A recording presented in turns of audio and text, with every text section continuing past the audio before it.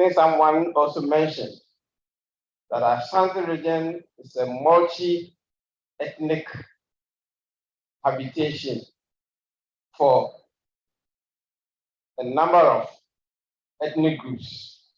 So we can mention Ashtown, Fanti Town, Amlaga, and it's impressive to note that all around the Maisha Palace, the seat of governance or chiefdom, the Asante 246 is surrounded by people of the northern extract.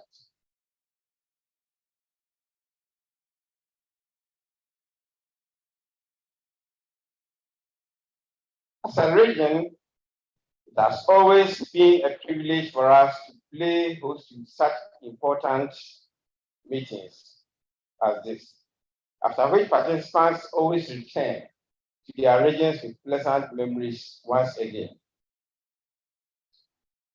I say Akwaba, all gathered here, and thank you for choosing the Ashanti region and precisely Kumasi for this important program. Let me take this opportunity to congratulate the Patriotic Society of Ghana for the organization of this 2023 Annual General and Scientific Meeting for the continuous professional development of its members. I'm reliably informed that this meeting creates a platform for discussion on the well-being, health, and dignity of children, which is, of course, the heartbeat of the society. I'm also informed that the Patriotic Society of Ghana, a strictly not-for-profit, voluntary, non-governmental organization, comprises professionals from various disciplines and members of the public who advocate and pursue the health needs of children and adolescent healthcare in the country, both in and outside the hospital setting. You are indeed performing a very important role in the development of the child, which is critical to nation building. Congratulations.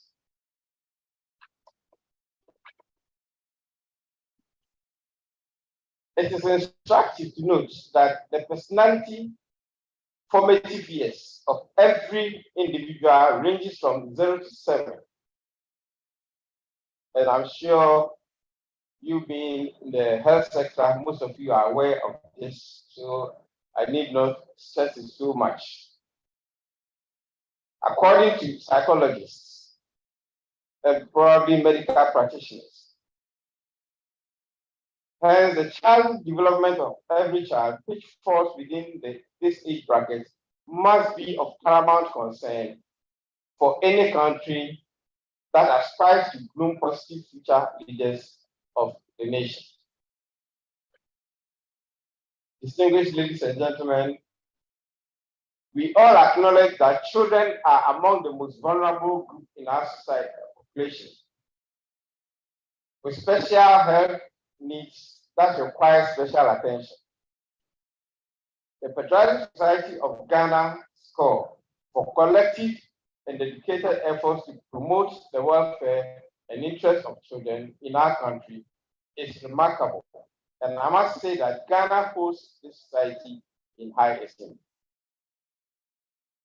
Ladies and gentlemen, the theme for this year's Annual General and Scientific Meeting, Environmental Health and Children's Well-being, a shared responsibility, is very relevant. Apart from the cognitive intelligence that's unique for for individual children, behavioral intelligence is acquired socially and interactively in the environment the child may find himself. Children are malleable and can easily be molded into the personality so desired at home, the church, and in society.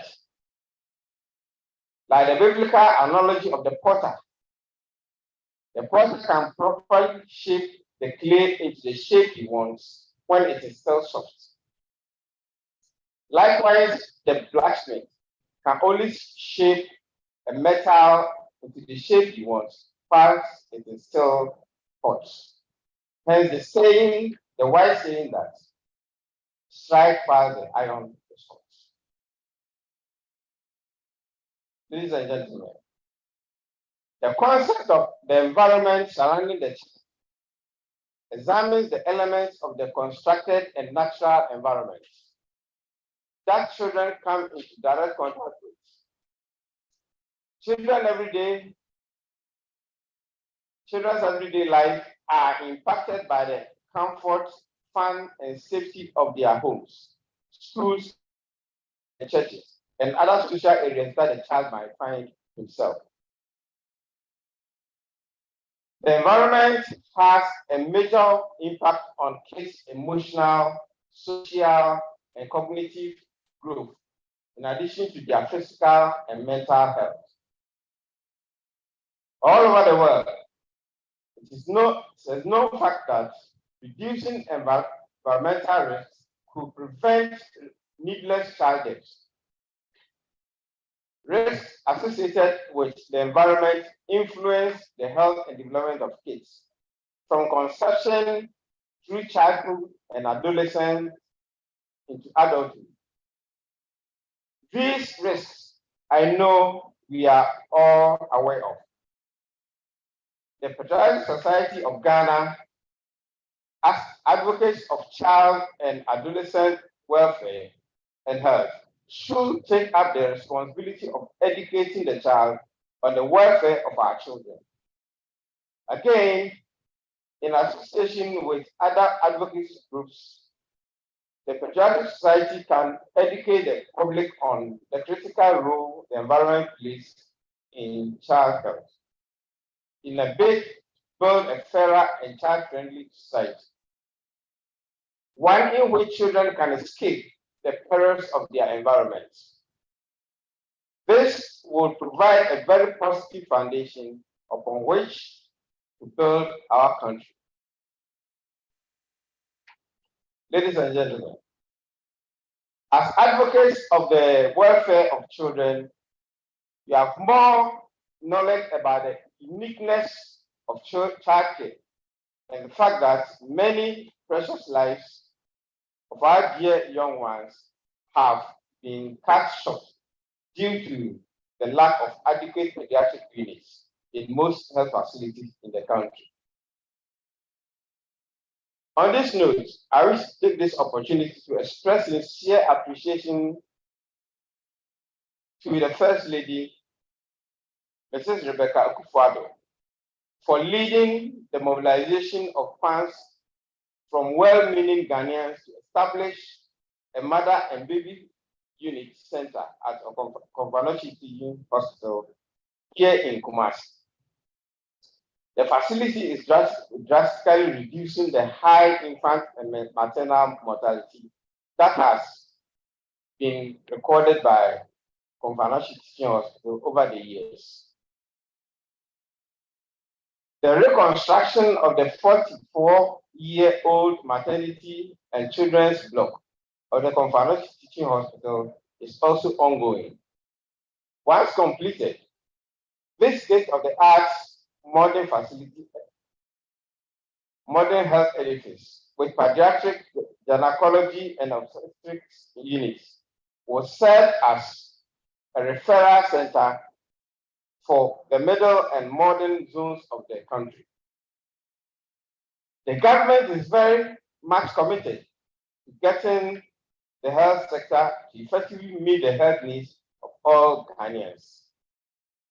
Hence the agenda 111 projects, under which district hospitals are being constructed across the country.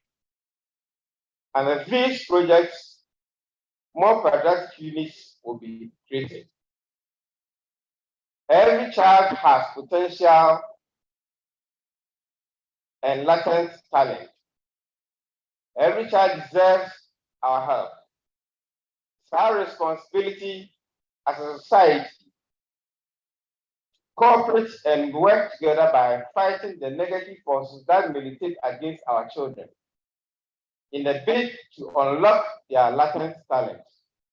The government will continue to enact policies that will have positive impact on the country's drive towards achieving the SDG targets under maternal and child health.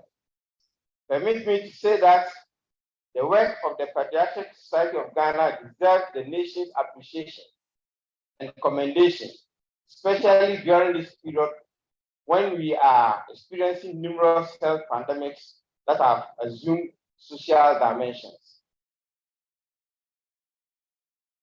Distinguished ladies and gentlemen, I'm confident that the engagement like this annual general and scientific meeting, when sustained, will continue to offer the platform and opportunity for all stakeholders to share experiences and ideas generated from local interventions, research, and international work practices. Ultimately, approaches will be thought through and best strategies adopted to provide better outcomes in our quest to enhance the well-being of the child. Distinguished ladies and gentlemen, it is my expectation that this scientific session of the Patriotic Society of Ghana will provide all members and participants with a deeper understanding of their roles and the need to work together for the well-being and health of our children. I thank you for your attention and wish you a successful and fruitful meeting. On this note, it is my pleasure to declare the AGSM duly opened. Thank you, and may God bless you.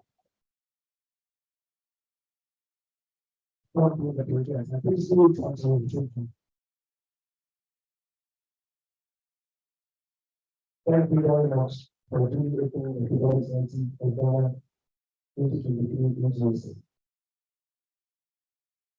We will move on to our first keynote speaker. Our first keynote speaker is the woman Dr. Emmanuel Chimamanda. He is a deputy program manager, occupational and environmental health of the Ghana Health Service. He holds several degrees and certificates. One is a PhD in environmental health education, plus a Master of Science degree, and then a BCH degree in the Public University of Science and Technology. In fact, the profile is in the brochure of the AGSM. You can read more and learn about it. That is just to tell you that he is well learned in the talk he is coming to do. So please take your pens and papers and make sure you make your notes and interact with him later on the question. So Dr. Emmanuel Chimamanda, can you please give me a clap as you take that?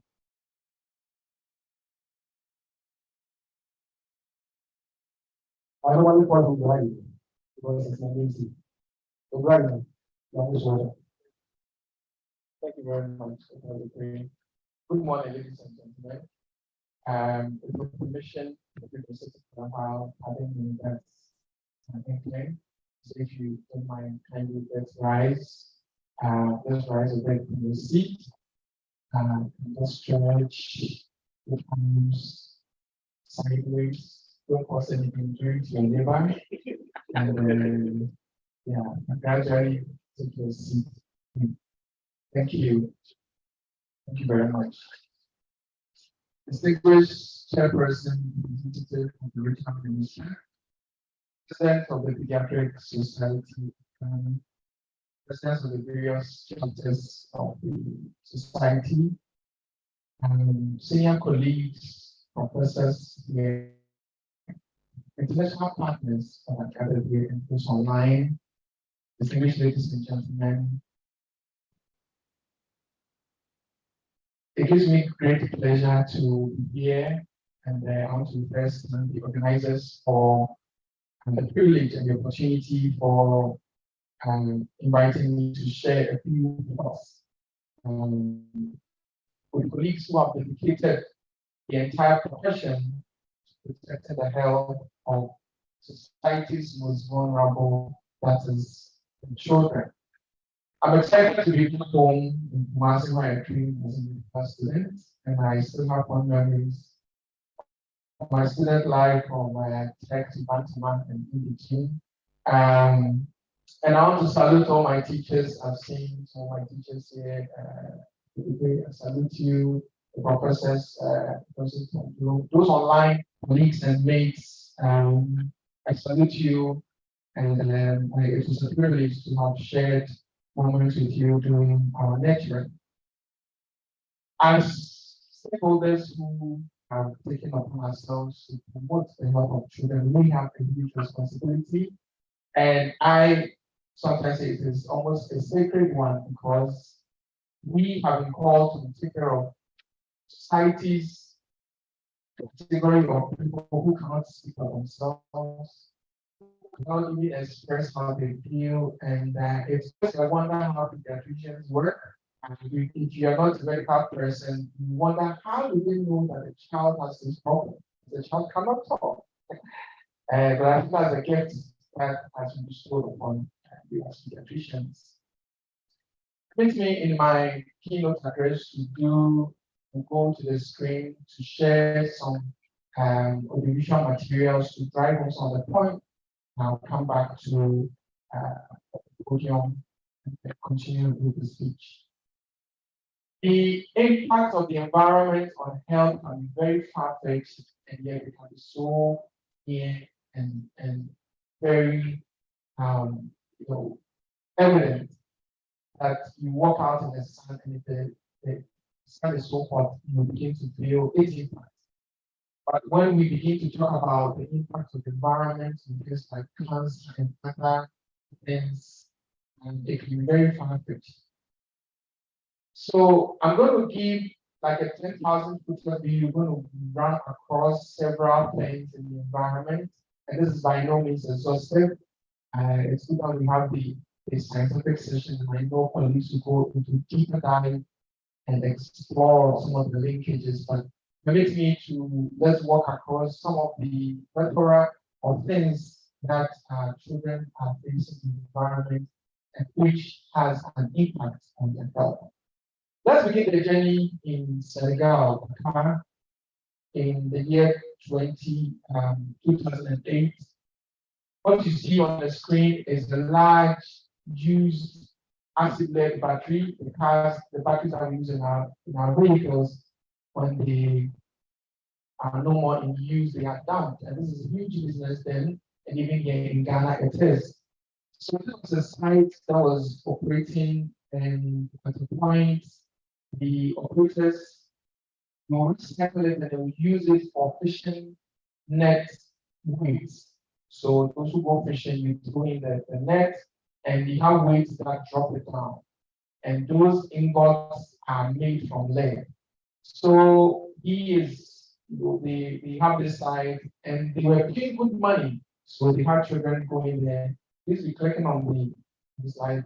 They were paying good money. A lot of children rushed to this site and they made good money. Between 2007 and 2008, about 18 children died. They did not die in one day.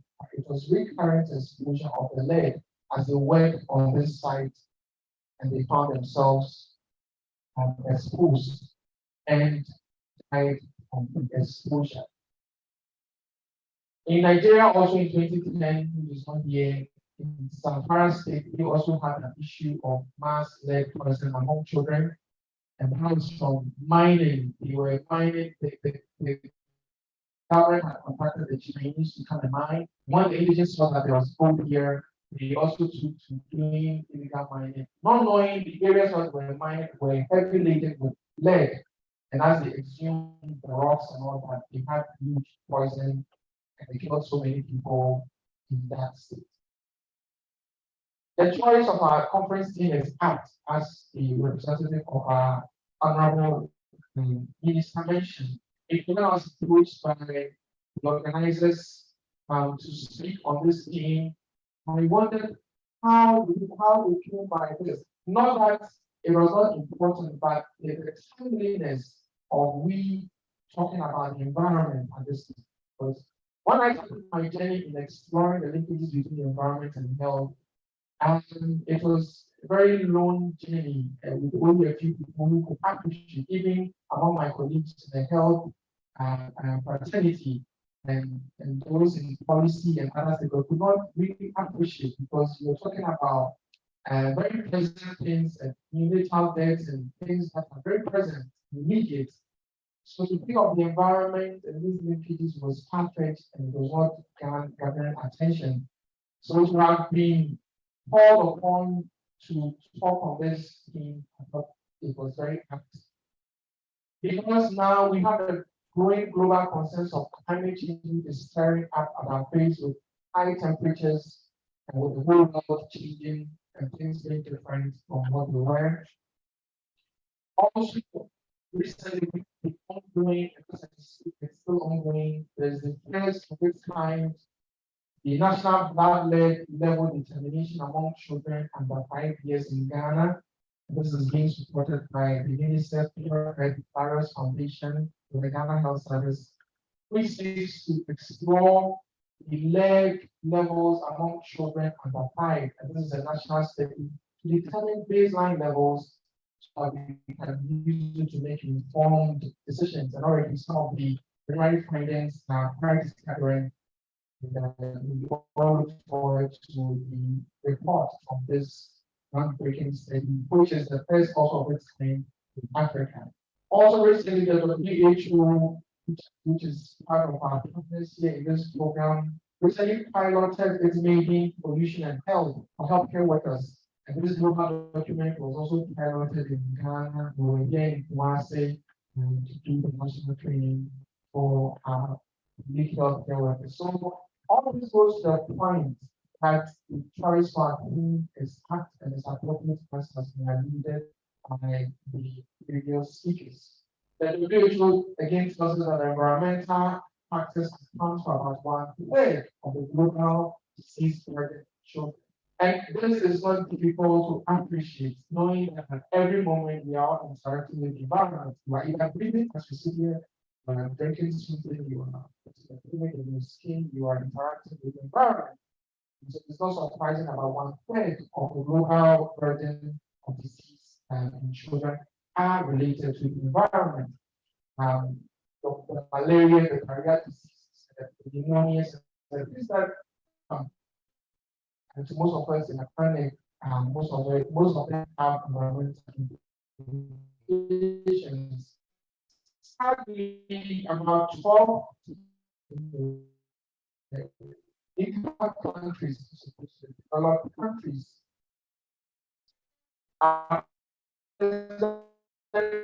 said that at the place that we are going, there's a great because we still have a long way to go. About 93% again from the statistics of Welsh children under the age of 15 have polluted air and breathing. On the issue of environment and health, I see it as a revolving door.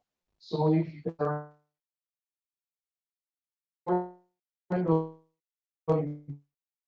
go in and it's circulated in the car, and we treat them we do tests, we work out straight in the environment, acquire the disease again, and then right back to our consulting rooms.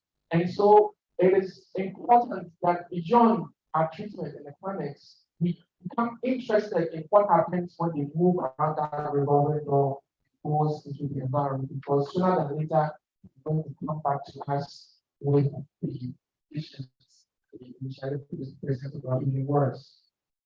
Ladies and gentlemen, those of us in the medical fraternity, you know more.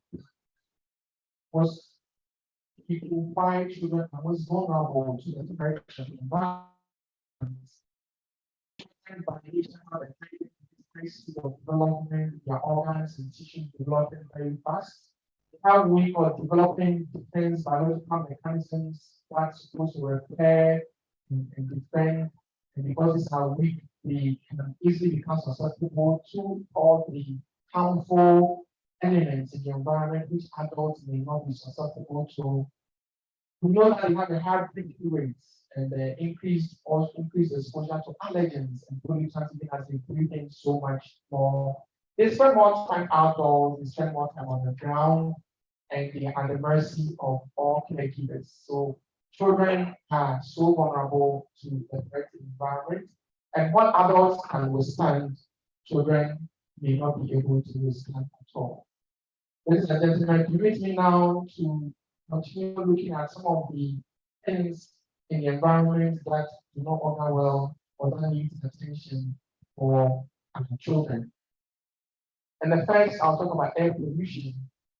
Air pollution, which is gaining a lot of attention. Not too far from here is the hub of anti-cake here in Kumasi, where it's like a anti-cake factory, and part of our work we visit the place, and you can see these women, cooking the anti-cake using next slide please, using biomass, to cook. And it's in the whole industry. And notably, where women who come to work with their babies strapped by them, and there's lots of smoke and fumes entering these children. There was one of the seasoned people who had, like a grandmother, if you will, who had been there for many years. And as part of our work, we noticed that she had had issues with her eyes. What was it? She had had two cataract surgeries, cataract eyes. And if you look at the linkages of air pollution has an effect on the eye, and it has been noted as one of the causes of cataract in adults.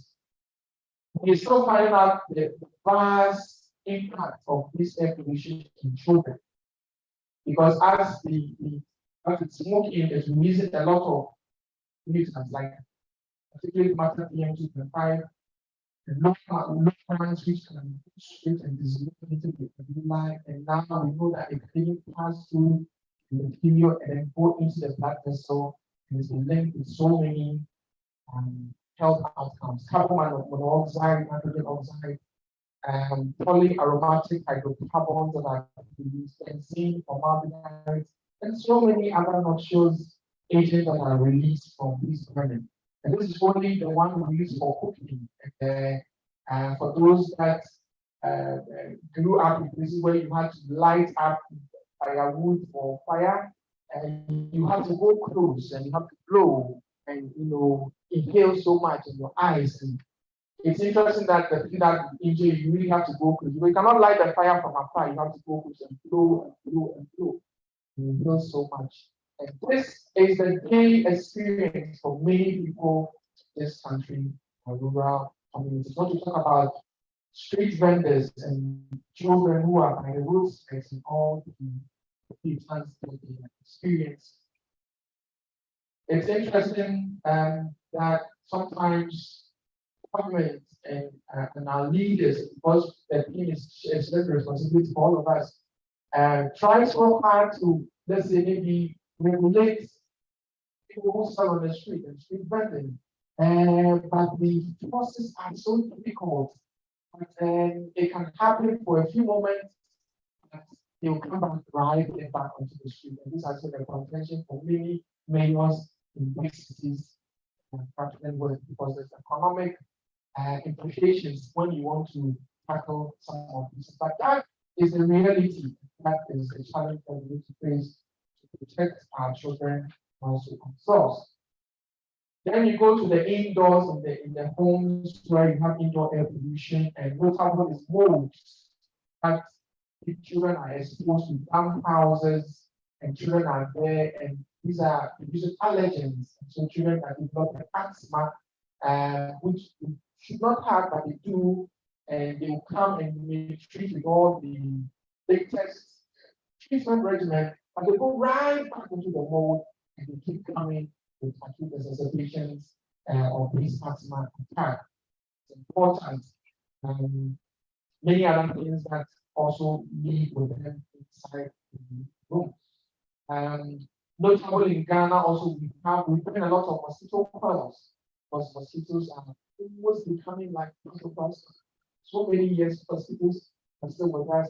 And using mosquito coils and using the sprays and bringing all this into the atmosphere so that we sleep with them.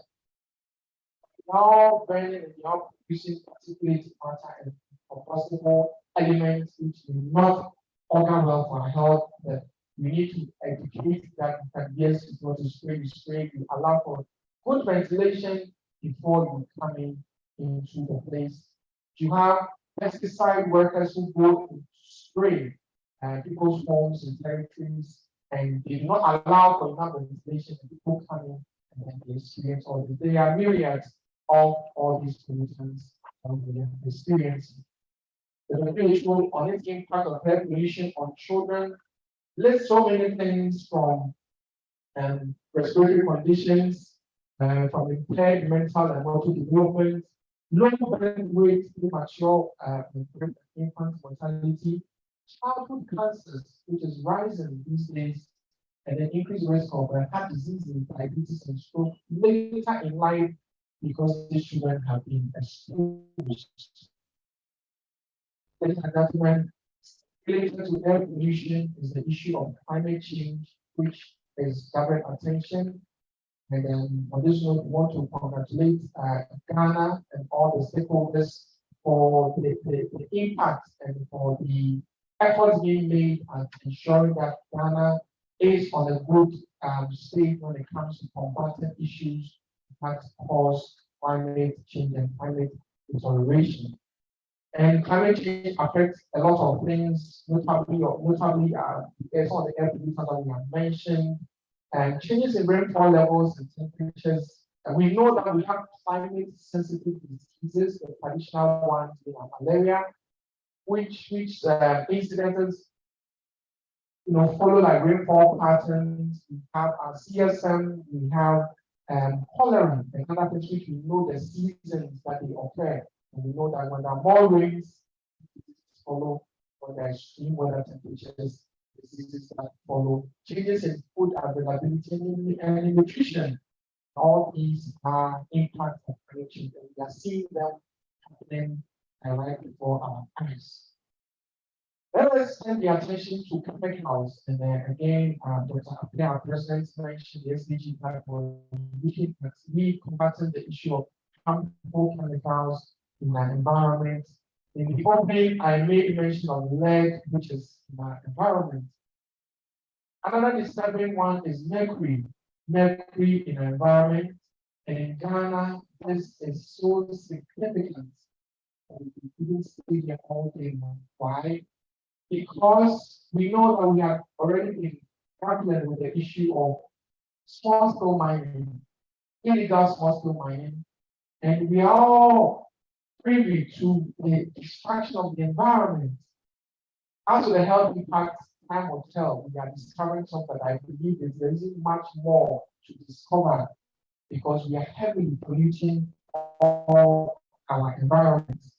Also, even with the announcement of the government now trading gold for oil instead of the dollar to help stabilize our economic conditions, we know that the demand for gold in Ghana is going to increase, and we need tight control on all the forms by which we mine our gold in the country.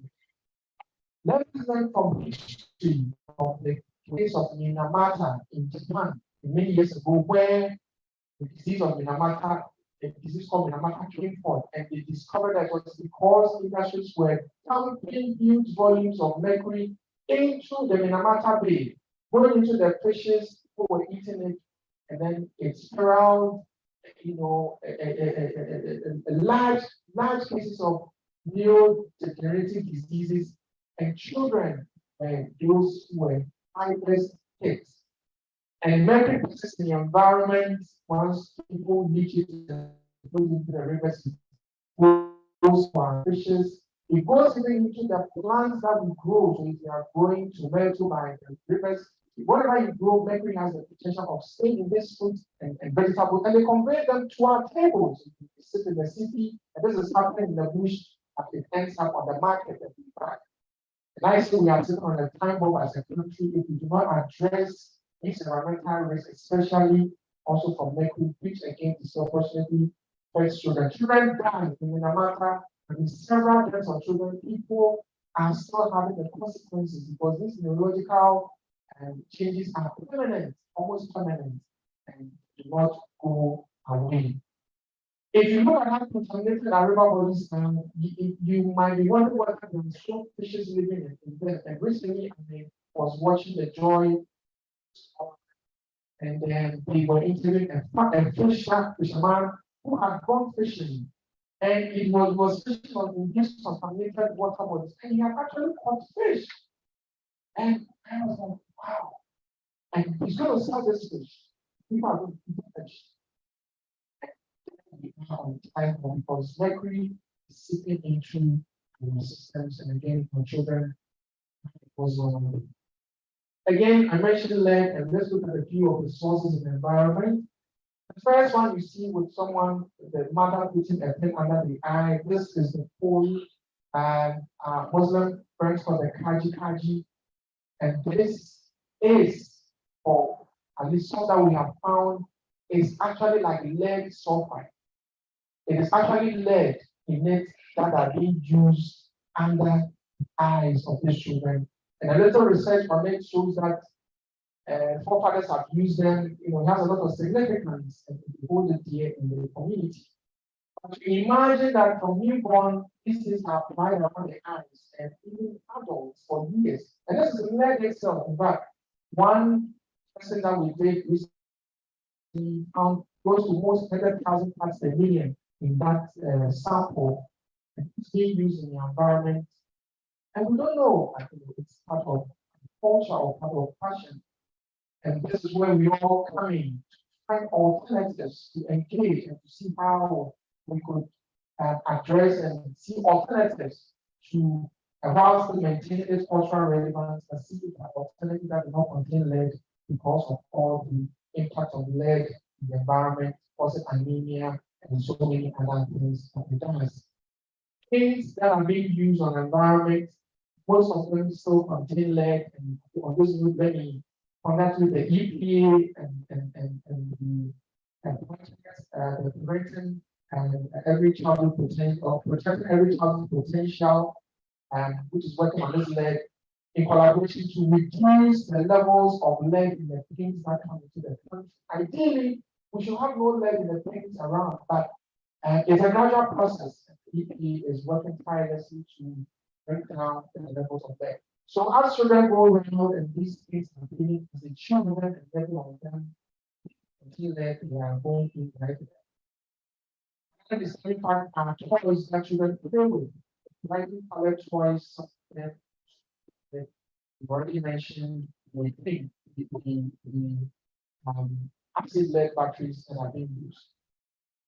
Ladies and gentlemen, again on the chemicals are what we call the endocrine disrupting chemicals, the EDCs. This is so difficult to even pinpoint because they are being used in so many things around us. And briefly, what this does is to either mimic the hormones, so it goes to the receptor site and triggers like there's a hormonal response, or it will block the action of hormones.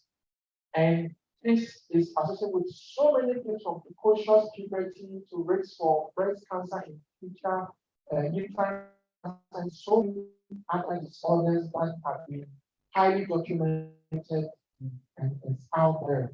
And these are worrying. Let me bring it home and just mention one or two for the sake of time and what we can take on. And for people who are a bit affluent, it is now a fashion to style the hairs of their little ones, and they come in their pen and all that.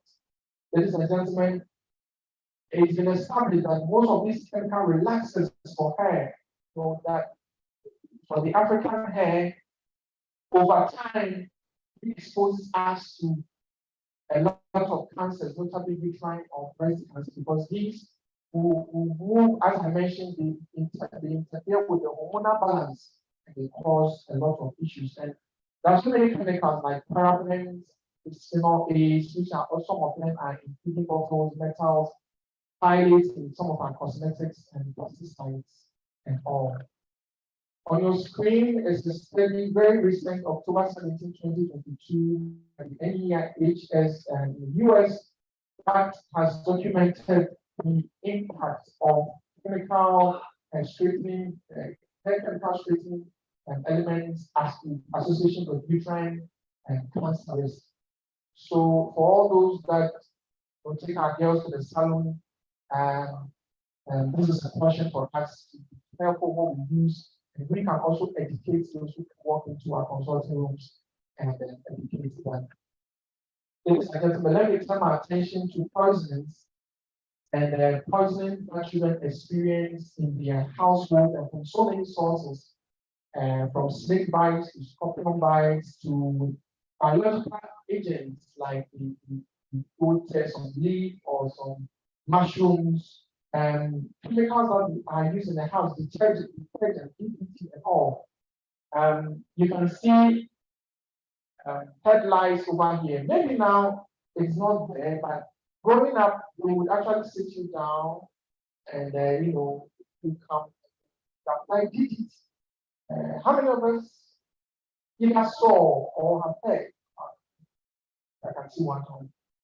But it was a common thing that DDT was being applied to them to kill all the lies in our heads. And some of these things are still happening. Drowning and near drowning experiences are also happening. Recently, the student, our brother Erasmus from the media is here. We heard about children in Catholic to go to school on the lake. This is needless, and many more children are drowning, and all these things are happening. And some of them has to go through all the things like injuries, burns, RTs, domestic issues, high noise exposures that children experience, domestic and social abuse, and so. So what could be our response, and what should we be doing? And I would say that it's polyheaded, so many areas to tackle. One of the things we lack here in the country, as we have realized, is the lack of data to influence policy and to drive home agenda.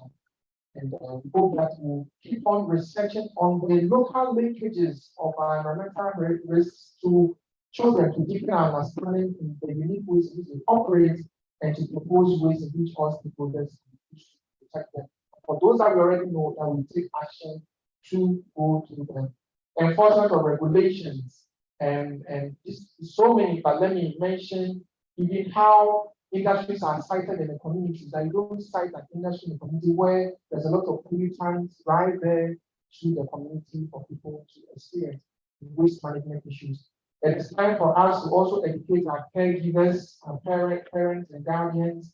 In context of these learning sessions in our child welfare college, when the times come to talk to them on these things. It's also time for us to promote affordable, cleaner cooking alternatives so that the impact of pollution from cooking will be reduced. Our medical schools and health training institutions also cannot be left. It's time for us to really drive home and give a good amount of time in our curriculum so that as we train our practitioners, we are mindful of the environment in which the clients live in. Our electronic medical records should also be able to capture good environmental exposures that our patients are experiencing. Ongoing CPDs and diagnostic and therapeutic support if you want to test for lead in a child, where are the avenues where you need share. A few key takeaway lessons as I gradually round up is that the complete treatment of our patients with recurrent exacerbations like asthma is not complete until we become interested in the child's environment. And we must also be interested in occupations that the caregivers of these children do to have an idea of the exposures. We need to advocate for diagnostic and laboratory systems that can help us to detect some of these environmental exposures in children. We've already mentioned cautioning people who use hair relaxers for their children.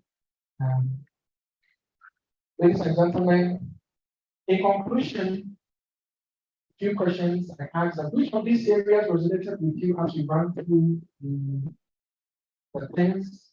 And how will you incorporate some of these into your own practice research? How have you been advocating to help children and to live in a healthy environment and evolving? Let us remember that prosperity will judge us based on how we treat the most vulnerable of society to children. Without being able to rise up to this challenge and accept the shared responsibility of evolving. We chose on this conference to explore the current linkages between health and environment. And I'm looking forward to a roadmap that will bring all stakeholders in the medical community and the broader society to forge ahead to address the emerging challenges in the environment that children face. Wish you all good for the patients in this all.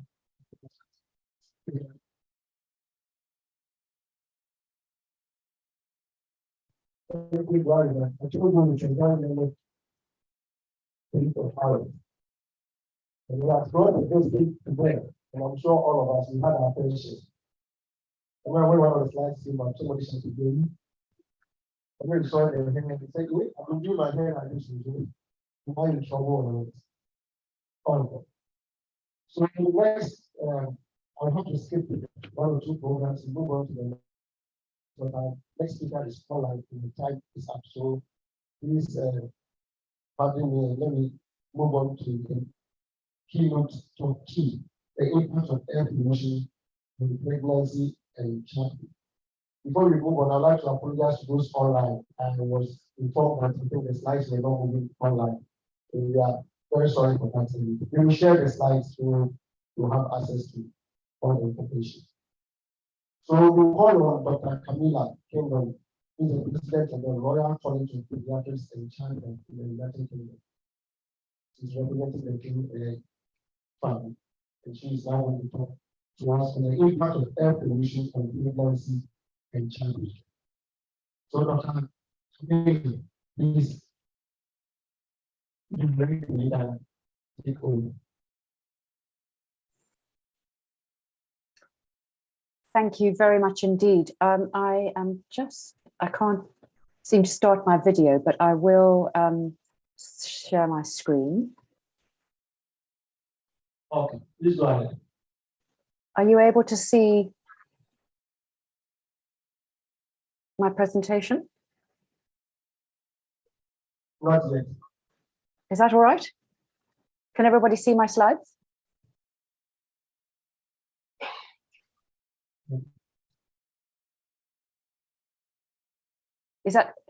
Can everybody see the slides? Is that all right?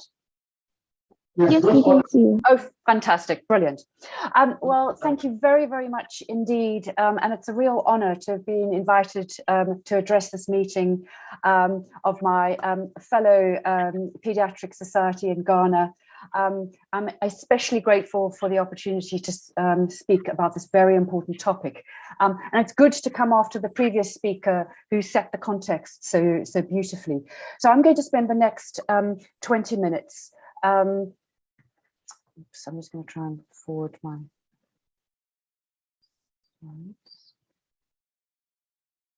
And try and lay out the case for you for why I believe that this is a truly important matter, that is air pollution and the impact on pregnancy and early childhood.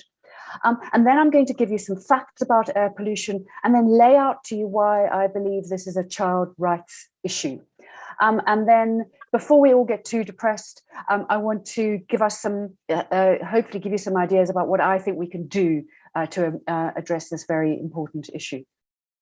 So I think it's important that we understand the global context when we think about air pollution, because it imposes a very heavy burden on health worldwide.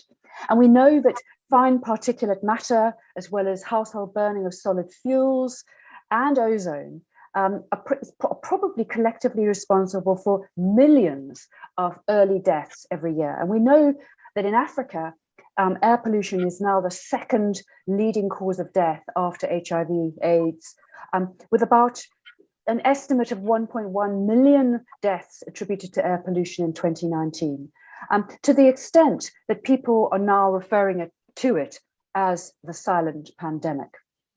So just to put a bit of flesh on the bones of why people are talking about it as a silent pandemic, particularly in the context of Africa, is that we know that in sub-Saharan Africa, an estimated 75% of the population still heavily relies on burning of solid fuels, such as coal and wood and charcoal for cooking. And this means that approximately 800 million people are exposed to very high concentrations of harmful pollutants every single day in the home. And air pollution's impact on life expectancy is greatest in the least developed areas. And so to many extents, people in the least developed areas actually have a double burden from the high ambient fine particulate matter of outdoor air pollution, but in addition, the burden of household air pollution. And this certainly is having an economic impact. And health economists have estimated that the annual cost in terms of health damage leads to a loss of GDP of around 6.5% across Africa. So this is very significant, whether you think about it as a health issue or an economic issue. And we know that Africa is undergoing rapid urbanization. The estimate at the moment is that roughly 2/3 of the continent's population will be expected to live in cities by 2060. And of course, urbanization offers massive opportunity, and we shouldn't forget that. Industrialization, economic development, economic growth gives huge opportunities to improve the quality of life for so many people. But with this opportunity also comes threat. And if we don't have, good regulation around environmental controls, around household pollution, industrial pollution, and transportation, then we're going to find that the air pollution impact from rapid urbanization brings a very significant threat to human health. So I think as pediatricians and as a child health community, it's probably worth us focusing a little bit on some of the basic facts around air pollution so that we can understand why it is that children are disproportionately affected by air pollution. So I'm sure many of you are familiar with a slide like this. This is essentially trying to explain that the air we breathe is made up of a whole range of different particles, from carbon to chemicals, dust, water, and so on. But the most dangerous particles are not visible to the human eye. They are less than 2.5 micrometers in diameter, and we refer to them as PM 2.5s. And these particles can get into the air we breathe, into the lungs, and straight into the bloodstream. And when we think about PM 2.5s in particular, because they are almost certainly in the group of the most concerning components of air pollution, we have natural sources of PM 2.5s. That comes from sea spray and wildfires and windblown dust. But we also have a very significant contribution from anthropogenic sources of air pollution. And by that I mean generated by human beings, and that's fossil fuel use, biofuel combustion. It's in our transportation, it's in our industrial processes, particularly the mining industry contributes significant amounts of PM 2.5s, crop burning, and waste burning. These are all potent sources of PM 2.5 particles. And how pollution impacts on human health is very complicated. But I think for ease of understanding, there are two categories or components to air pollution. There's outdoor air pollution, and this is the area where rates are in Africa and in fact globally are rising and rising at a very rapid rate. And then, as we've mentioned, there's also indoor air pollution, which in Africa is still the dominant form of air pollution. But because of public awareness, the rates are falling. But if we're thinking about air pollution in the current context, we really do need to concentrate on indoor air pollution, because we know that 3.8 billion people cook with solid fuels globally, and that's particularly in Africa and Southern Asia. And we know that women, therefore, are disproportionately impacted by this. So if we think about PM2.5s, we know that the World Health Organization has set some ambitious targets, which countries need to be aiming for. It was originally a target of 10 micrograms per cubic meter, but in fact, they've revised it down to 5. You know, I'm ashamed to say that in the United Kingdom, our target is 20, so we're nowhere near the ambitious target that the WHO have set. But we know that most countries around the world are struggling to achieve this target. And if we think about Africa in particular, we know that of the 10 countries globally that have got the highest levels of PM2.5s, half of those countries are in Africa. And here are the top 5 countries where, you know, if we think that the WHO target is 5, then Niger currently has levels of around 80 micrograms per cubic meter. So you can see that this is an enormous problem that's going to need a very, very robust response from governments and all the way down to citizens. And here's a different way of looking at it. So this is the population weighted annual average PM2.5 exposures across Africa. The chocolate brown color are the countries where the levels are 35 micrograms per meter or more. And you'll see that, huge numbers of countries fall into that category.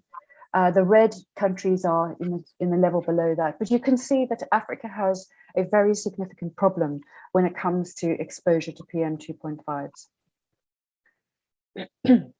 Here are Africa's top cities in terms of population. Excuse me.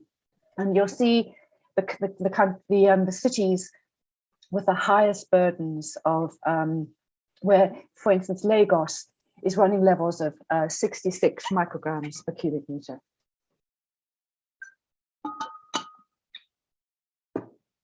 But those are the levels that the most populated cities are currently dealing with. And here are trends over time.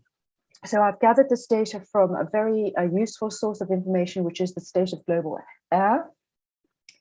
And here are trends over time. And I just picked some countries to give you a reference point. So you'll see India has a very significant problem. That's India right up at the top of the slide. Niger, which, as I said, is Africa's top country with the sort of biggest problem, all the way down to Sweden, which we often talk about as being an example of, one of the most forward-thinking countries. You'll see Sweden right down at the bottom, probably not quite achieving WHO targets, but not far off. But that gives you sort of an idea of the global context and trends over the last 30 years or so. So this is a very important report that was published last year, the State of Air Quality and Health Impacts in Africa. And it gives us really important data that particularly shows us how newborns and young children in Africa are disproportionately affected by air pollution. And that's both indoor and outdoor air pollution. So I pulled out this slide because I thought this might be particularly of interest to you. You will see the age distribution in terms of the impact of air pollution. And here we see very, very graphically the disproportionate burden on our youngest members of society.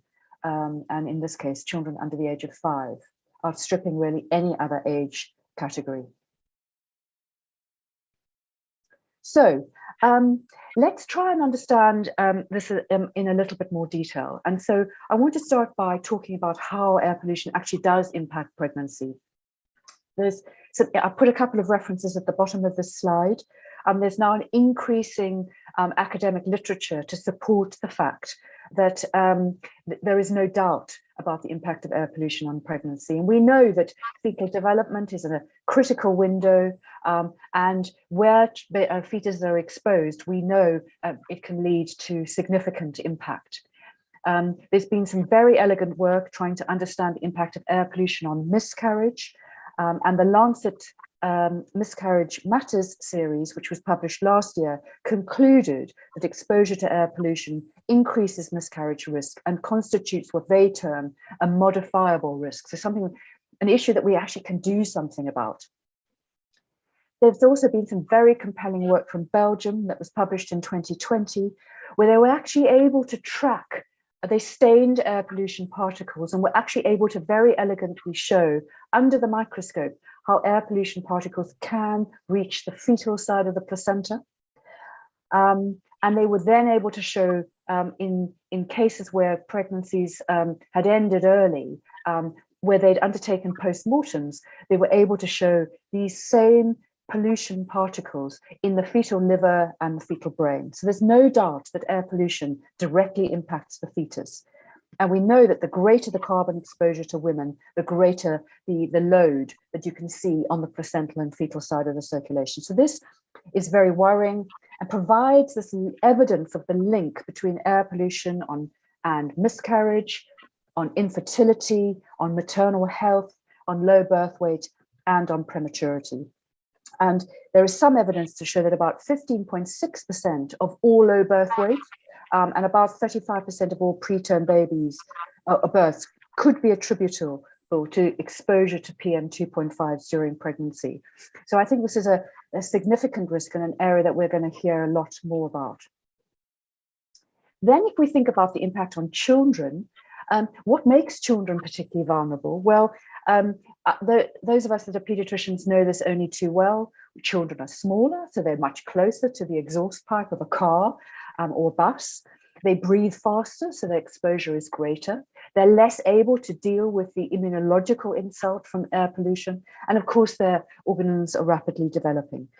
And really crucially, if we look at adult chronic obstructive pulmonary disease, we know that half of adults enter adulthood already with reduced lung function. So that speaks to the lifelong impact of air pollution. So this is not just a pediatric issue. UNICEF have calculated that by 2050, air pollution will become a leading cause of child mortality globally, and the impact will be sustained throughout life. So if we think about respiratory disease more broadly, we know that poor lung function in childhood is as a result of air pollution.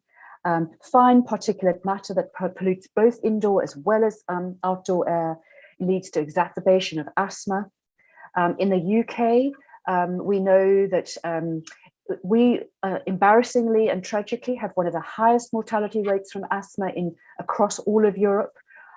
It's one of our most significant long-term conditions. So air pollution really matters here in the Northern Hemisphere, but we know that in sub-Saharan Africa, it's the third biggest contributor to mortality in under fives and has a very significant impact in terms of lower respiratory tract infections as well. So, this is a global phenomenon. This is not just an African issue. We all need to be improving air quality if we really want to see an improvement in our children's respiratory health. And fascinatingly, there's now more and more evidence that's starting to give us a clearer idea of the impact of air pollution on neurodevelopment. So I've mentioned already about the impact on fetal life, but we now are able to measure the impact directly on cognitive function. And there's a fantastic paper from Lancet Planet Health that's very recently been published, and it was a study done across Africa looking at the impact on cognitive function. And the conservative figure that is quoted in the paper is of a total loss of cognitive function of around 1.96 billion performance IQ points. And performance IQ points reflect a child's fluid cognitive ability. So that's their ability to learn, their ability to solve problems, their ability to reason, as opposed to verbal IQ. So this is translating into a massive impact in terms of neurodevelopment and a loss of human capital across Africa. So another really important argument to tackle this issue. And then finally, we have to think about the intersection between climate change and health inequalities, because we know that the drivers of health inequalities are the sort of social, economic and environmental factors. So that's where people live, the air they breathe, the incomes they live, and so on. And air pollution reflects and exacerbates these structural inequalities that particularly women and children are bearing.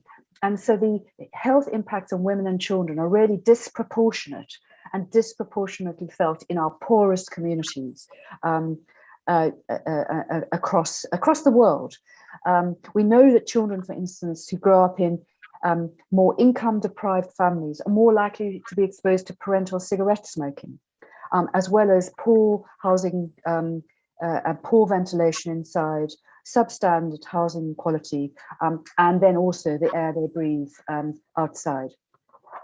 So death rates from air pollution have been calculated to be 4 times higher in low and lower middle income countries than in high income countries. And in African countries where the wealthy can undertake some mitigations to avoid dirty air, we know that the biggest impact is felt in the poorest urban and rural communities. So this really is a child rights issue.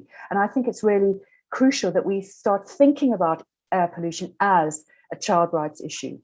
You know, we've all signed up to the UN Convention on the Rights of the Child, but if you actually look at those rights, how many of them are not impacted by air pollution? So this is really genuinely a rights issue.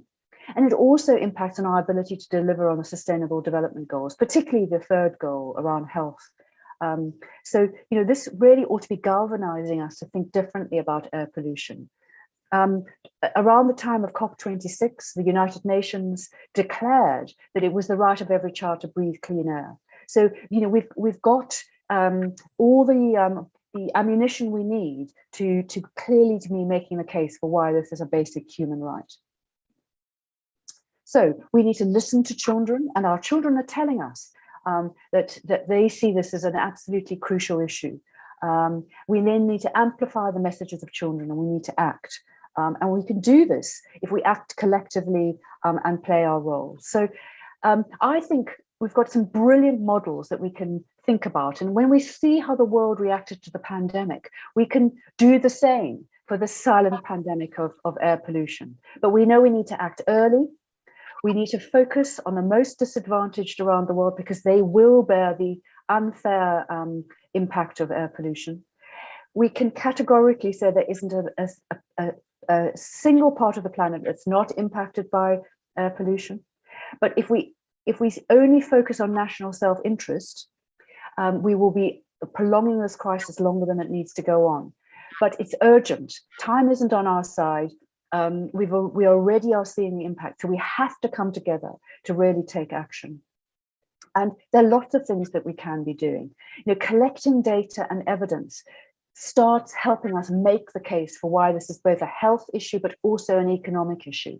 So everything from our patients' stories all to the bigger picture around collecting data around incidents of asthma exacerbations, incidents of, for instance, miscarriage and so on. We need to collect data to make the case. We need to be motivating for the transition to renewable energy sources and reducing our reliance on fossil fuels. We really need to think about public transport, particularly in the context of urbanization. And we need to work with town planners and city planners to really think about, as we plan cities and as we think about urbanization, that we're explicitly incorporating pollution prevention and thinking about public transport and how we do that, so that we are not damaging our citizens to a greater extent. And then for those of us that are healthcare workers, we need to upskill our healthcare workforce. We need to give them the information. We need to teach each other to improve our health advocacy skills so that we can go out and make the case to governments, to people in positions of influence, so that children have a voice, and we can make the case for why this is so important. I'm absolutely convinced that we can do this together. It is an emergency that we're dealing with here, and the poorest and the most vulnerable are unfairly impacted by it. But as a global child health community, I'm convinced that if we collaborate, we can make the case for children. So thank you so much for listening to me today. And I wish you the very best for the rest of your conference. Thank you. Thank you, Dr. Kabila. We are most grateful for a wonderful presentation. After I saw one of the slides, those of us living in Greater Accra have decided they are not going back. They are staying in Kenya. Because we realize that the pollution in Accra is more than we can even think of. So get ready to accommodate us in your various places. All right. We have a short survey. You sent it, I think, on the page and your emails. Okay, and please do want to respond to the survey for us. I'm sure somebody can talk to us briefly about this. But in the meantime, I think some people are complaining that this one is really a bit. So we'll go for a short, it's a commercial break for snack breaking. You take the door to my next, the next hall, and I want us to do it quickly. So within 20 minutes, we come back so we can continue. Please, the washroom, take the door on left, you take left, you go out, then you find the washroom on the right hand side.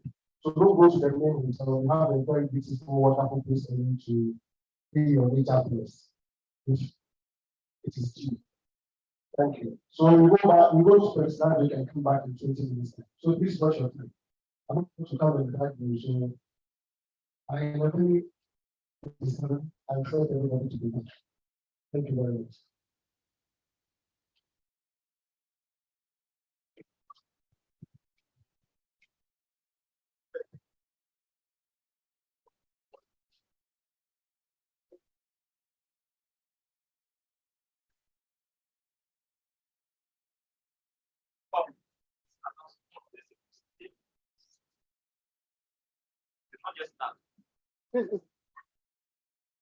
Hello, please, it's not just that. We have two posters for the meeting of interesting things, great presentation, and some research findings, works and advances.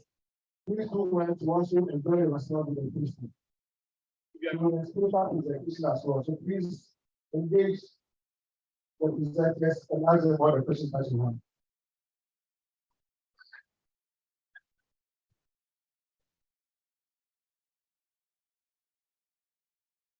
All I want them to go to the other door. Now, the hall should be completely empty.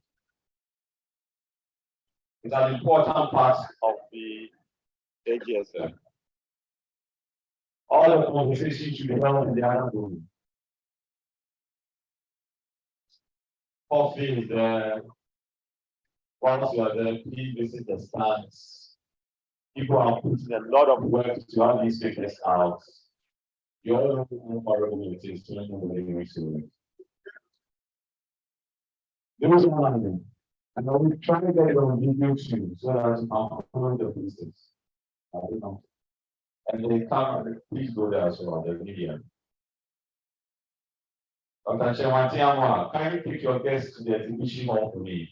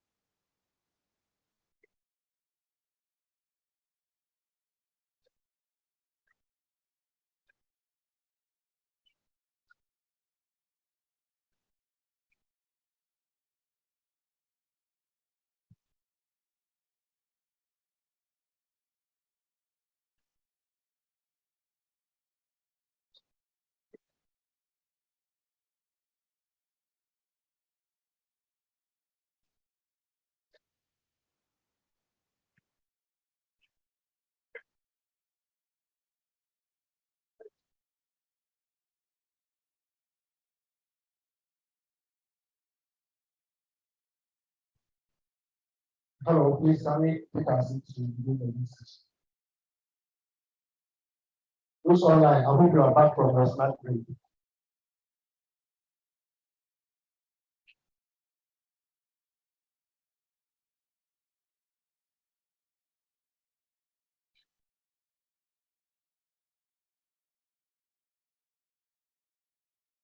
Okay, so welcome back from the smart break. We will continue with the next session. As we begin the next section, just want to remind all of us that this year's AGSM, we have our partners supporting us, the BHU, the Air Fund. We have sponsors, GE, and the branches supporting us. So we'll take a brief message from one of our partners, the BHU. We have Dr. Go to give us a brief message from the BHU. It's a plan is coming together. We'll still double and Thank you very much, Mr. Anthony. It's always good to be part of the Agri Society activity. I bring you warm greetings from the country representative for the World Health Organization, Ghana Country Office, Dr. Francis Kasolo. He's asked me to make a few remarks on his behalf, and then also on behalf of my group that was not invited, as I always say. I know MC will tell me you were invited, but the Society for Obstetricians and Gynecologists. Yesterday, as we went through the record media, I was just telling myself, my people should be here because we are the cause of the record media. But yesterday was a good session, and let me say well done and congratulations to the organizing committee. So, Mr. Chairman, permit me to stand on all the existing protocols. Again, I make this statement on behalf of the country representative. We are very happy that the Pediatric Society, at a time like this, has chosen this very important topic. I think as the other speakers have already enumerated, this is not a topic that you usually find when clinicians meet. And this is a very important one because environmental health is central to the SDG 3 on health and other cross-cutting SDGs. I think our president indicated that the target 3.9 is specifically on health, and we have targets that we need to meet by 2030. Addressing issues of water, sanitation, hygiene, air quality, chemical safety, climate action, etc., that has been mentioned this morning is very important. The SDGs call attention to the links between people and their environment in order to promote good health and well-being. It's estimated that about a quarter of all childhood deaths and the total burden of disease in children under 5 could be prevented by reducing environmental risks such as air pollution and unsafe water that we've mentioned this morning. Many children are at risk of not reaching their developmental potential because of limited protection from environmental hazards. Children from all the way from in utero to newborns through to adolescents are often vulnerable, largely because of sensitivity to environmental pollutants. The environmental threats to children's health are numerous and include air pollution, lack of safe and adequate access to water, sanitation, exposure to hazardous chemicals and waste, radiation, climate change, and other emerging threats such as electronic waste in our time. Research on the pathways through which these environmental hazards affect children's health is expanding. Globally, we know that more than 9 in 10 children, or about 9 in 10 children, live in environments with air pollutant levels that are above the WHO recommended levels. I think the second keynote speaker gave us some of the values in some of our neighboring countries and Ghana as well.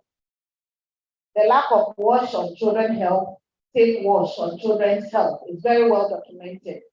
And the commonest around is the diarrhea disease, which accounts for 10% of all deaths in children under 5.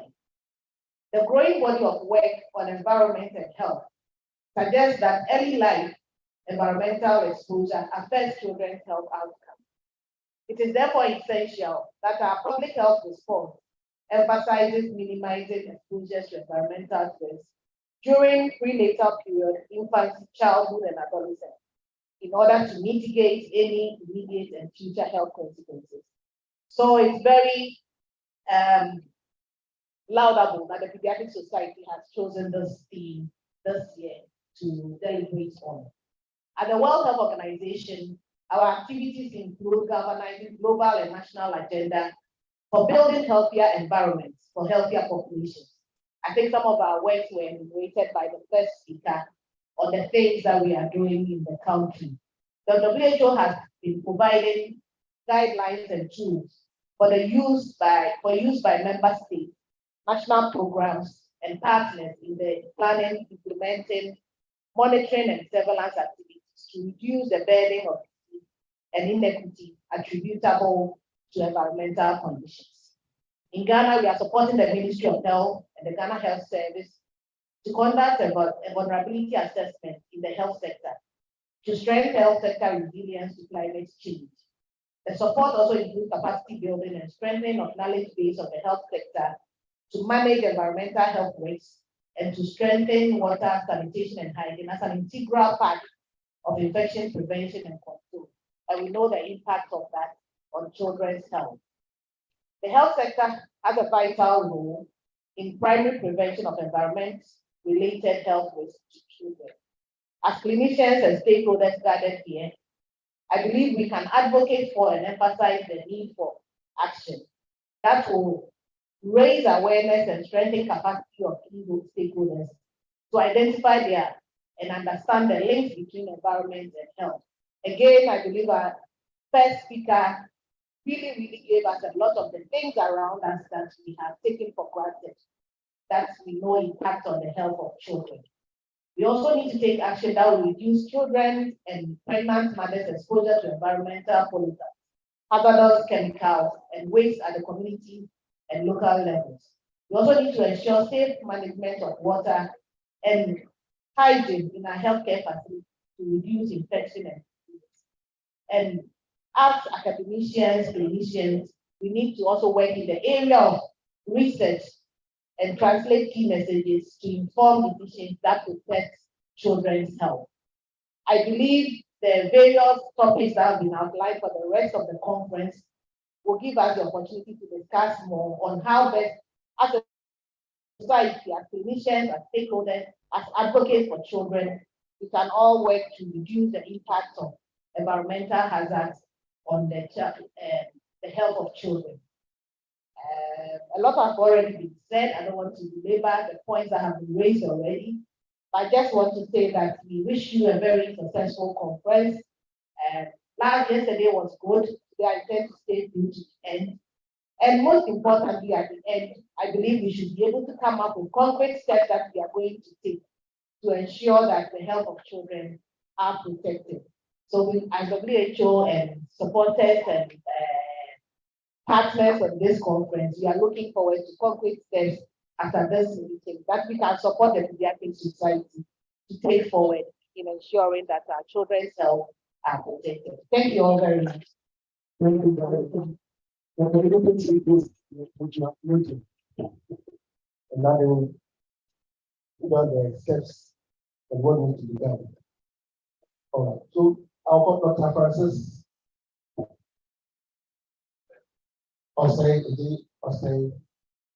Representing the care fund. Air fund. Clean air, Clean air. Clean air. Clean air fund. Just to take that video and understand it. Thank you very much. I'm surprised you are struggling to mention clean air fund. Because the air is not clean. All right, thank you very much, MC. And I stand on all protocols duly established. And as you rightly said, my name is Francis Ejay, and I'm representing the Clean Air Fund, both the Ghana office and global as well. I'm sure most of you don't know us. We are, in fact, a new organization. And I used to be, and I'm still a friend of the Pediatric Society of Ghana. And I'm happy to be here this morning to represent Clean Air Fund on this important occasion. Of course, our presenter did mention a lot of alarming statistics that put all of us in readiness as we play our part of the rules and the theme of this conference, that is environmental health and children well-being, a shared responsibility. We at Clean Air Fund associate ourselves greatly with this theme, and for that matter, we sought to partner the Pediatric Society of Ghana. And I want to say that we don't want it to be a one-time partnership, but a sustained partnership going forward.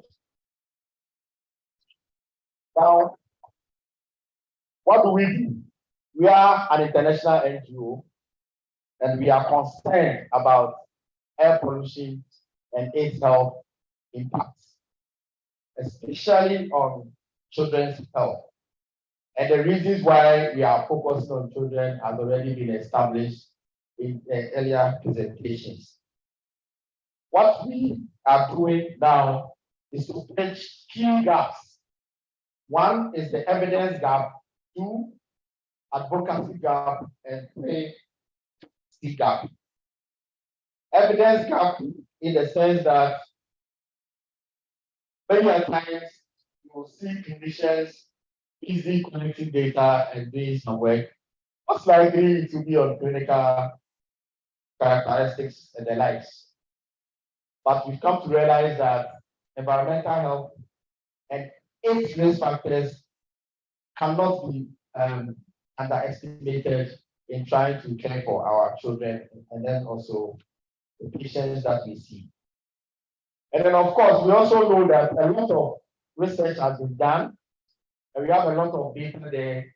You usually make recommendations, but you really proceed to seeking to implement the recommendations that you have proposed. And that is where we come in. We come in as an organization that is ready to support individuals and institutions such as the Pediatric Society of Ghana to advance some research recommendations. You can also reach out to us as an individual, but in the account balance, they say when you go as a group, you are more successful than when you come as an individual. But of course, as an individual, you can come or whichever institution that you represent with the concept notes and then show us why we should give you support, and you will be ready to do that. The capacity gap, we sent some survey questions. I'm told that the questions are too many. These are questions from the WHO Air Quality Unit. So I think we should blame Madam also small. We don't want to do something outside of what the WHO is already doing. And to be able to compare results, we need to go outside of the WHO questionnaire. So kindly log on and complete this for us. Somebody gave me some hope. Say, oh, I finished in 5 minutes. And I think I believe him. So maybe we should just currently kindly project it. And then I'll be very grateful if we can log on right now. You can send your email. Somebody said, can't we do it in 8 minutes? But if you can do it in 5 minutes, please, let's do it in 5 minutes quickly so that we understand the extent of understanding when it comes to air pollution and health among clinicians. This will enable us to design programs and capacity building activities focusing on the healthcare professional, most importantly, pediatricians. So I know you are doing that, and I will be grateful if you finish, if I leave here. Let me also add that we've been organizing webinars to still build capacity of professionals. Sometimes it is just the case that we are not exposed to some of these statistics and some of these skills. And I'm sure community health is one of the fields that clinicians don't really like the most. But of course, it's the easiest. I know Dr. Oti will not agree with me, but it's the easiest. So subsequently, we'll share our webinars with the Pediatric Society of Ghana so they can put it on the page. We will sources for experts also for you in the area of facilitating these webinars and also developing technical areas that will be of interest to the Ghanaian. So this is all I have to say. And as I wait for you to complete the survey, I will thank you for the opportunity given on this occasion. Thank you.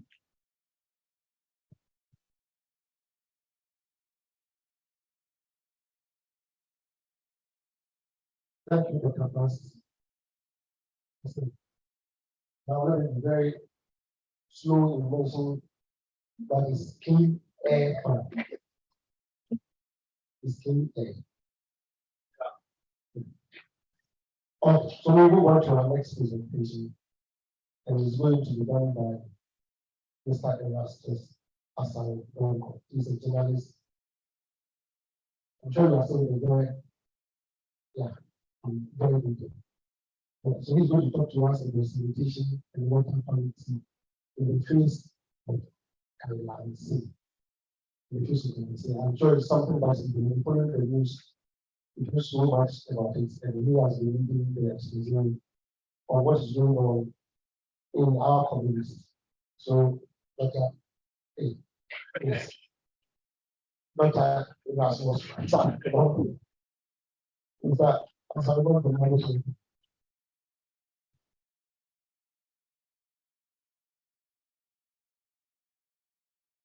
so you won't be the last to pronounce my name wrong, even when I write it. It's Erastus. Mine is T instead of M. is the Greek name meaning beloved. Thank you very much.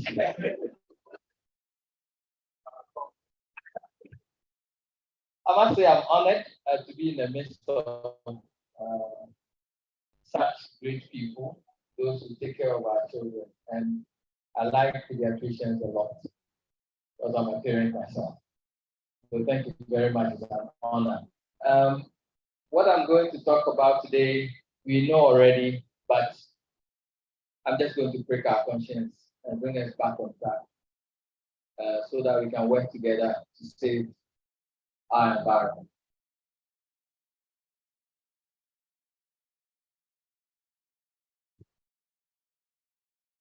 Please, next slide. So I remember this day very well. I was watching TV from afar, and that was on May 22nd, 2022. A teenager stormed an elementary school in Uvalde, Texas, and shot 18 children. But as I watched it, as a parent, I was just imagining what parents were going through. And as monstrous as it sounds, if you're watching it from afar in Africa, the emotions will be normal for you. But what if this incident happened in Ghana and in your child's school? Think about it for a moment. It's like, so today, there's a gun to all our heads. Our very existence and that of generations unborn is under threat. Like the helpless students in that school, do we wait a little longer, or do we confront our environmental challenges and secure our children's future? And how important this is to you depends on how close the problem is to you. Many times we think that, okay, people are destroying and polluting the river. It's somewhere in the village, in the forest somewhere. I'm in Accra, there's potable water. So I'm not surprised. I think the previous speakers have told us the vegetables that come from these areas, the fishes that we eat. Next slide. So the United States Agency for International Development Water Resources Profile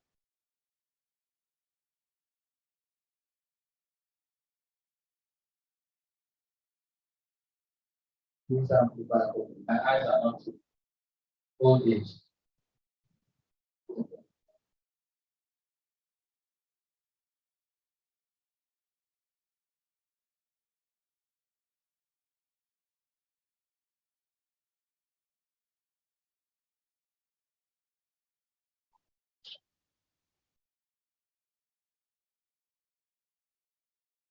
Yeah, so the United States Agency for International Development Water Resources Profile of Ghana describes the country's groundwater quality as generally good throughout Ghana.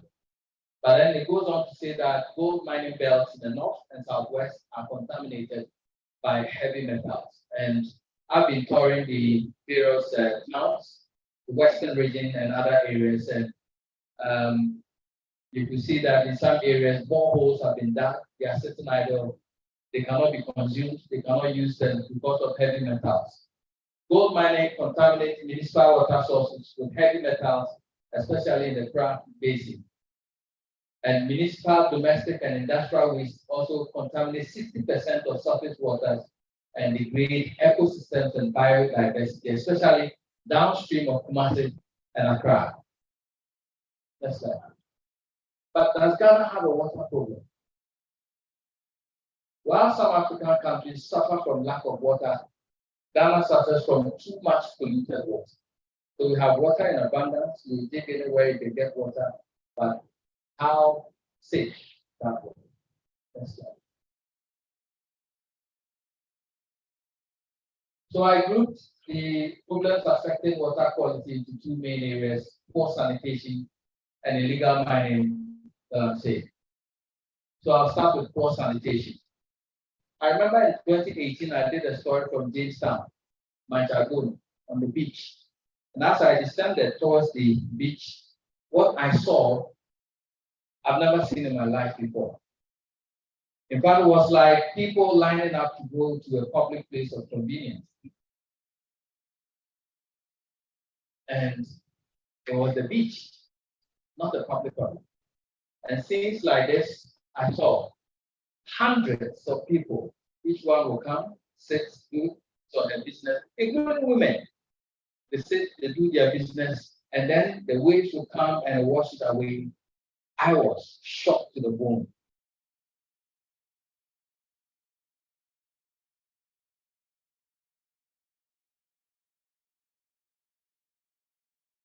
Then I came back to Kumasi.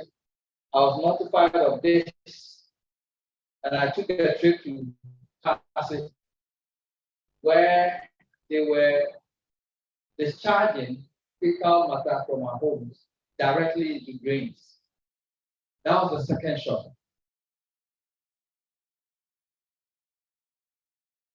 And as it was being discharged into the drains, it was flowing free into communities inside Adeja and this environment. About 5 communities who are directly benefiting from a stream called Oda, which flows through those communities. This was mixing directly into the river source.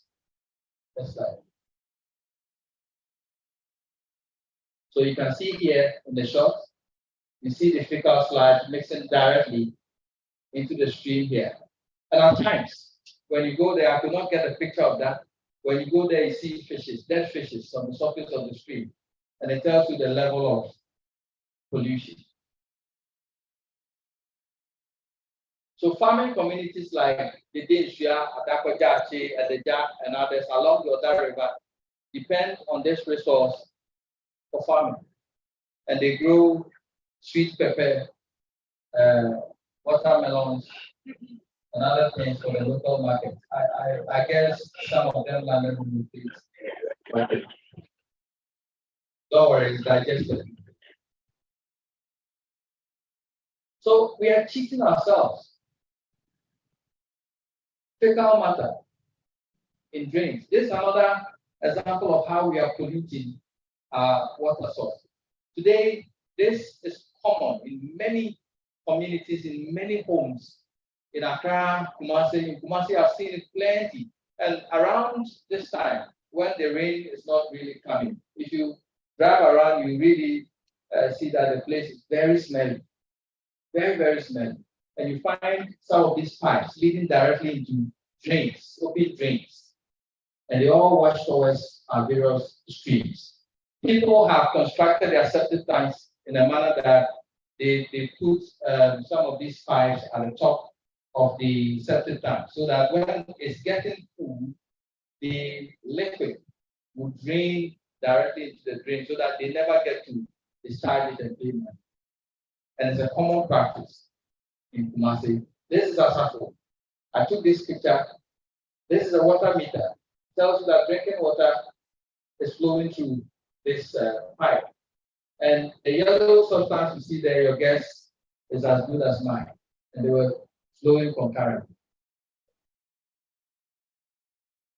So many homes are linking their septic tanks to public drains. Major drains in the country have been turned into receptacles for waste. And if you go to Abuabo, Dagumba line, even Adum, some parts of Adum and Kiditia, this is happening in broad daylight. So it will not surprise you that a whole prison service discharges their fecal matter broad daylight in an afternoon like this into the drains of Adum, the central business district of Kumasi. And you see traders running for dear life.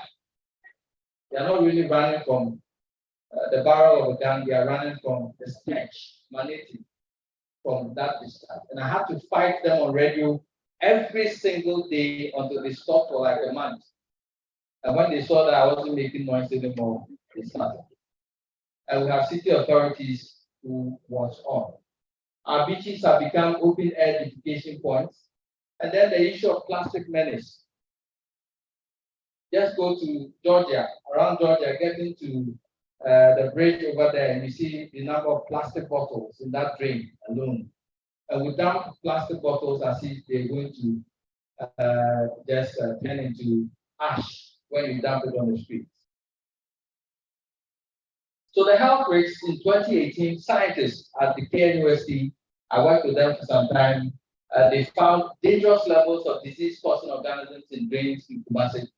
I spoke with Professor Mrs. Isiewua of the Regional Water and Sanitation Center, and this is what he said, that we have all kinds of pathogens, Ascaris eggs, Tinea, Schistosoma, hookworms, coliforms, typhoid-causing Salmonella in our drains in Kumasi. I think you are clinicians, you know what those things mean to children, especially. And when you go to Abuabu, you find children bathing in these streams. They warn the situation exposes residents to life-threatening diseases, which can ultimately have a toll on the city's life expectancy. And I guess you've been seeing children with all forms of diarrhea diseases. Children are dying out of it, and this is a major cause. Now to this topic, Galamsey and water quality. I took this picture last year when I did my documentary titled Destruction for Gold, where I visited a number of communities plagued by illegal mining. And these bottles you see in front of me represent how our rivers and streams look like. So you see the names of it printed on the glass bottles. We fetch these samples directly from the streams, the rivers and streams. And this is how they look like. Next slide. So turbidity is considered as a good measure of the quality of water. It is a measure of the degree to which water loses its transparency due to the presence of suspended particles. And the acceptable turbidity value for drinking water is 5 nephelometric turbidity units, while values of 80 to 150 NTU are acceptable for other water uses as appropriate. Now let's take a look at the turbidity values from the Water Resources Commission. Next slide. So the Ankobra at the Pistia source point, 3,260 NTU. Pra at the Kifopra source point, 3,880 NTU. Tano, 517. Ofin, which is now highly polluted. Even this was done in 2021, 2022, sorry, in February. And now I think if they should conduct another test, it will be higher than that. 1,534. The Dia, which joins other rivers in Cote d'Ivoire, is measuring 504. So many times the normal 5 nephelometric units. So this is the Kano River. And I took this shot at Samurai Boy in the Western region. And these are the culprits, one of them. Please go back. Yeah. This is sitting directly, this is the Kano River you see here. And this is a mining site belonging to Akonta Mining Limited, owned by Chema. And you see how the mining leads, containing all the chemicals that have been used to wash it, mercury and other things, washing directly into the stream over there. That's right. This is the same Kano River. We got to the ground and we shot this picture from the ground. So you can see that they are violating government's own buffer zone policy, which indicates that you have to move 100 meters away from a major source of water to mine. But you can see that what is dividing the river and the mining point is just this people. F, they have done. And so they have redirected the course of the river, and sometimes they use the river itself to wash the gold sample. This is another pollution point. This machine you see here is not a raft, it's called sampan. And it sits on a raft. And what it does is that it has a drill which goes directly into the riverbed. And then it has a washing board on top of the raft. So as it's digging into the riverbed, it's bringing up the mud and everything and washing again into the river. So they do all the washing on the river. So the mercury, the chemicals they use, all goes back into the river. And this is your Fame, the river of Fame. So in his PhD research in the Prague River Basin, E. Jinasa from KNUST indicated human risk assessment showed that children are at risk from arsenic, cadmium, nickel, and lead. Dr. Lisa Yehuga, I also spoke with in my documentary from the University of Natural Resources, speaks extensively about mercury concentrations in both water and soil and the transfer from contaminated fish to humans through consumption. And recently, Professor Osei Sampini of KNUST Medical School has established through research how heavy metals are linked to deformed babies born from mining areas. And so we really live with existential threats. These fishes were picked from the Tunnel River. And in my interview with the fisherman, he was telling me that the color of the fish is changing, the tail and the sides has changed because he has been fishing there for 40 years. He knows how fish from the tunnel looks like. You can see that the color is not normal than the normal fish that we do have. We are here to conduct tests. That's my next project, to conduct tests actually on the fishes and the river itself to determine what is causing this.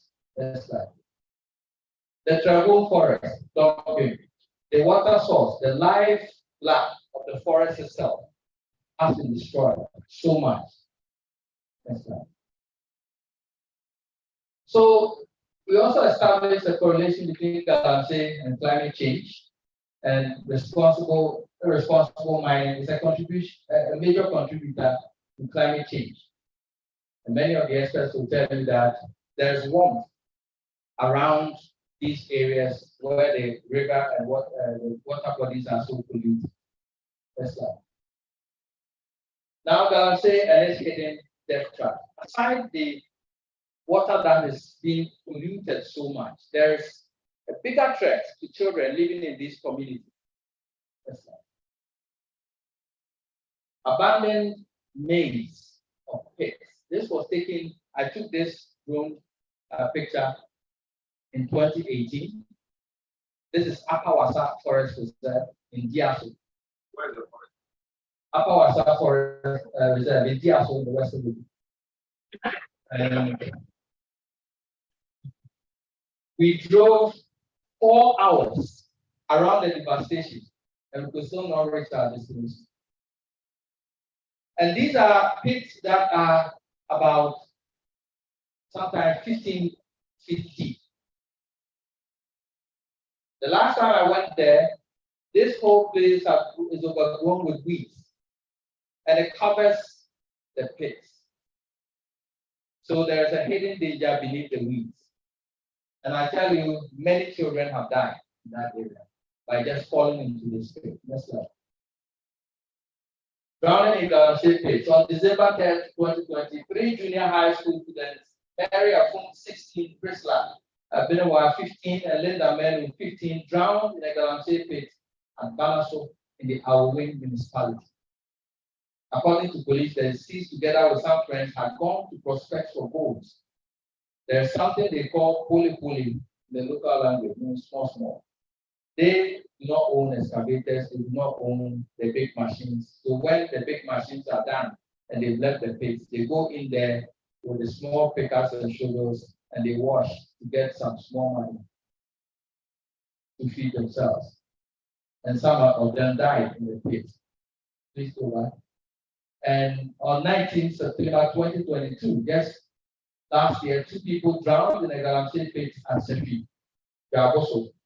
January 9, 2023, 2 brothers drowned in a pit at Manso, Watreso, that's in Amasia South, in the Ashanti region here. Next slide, please. I took this picture in Petrensa. close to Komambo, the Asantiachin North District.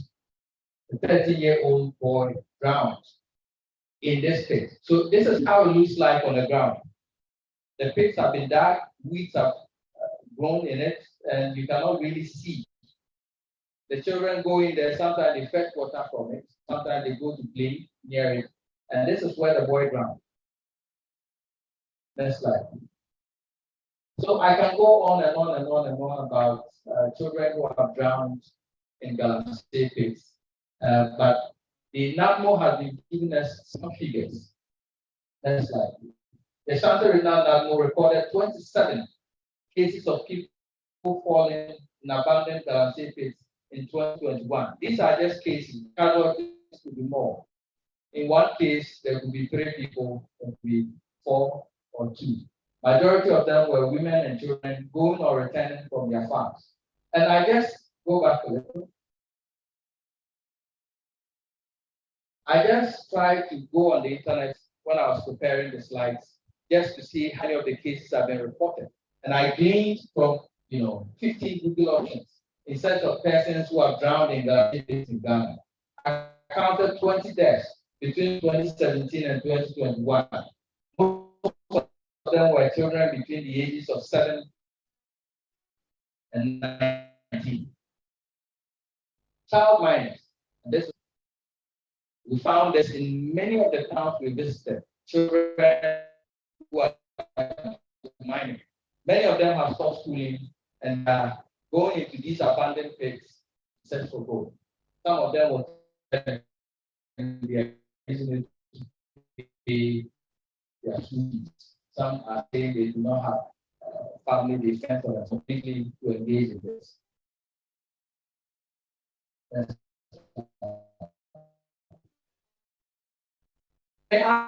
So who is behind evidence gathering? I've noticed that so many people into illegal mining. Politicians are top on the list, and they control the power. Nobody can mine in the forest reserve unless you have so much power. You can control the police, you can control the security forces. So when they come, you can ask them to leave the site. So all those people you find mining in forest reserves and close to water bodies are big people. They sit in Accra and they control people to mine for them. Politicians, we have military officers, we have I saw a doctor who was renting out excavators, and 4 of his excavators were seized by government. They got missing. The missing excavator. When he was getting the big money, he didn't know me. So medical doctors are involved. They see it as an avenue to make quick money aside the consulting route. Police, government operatives, assigns of political leaders, chiefs, and even journalists. Next slide. So I penned these things down as solutions, time to show leadership. In fact, when I sit by my radio and I listen to government appointees state the problem all the time. They come to Menchia and they state the problem. Why are we stating the problem when directly we hold the solution to the problem? If any government appointee tells me that they do not know what happens in forest reserves and close to our water bodies, I'll say that's a lie. In the sense that DNI reports are filed daily from the local communities, districts, municipalities, across various structures to government, the seat of government. And so they know by minute what is happening everywhere. And in this technological age, satellite images will show you what is happening somewhere. Just Google that area, get a satellite image, and it will show you which area is being mined. Enforcement of laws at the national and local level. If we're able to strengthen the various agencies and institutions that regulate mining, i.e. the Minerals Commission, Environmental Protection Agency, and others, we resource them very well and allow them to do their job. It's a simple cycle of mining. I'm not against mining. If you It says that mine, take the topsoil, put it here. Second layer here. Third here. Mine your gold. When you finish, put this one in, cover that one up, grow some trees. But because people are stealing the resource, they go into those areas, they mine haphazardly. They don't even have data on where the ore is. And so they mine everywhere. When they are done, renting a bulldozer to cover that up will cost 4,000 cedis a day. Nobody is willing to risk that, especially when they did not get money from the pit. So they leave it. And so we are digging holes all over across the country. Formation of a strong citizen movement against pollution of the environment. And this is where, as pediatricians, we come in. The association can mount a fierce resistance towards this. And I think at the end of the meeting, if a press release be in order from now and onwards to notify government of your strong stance against illegal mining and why you think government should come in and solve the problem.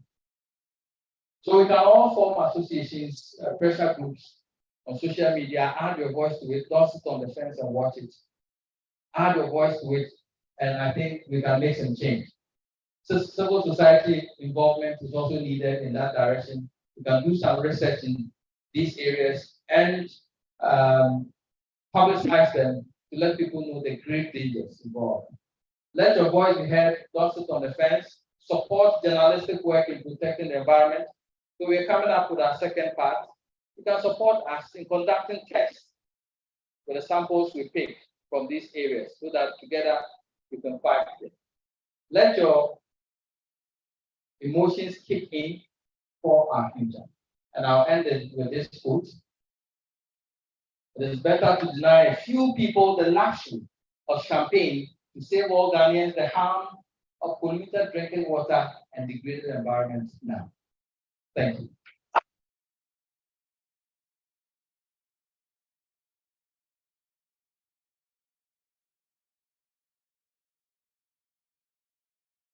How do you see the last juice? Who remembers the name? We love it. We love it. The society loves you. And we hope that you join us as we move on. We move on with the next presentation is on effects of climate change on nutrition. Dr. Nathaniel Hoopman.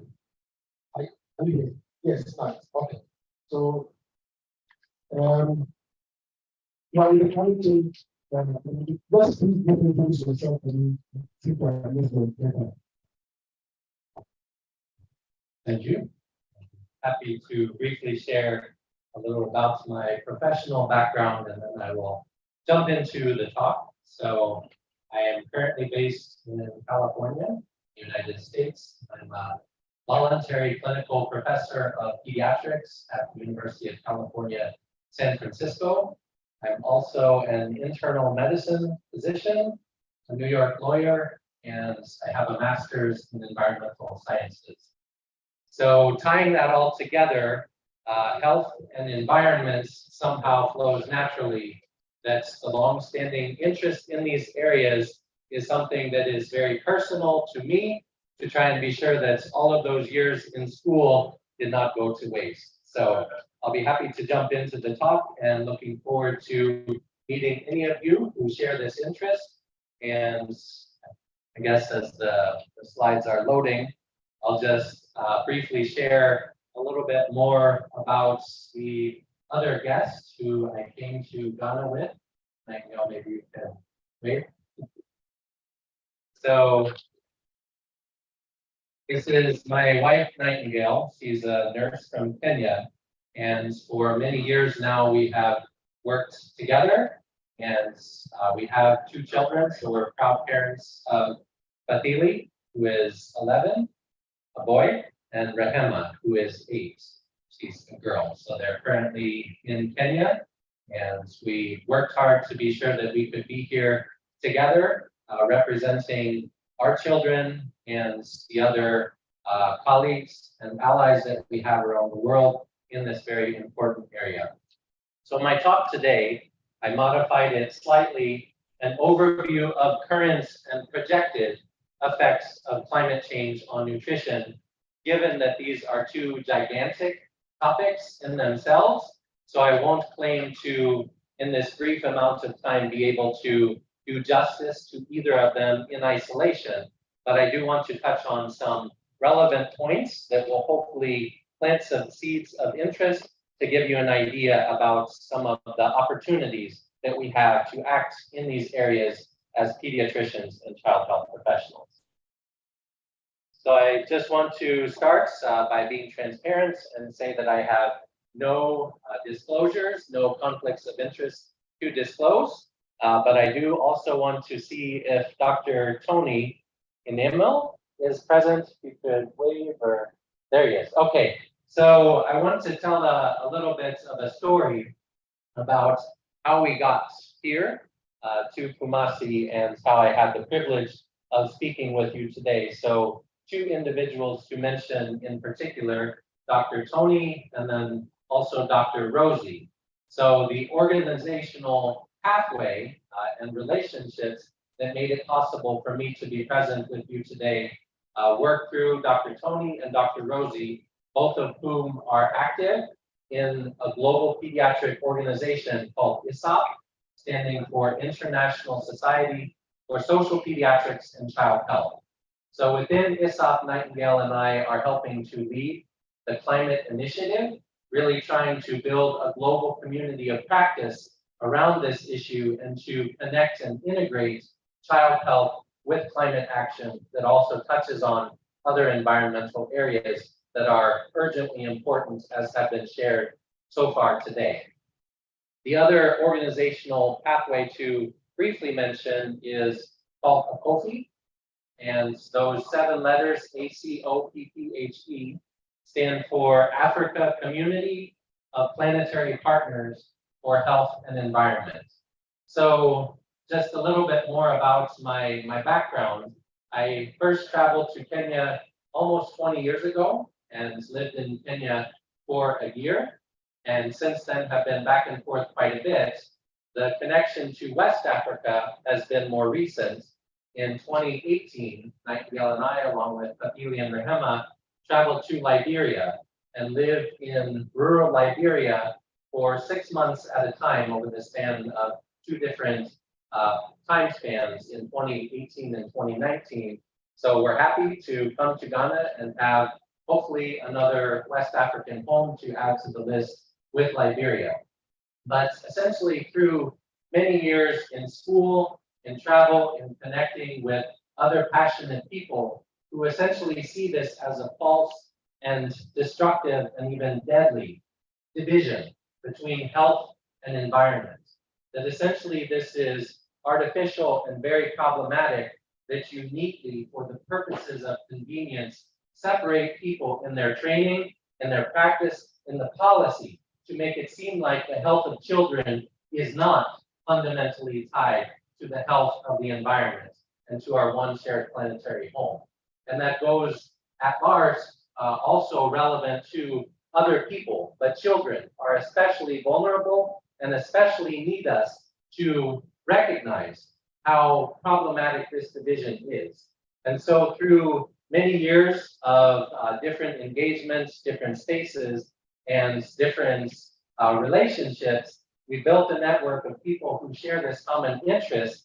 And so in integrated health areas, like One Health, talking about human, animal, and environmental health being one, and planetary health, talking about the health of human civilization and the states and health of the natural systems on which our human civilization depends. In these spaces, we have had the opportunity to connect with like-minded people who are interested in having a child health focused, translational approach to making it so that these areas are real. And as was already referenced by one of the earlier speakers, this can be a major challenge that I don't think is uncommon for us in our pediatric or other health training. We barely get the introductory concepts about environmental issues, about climate change, about biodiversity loss. And so it's difficult for us to stand with confidence together with children and together with journalists and other allies and advocates who are raising awareness about these issues and advocating for the fundamental reform that is necessary for us to heal the deeply broken relationship that exists not just in Ghana, not just in Africa, but throughout the world. These are common issues that you'll find everywhere. And so for us to make the fundamental change, we really need to build a relationship and solidarity. So in short, that's the organization that Nightingale and I are co-founding. It's in the process of being registered in Kenya, and we look forward to discussing what future collaboration opportunities will exist. Next slide, please. So I just want to begin by expressing my deep gratitude for the opportunity to connect with you, to have the opportunity to share some of the experience and knowledge that I have gained through these years of education and practice in areas related to climate and nutrition. So commending the conference organizers and also the speakers who have shared so far, powerful messages about what we need to do working together to be sure that this is essentially just the beginning of a conversation that will continue in the weeks, months, and years to come. And lastly, just want to say thank you to my family, my parents, my wife, my children, and other mentors in this area. It's important to have that support as we try and stand together to do this important change. That picture, maybe just briefly, was of an animal on the previous slide that our children sent with us. We were in Egypt for the African COP. COP is the annual United Nations climate meeting. And so before Nightingale and I left, our children sent us with this animal to essentially remind us that we were not there alone, but they were there with us very much in the work that we were doing. So just wanted to show that picture as a reminder that even though today we are very much an adult audience, but we are all people who are passionate about children, and we have a huge opportunity to stand together with children as we bring about these changes. Next slide, please. So I already briefly touched on the disclaimer that I want to say transparently with all humility that climate change and nutrition are major topics that I won't go into too many details, but just want to give essentially an appetizer. That's why I put the picture of some famous Ghanaian foods on this slide to hopefully symbolize the idea that we will all have the seeds planted and our appetites whetted by these appetizers, and we'll be hungry for more in the future for more engagements in these areas. Next slide, please. So my goals for this presentation are essentially three-part. The first part is personal, to share some about myself and the journey that I have followed, and also the roots and the values that inform some of my current passions and advocacy frame. Second goal is that I want to, as much as possible, encourage that we all personalize these issues and see how in our daily practice, in our communities, in our homes, and with the people who we love and work with as patients, that we think about how these conceptual ideas about health and nutrition, climate and environment, how those apply in the daily practice, so that we can think about, as future opportunities emerge, how we can engage and be sure that we and the people that we love are having our voices heard and having these issues elevated to the level that they need to be changed. The last goal is to be future oriented and to give some specific opportunities and information about future engagement that will be present for what we can continue talking about and doing together moving forward. So this is just a little bit more about me, and the two pictures that you'll see there, our daughter, Mahema, at the home where I grew up. This is a picture that my mother took of a large bubble, and I think it's a nice artistic expression as we can talk about symbolically representing children in places that are special and even sacred to us, reconnecting to the roots and looking to the future with hope and essentially relying on us to do right by them. Two-sided. Our roots, our traditions, connecting to this very special place for the country of Ghana, and to you as Ghanaians in the Ashanti region, in Kumasi. I think that this is somehow a reminder about how our ancestors have sacrificed greatly for us to have the privilege of living, existing, and being healthy today. And so we need to honor them. We need to understand the sacrifices that they made and know that the fights that we have to fight today are maybe different and unique, but they fought similar fights in the past. And so it's urgently important that we try and channel that love that we have for our own roots and tradition on behalf of the children and the future, so that our children can have the same privileges that we have today to experience the beauty of nature and the environment in a way that they can be healthy and not poisoned and killed because of the activities that we are doing. So I did grow up on this farm, and I recognized that this was an increasingly rare privilege to have the opportunity to understand about food, where it comes from, and the ecological webs of relationships and interdependency that make it so that it's actually somewhat silly and foolish from that ancestral knowledge standpoint that we can imagine that we can be healthy whenever we're destroying the environment of which we are actually a part. And so I think this is important in the modern day, that these trends like urbanization, technology, we understand them, but we also work as much as possible to be sure that especially children have the opportunity to be exposed to what it means to be outside, to see other species and other life forms, and the beauty that comes from essentially being able to mentally, psychologically rebalance and recharge so that we can be healthy and ready to engage in the modern world, which is so artificial and so human dominated, especially in cities. So an introduction to a few key concepts about climate change, with acknowledgements that many of you will already know these, but because climate change is not something which is actively taught to many pediatricians and health professionals, just want to review these, that climate change is not something which is going to happen in the future. It is very much in the present tense. It is actively happening all over the world to varying degrees. And according to climate experts essentially around the world, we're virtually guaranteed that in spite of how challenging so many of the problems are related to climate change in the present day, we know with almost absolute certainty that in the future it's going to get a lot worse. The key comes in, and where we have an opportunity for action, that's the future is not yet entirely written. And so the choices that we make today have a huge impact on how bad these impacts with climate will be. So just building on some of the information that was already shared by our friend and colleague from the WHO, these are some key facts about the connection between climate and health from the WHO.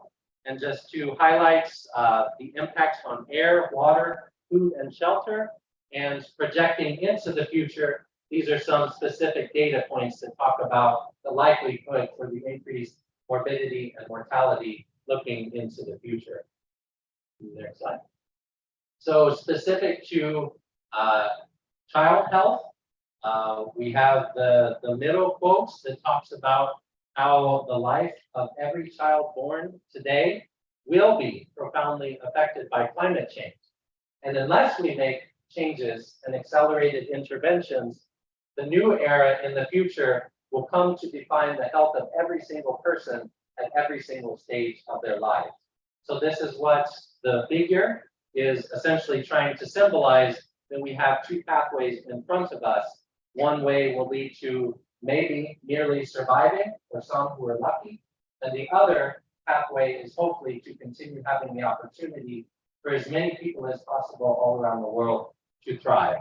So there are severely disproportionate impacts on children, and the severely disproportionate impact is also relevant in the African context. So now we get to this portion of the talk where we have a few statistics about nutrition and the specific connections between climate change and nutrition. So I won't go through the statistics on the top diagram for the purposes of time, but essentially the idea is that it's pretty ugly. That's currently, just to work with 1 out of 10, 10% of the global population goes to bed hungry every night. 3 billion people can't afford healthy diets, and 1.5 billion people can't afford diets that meet their basic nutritional needs. So projecting into the future, we have information that says unless we act by 2050, we're looking at an increase projected of about 20% if we fail to act to mitigate and prevent the adverse effects of climate change. And the majority of child deaths that are expected to occur as a result of climate change will be driven by undernutrition. So you see this tie between nutrition, food, agriculture, and climate change is very deep and very profound. So just want to introduce scaling up nutrition. I think that top portion of the slide is cut off, but there's an organization that I'm familiar with from the work that I did in Liberia, SUN, standing for Scaling Up Nutrition. So I'll be interested to find out who it was that was especially interested within PSG about the connection between climate and nutrition, but this is something which potentially could be a partner moving forward at this nexus between climate and nutrition. So this slide basically just tries to give an injection of hope into this discourse and into this discussion. The top is a slide from Egypt and the climate change conference that I had the opportunity to connect with other people from around the world in this very interesting discussion. It was very relevant to the connection between environments and health and climate. So the topic was our plants, our food, our health, biodiversity, and medicinal plants as food. So this is a very interesting opportunity for us to think about historically what our diets look like, and a way to actually increase biodiversity is to be especially keen on trying to be sure that we eat and cultivate plants that are good for biodiversity along with our own human nutrition. The middle picture shows that for the first time ever, you had a climate and youth pavilion at COP27. So the youth voice, the youth political advocacy and collective political power is increasing. So I think it's up to us as allies and advocates of children and youth to partner with them and to help them have their voices heard even more locally and globally. The last picture is within a COFI and specifically led within one of our action teams called the Mentoring Research Network. We have an ongoing project that's looking at food solutions as climate solutions. This is very much an ongoing area of interest for us in our existing network. So we'll be happy to carry forward this conversation moving forward. Next slide, please. So the point that I want to make, circling back to the initial idea about these being gigantic topics, climate change and nutrition or malnutrition are very much filtered and unique. There's no one-size-fits-all approach to different regions, to different age groups, or to different individuals. But what I propose that we can think about doing as collaborative, minded pediatricians who are interested in connecting beyond the narrowly defined human sphere is to think about a triple I approach, with the first I presumably coming very naturally, talking about intergenerational. So you bring in young and old, traditional and modern, and try and bring the best of all worlds. The next I, interdisciplinary, so linking health and environment and other spheres like education, agriculture, others that are necessary in this realm. The last I talking about international, so making relationships with others who share these interest at the local and global levels as well. Moving towards finishing, time is almost up. Next slide, please. So these are some of the specific ideas about engagement opportunities. So a lot of times, building on existing foundations is one way that we can make it easier as we're trying to bring about necessary changes. So Earth Day is celebrated globally in late April, April 22nd. So I just want to propose that as we think about what we can do in the realm of Galamsey, around climate change, around nutrition, around linking with pediatricians and children and other allies and advocates, this is something that's, as a COFI, in April, we're planning to hold online and community-based activities around this time, both in Kenya and around the world. So we welcome anyone who would be interested in organizing activities around these issues that are most relevant to you in Ghana. We'll be happy to link up with you and plan these events. Then in late April, we have the annual meeting of ISOP, the organization I referred to earlier. It's going to be held in conjunction with the Kenya Pediatric Association. So if you're interested in coming to Kenya, we'll be happy to connect with you there. We're also doing satellite conferences, so that will be an option if you want to connect with others in your local area to stream in and connect as is being done with the current meeting via Zoom. Then just two other things to mention medium term. The next climate change conference will be in Dubai in late November and early December. So if you're interested in seeing what's happening at the global level to link child health and climate action, it's an amazing experience. We'll be happy to work with you to try and see about going there.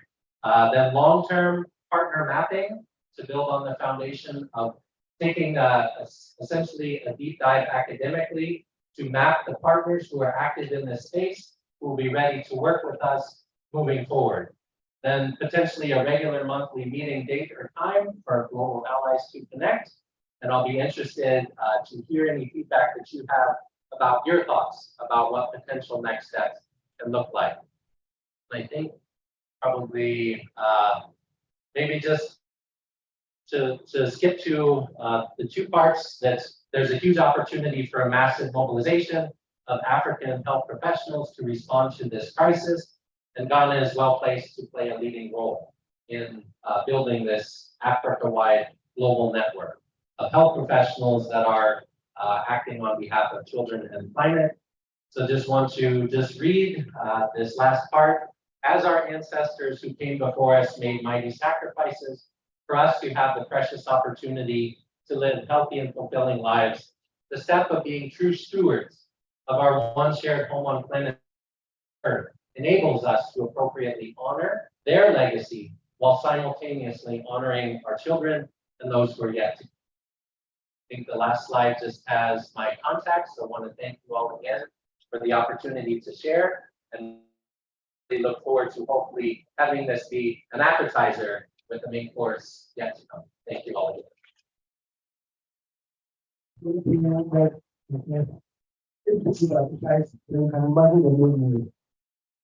But Lawrence said I should tell you that next time, edit your the picture with the appetizer and add fish to it. You can't come to a chance reading and show that you cannot add fish to it.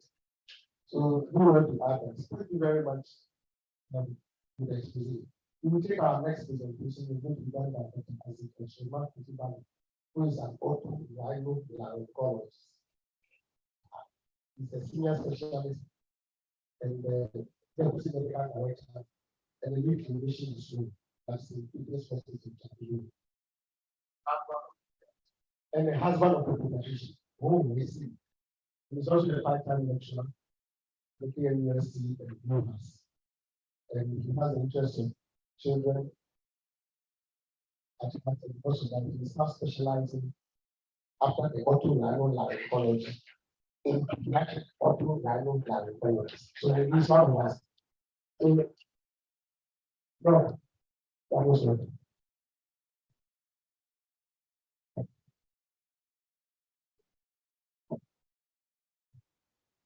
Thank you very much, Mr. MC. Good afternoon to us all. And I'm also standing on the existing protocols.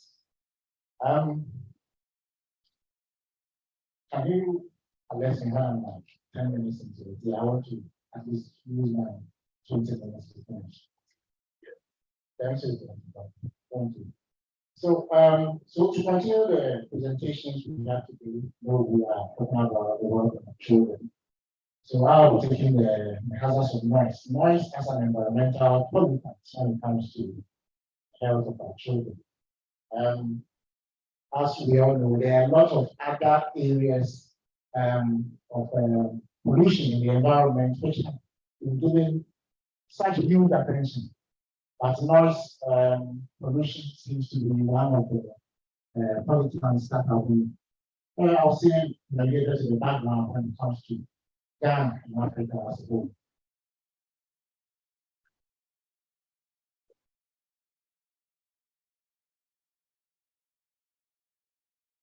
So, okay. Yeah, so I also have nothing to declare, and all references are to provided. So by way of introduction, I will define a few things. All of us here are scientists, even those who are not scientists like Erastus is now moving into science. I mean, he's now going to do research into fishes and all that. So now we are all scientists here. So I will be doing a bit of academic work so that we understand actually how noise actually impacts us and especially our children. So I'll just define these two. So noise is an undesirable sound or an excessively loud sound that has the potential to harm our hearing, especially that of our children. And hearing impairment, when we say someone is very impaired, it means that the person has developed a hearing level at which is now actually interfering with the person's daily activity or everyday life. Now, how do we measure sound? Now, we also measure sound in ENT and audiology. We use a unit called the decibel. Sometimes you find you write dBA. The A is just a weighted frequency average that is attached to the dB. I'm not going to go into it. So if you see dBA or dBA, the same. And this measures the intensity of the sound or the loudness of the sound. So speech resolution, that is the point at which an individual is not able to actually see sound or see speech, which leads to impairment. Again, when the hearing loss is more than about 40 decibels. That is when I need to increase the sound to more than 40 before the individual can actually do. The normal is when we are talking, even for children, we can go negative into about plus 15. That is the normal level. Adults, we can go to maybe 20 decibels. So when you are about 40 and upwards, then that means there's something wrong with your hearing. So I hope the point out.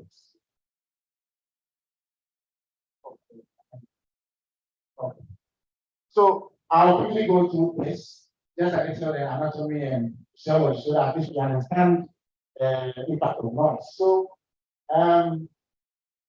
we have an ear, which is divided into three. We have the outer ear, we have the middle and the inner ear. The outer ear consists of what, the pinna and then the canal. Then we have the middle ear consisting mainly of the ossicles, which vibrates. And then we have the inner ear, which contains the sense organ itself, which is the pulpit. Now, when sound is generated, it travels through the external auditory canal, vibrates on the TM, which is the tympanic membrane, which also vibrates the ossicles, and then moves into the inner ear, where we have some fluids in there before the endogen and the perineum. But what we are interested in the cochlea itself, that is the sense organ, which is the organ of protein. And these hair cells here we call the outer hair cells. Now, these outer hair cells have a role of transducing. You know, all this thing you are seeing here, it's sound energy, you know, as we know in science, energy cannot be created or destroyed. It's only converted to one form or the other. So sound energy is then converted to mechanical energy through the vibration of the nostrils and all that. Then when you get to the inner ear, that is where there's this movement of these outer hair cells, and they convert this mechanical energy. So they act as what transducers. So they convert this mechanical energy to electrical energy, which is then transported or transmitted along the auditory nerve into the auditory center or the Rodman's ear.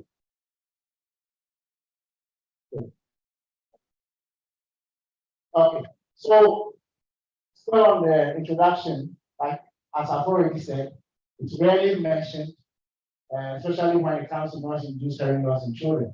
But this has been studied extensively in adults because of the soldiers and the industry workers and all that.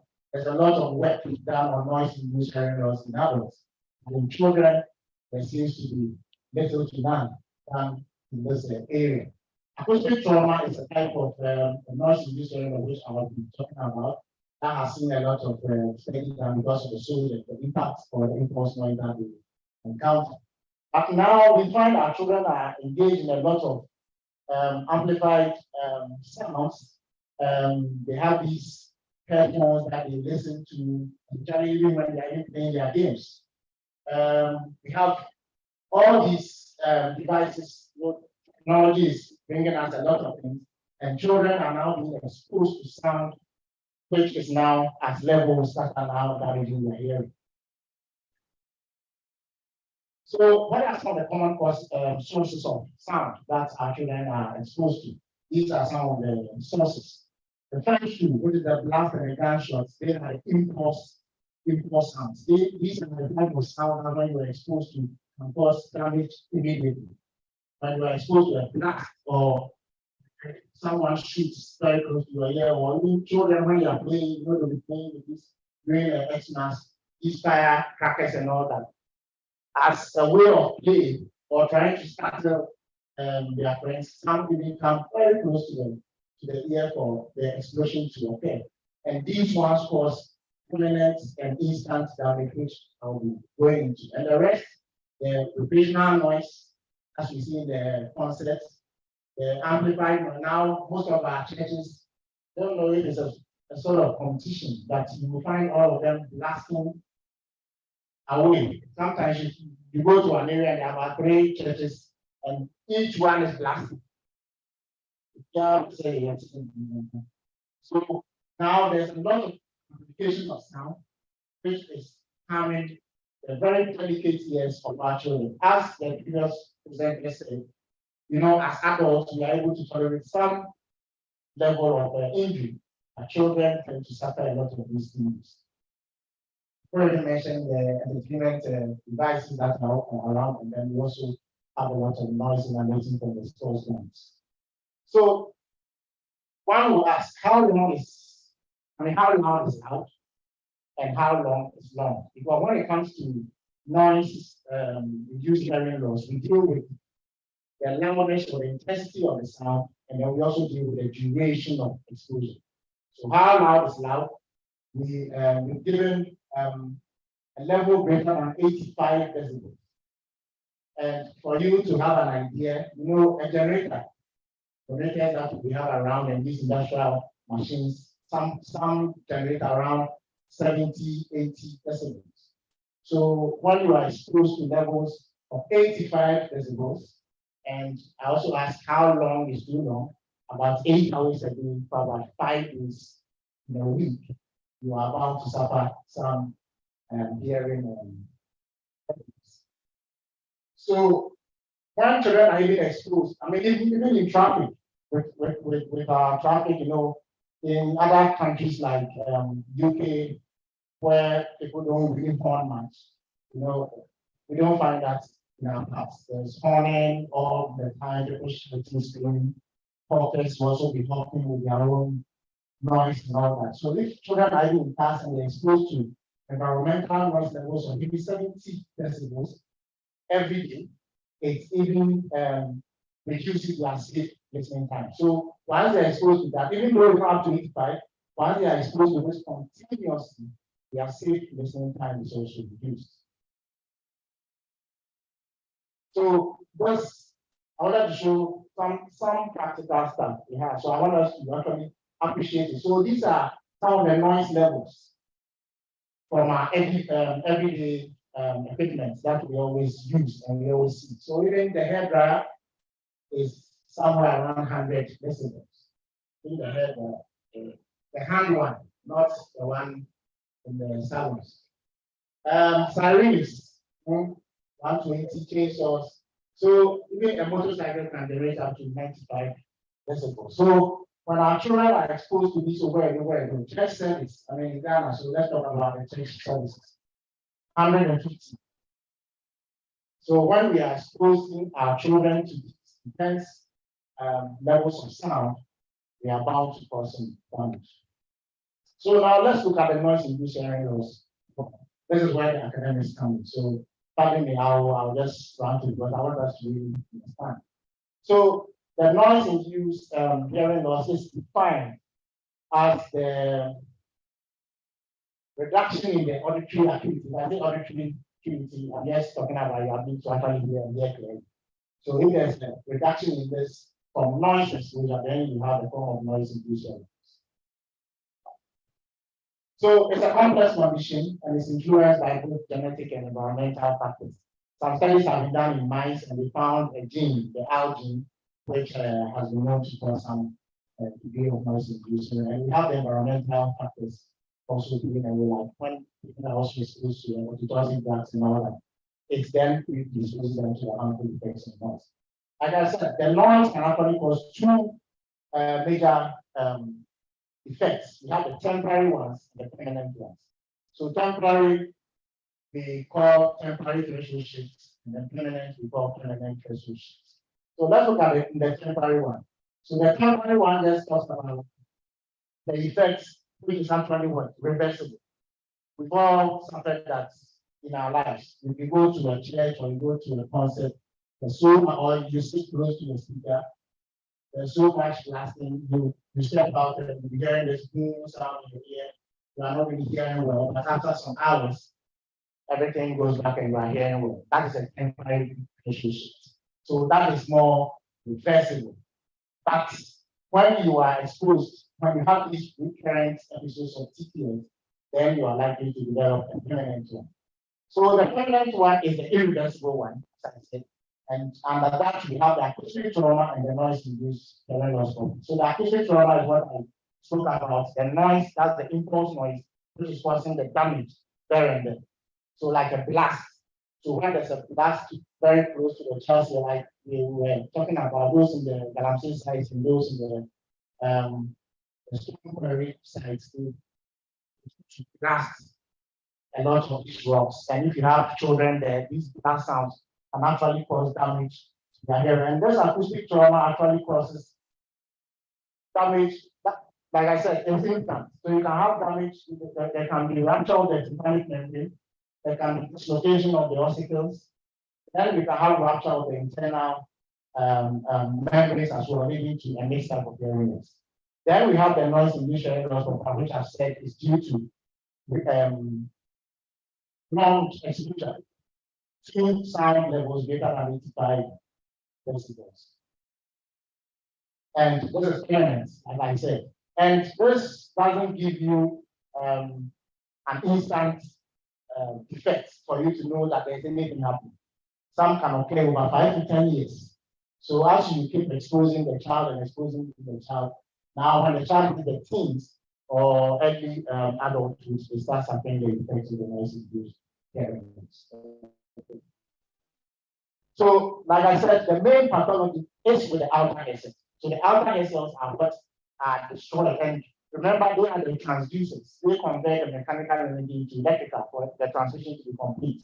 So when they are not there, then it means the transmission is also impaired. The temporary one, like I said, once it's temporary, that one causes some metabolic changes.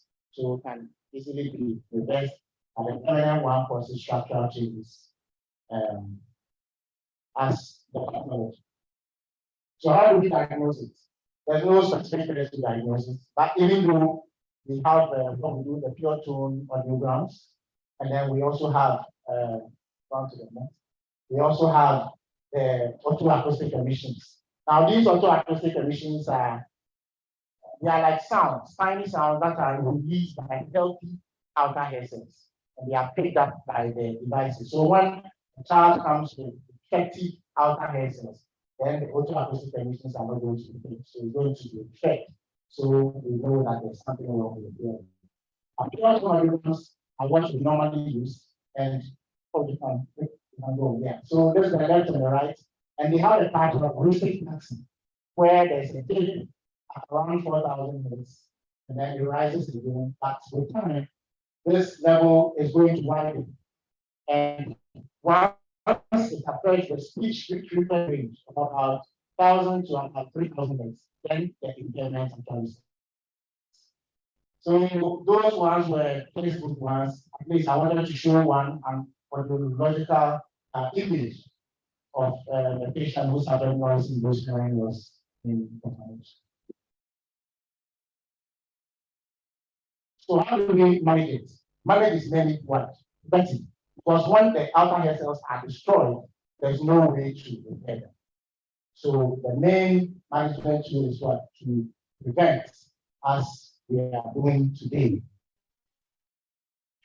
To raise awareness so that we can formulate policies to prevent this damage. And then sometimes we are able to employ aids to help with the children who need such support. So what is the finding of noise-induced hearing loss? Just want to show a few statistics. Now, like I said, not many studies have been done for noise-induced hearing loss in children.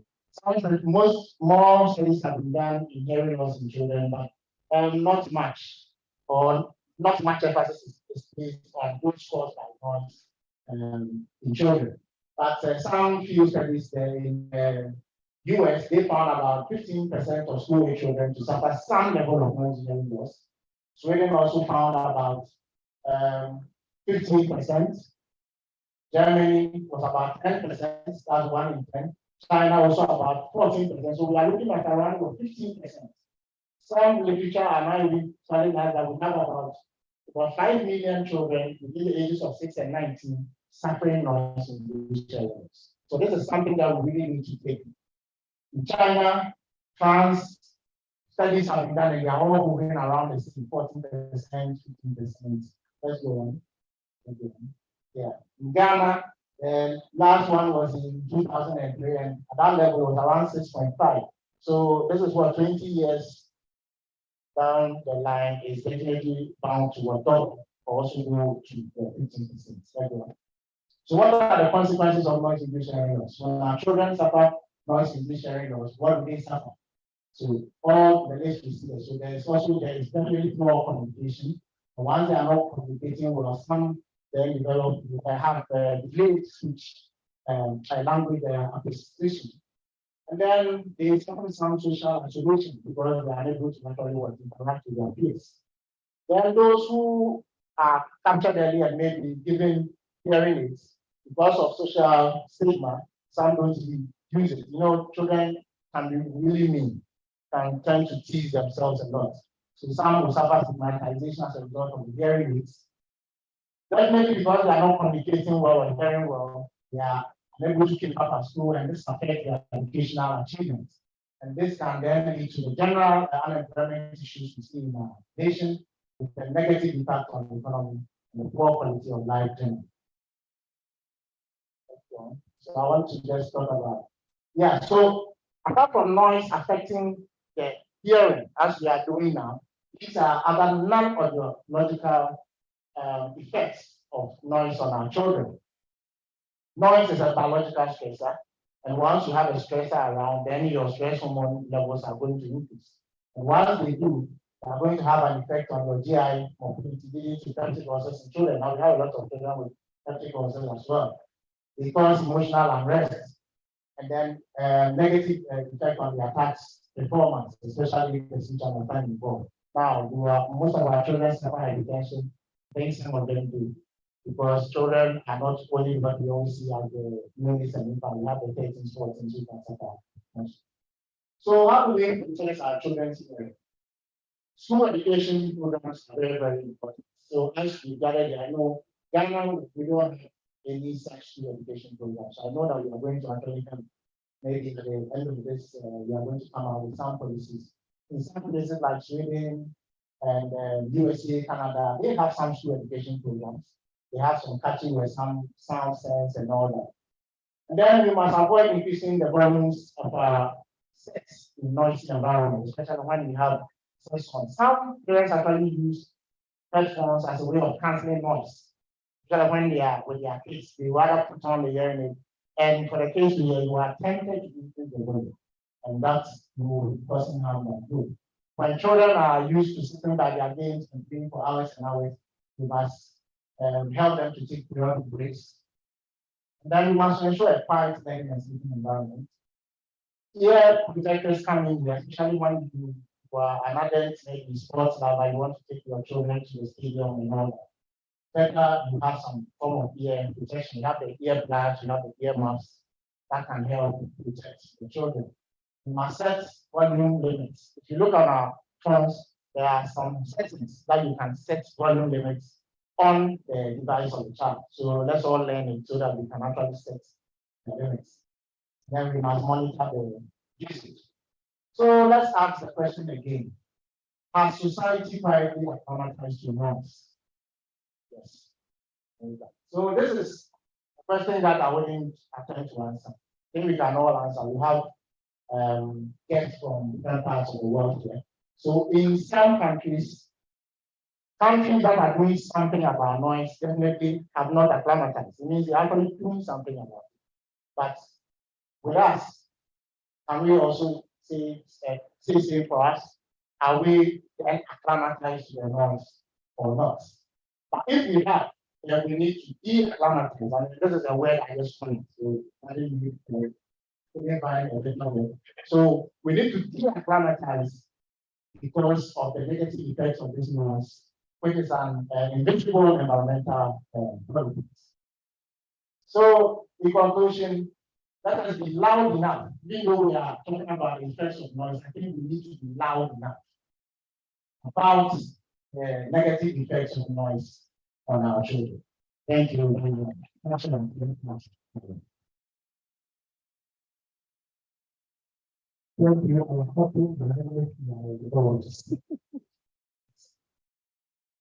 You wonder why I'm not seeing EMT sessions. I went to a school where they taught Latin. Unfortunately, by the time I got in, they were still teaching. So I didn't get it. So the only Latin I know is the one I learned from the school. And my team then was the orthogonal ecologist, and that's how this is. So yes, we'll take our next presentation, but before then, I'd like to acknowledge the presence of Mr. Bangani. We are listening to the presentation. We are meeting and this encourages us to keep working for years as a senior scientist. So the young ones, please keep notes that you are not going to stop selling science. No, it's not your time. If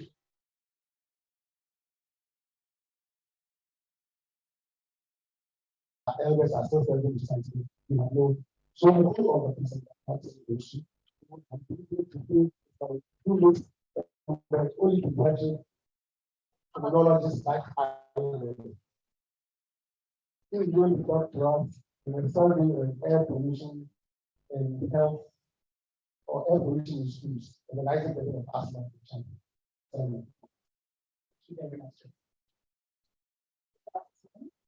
Thank you to the members for this opportunity to talk air pollution from the work we've done on children. So I'll be brief, knowing that I stand between the whole auditorium and lunch.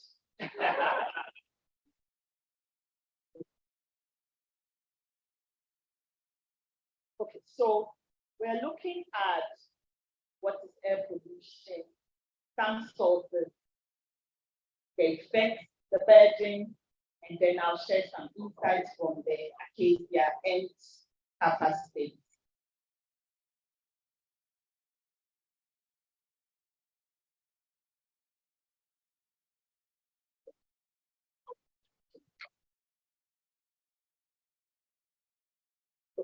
So air pollution occurs when significant amounts of pollutants, as we heard this morning, are inhaled.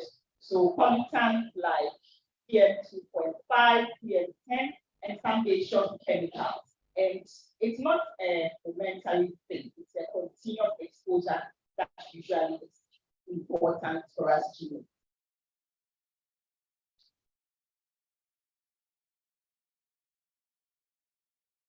So where does air pollution come from? Just drop it a little bit. Where does air pollution come from? So from our everyday activities, so the different sources, most of us drove to this place. Vehicular movements, an important source of air pollution. Waste, how we manage waste, sometimes solid waste is burned, and that's the source of pollution. Agricultural practices and construction. You know, in Ghana, there's a lot of construction. We all want to have a decent application. So as we move around, we see a lot of construction sites, and these are some sources of air pollution. Okay, so we are all familiar with this, and because we want to set the context for children, most of us drive our children to school. We come across, we are very familiar with this. I think I am familiar with that when we were young, and how we used to prepare food.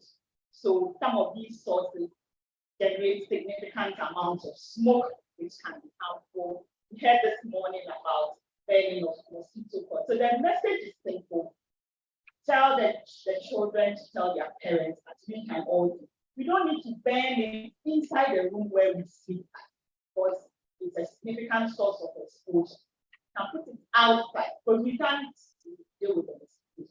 And so far, we haven't get rid of them. But they are mostly in front of the doors. So it's outside. But that's a significant source of pollution. So what is important when it comes to pollution, as we've heard, I just want to simply mention that the pollutants, especially PM2.5. So as far as the lungs are concerned, what will go into the alveoli, which is the terminal part of the respiratory system, is anything that is less than 5 microns. So when we mention PM2.5, then we are thinking of something that is less than 5 microns. So it can go as far as the alveoli. So that's why it is important. PM2.5 is really tiny. I mean, it articulates to something that is very small, as we heard this morning, less than the size of a hair strand. To really find that sometimes you may not even appreciate it with the naked eye. But these are some of the sources. So PM2.5 from combustion, particles that are released, that we find it. And then also PM10, which is important, sources like from dust. I mean, in our parts of the world. I think that is seen every day. So these are significant sources that cause pollution. Okay, so I've just explained a little more. We can move on where it comes from. Okay, so doesn't matter. Yes, it does. I mean, and this author from Togo very passionate about pollution, done some work, and they write to sort of highlight that in Sub-Saharan Africa, seems like we haven't done much in terms of research as far as air quality before. So there's a map of Africa showing very few countries where there's enough data on sources of pollution, and in fact, as far as children are concerned. Then I found these two authors also talking about pollution in Ghana, and what comes up strongly from their paper is the fact that rapid urbanization, heavy vehicular activity, poor road network are all leading to schools where our children are a major source of concern because they are significant sources of pollution. Okay. So this morning, the keynote speaker mentioned that WHO says amount, yes, so cumulative exposures when it comes to PM2.5, we shouldn't exceed, I went up a little bit with this thing, I guess been upgraded. I was looking at 15, but actually she quoted something less. So it is important to, per day, your greatest source of exposure as far as PM2.5 should ideally not exist. So from this background, we can now look at what we did. So I just want to highlight from the Acacia study, so a big teamwork led by Professor Dubo.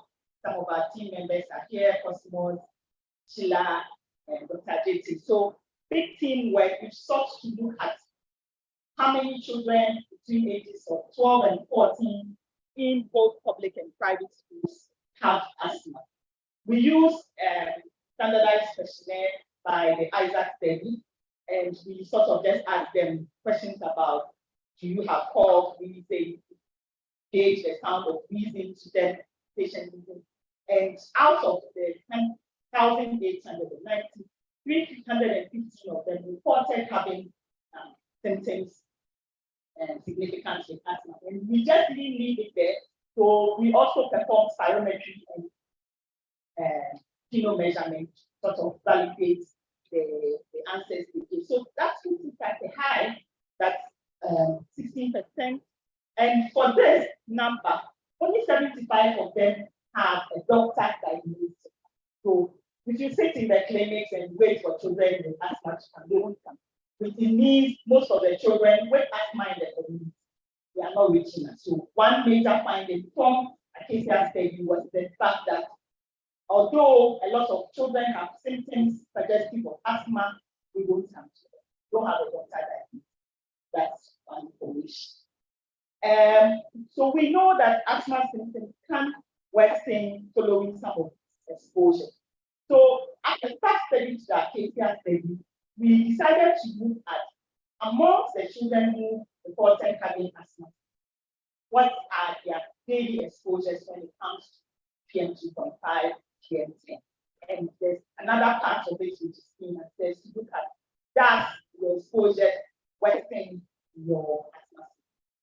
So the sub-study is called Children's Air Pollution Profiles in Africa. So this work is part of a bigger work that's happening in 6 countries in Africa, the Acacia study and the Kappa study. So 60 out of the 315 children who reported asthma were given this school bag that had air pollution monitor, and for a period of at least 96 hours, whether going to school, whether at home, whether in school, the air pollution exposures were measured. So this is a picture of some of the children who worked. So the aim was to collect personal air pollution exposure and analyze what the levels are for the school children.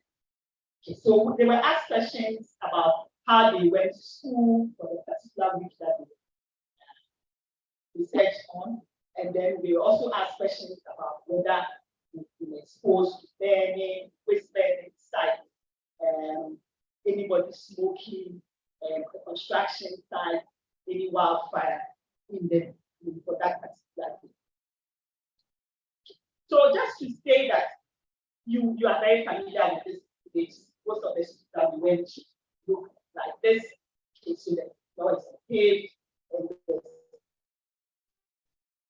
dust, which means that potentially there's a source, and we heard about mold and more each of the walls, which can be sources. And mostly we are looking at being exposed to significant amounts of pollutant, even as a non-smoker.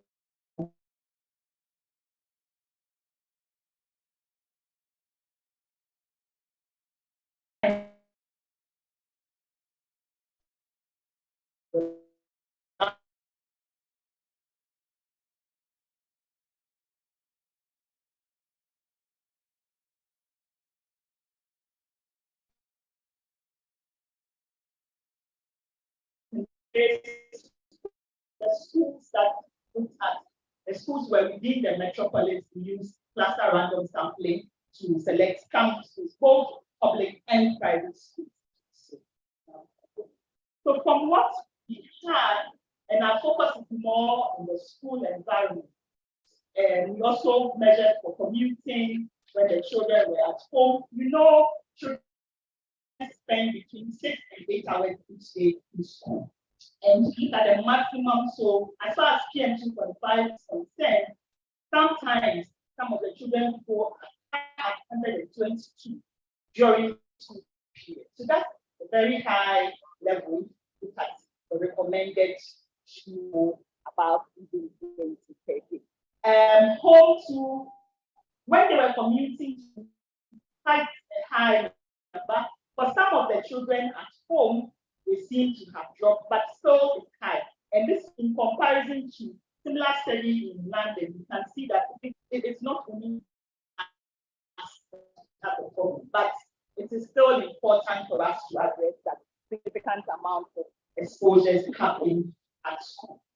I have planted the names of the schools, but it's important to know that for some of the schools, at all times, the pollution exposures were high. So here, the schools, one of the schools has a significantly high amount. Also good to know that for one of the schools, levels were much lower.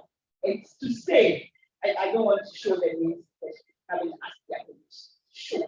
But the one school that has good cover, there's grass, lots of trees, they had the lower figure. And then the school with the highest in terms of the source of PM2, there's a lot of dust, so the floor is not paved. Where the children play football, it's not paved. So red, this dust red, which is available. And also that sometimes when they gather their waste, they burn it. So it's quite important for us to highlight that it's not only the target should not only be at improving the source of cooking at home, but that the school environment is also very, very good. So, for instance, my dream is for that particular school, keep them associated, something like that to play on. And I'm sure maybe we can go to some of the funders to help, because that the other important thing is that for that particular school, most of the children that we screened had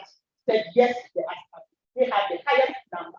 So although the debate about worsening of asthma symptoms and air pollution also being analyzed, significant from what we are seeing that maybe the significant sources of exposure, the main road leading to the school, for instance, pure red dust, and then on the school compound, where mostly, because during break time, they go there to play football, also very dust. So that's the message.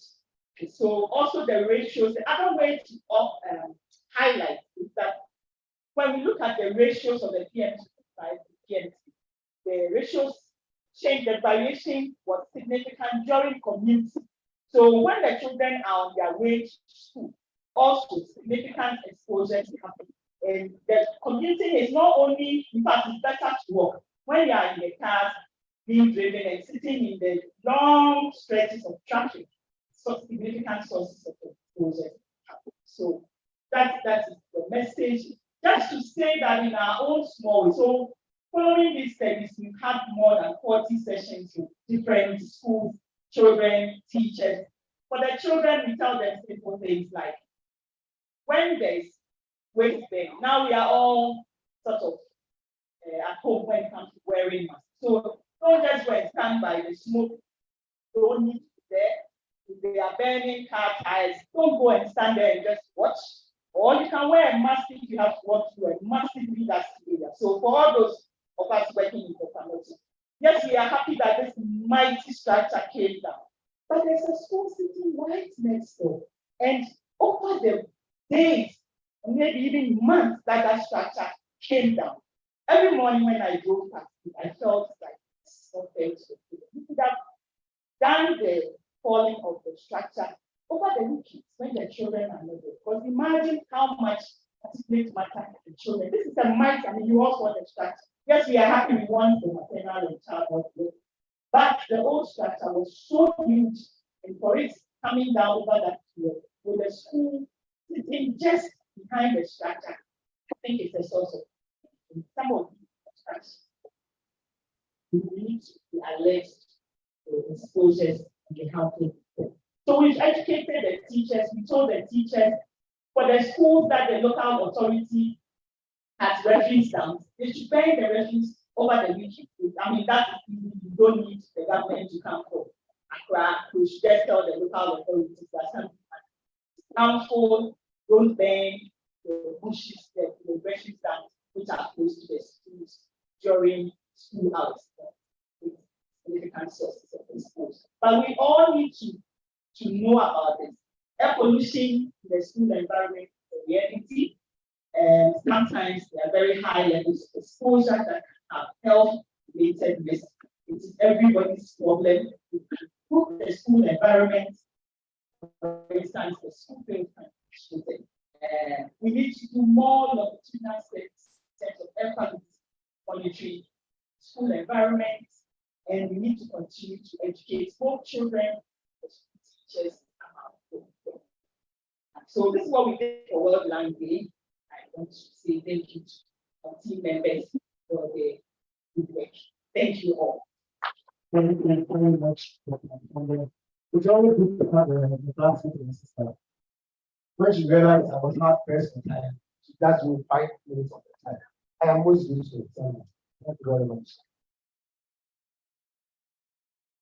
So we will move on quickly to another section of this year's agency. Very, very important and very, very good in the hearts of the national executives. We have individuals among us who have served the society for ages.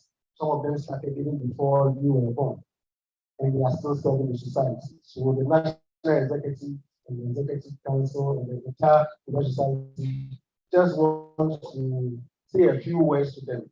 I'll call on our Vice President, Dr. Hilda Ball, to please take over the next section and tell us what you have for us. And she will be assisted by the Lali. So the Lali, please come on. She's a female executive member.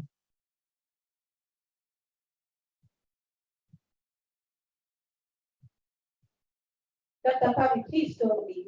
Okay, Thank you.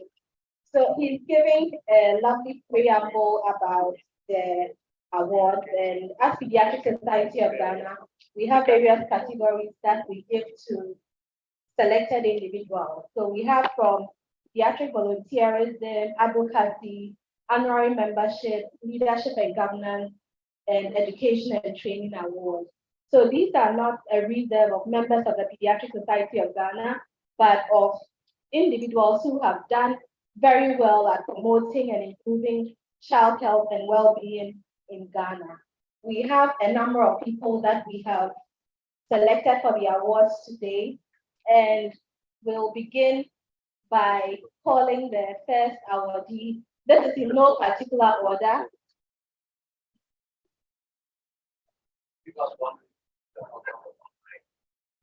Oh, okay. Will you tell us again? I look like it. What do I do before? I just said one day. I don't remember last time I said it. So, Inti, what do you do? Sing, dance, rap? Which one? this lady will teach me what to do. Same way?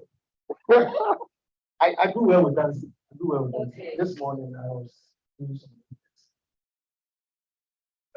I'm sure this actually would have been music at the cocktail. Yes. They say if we don't dance, then we can't enter the Hey, dancing is your. it's very requisite to enter the cocktail. You need to enter dance. Okay. And you have to more about. You need to come and pay me to dance for you. You can enter. I can dance for everybody here. Okay. Can we go ahead?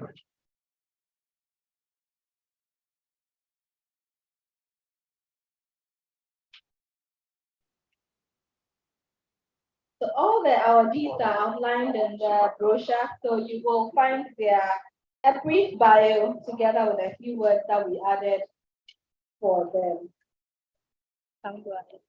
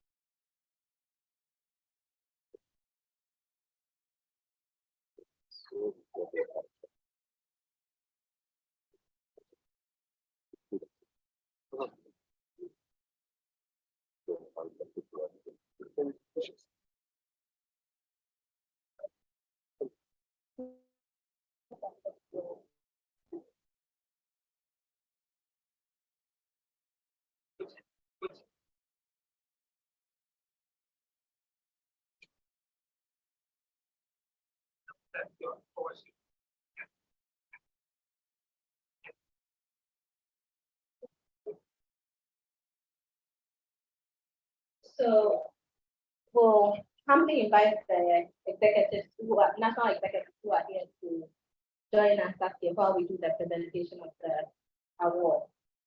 Like I mentioned earlier, in no particular order, we'll call the recipients to receive their award and some people to present it to them.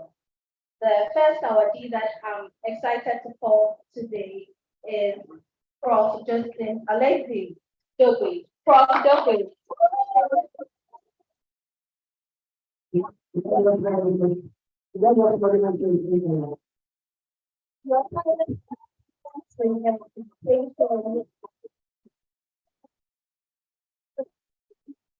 We'll call Dr. Anthony Emmanuel to do the presentation of his award.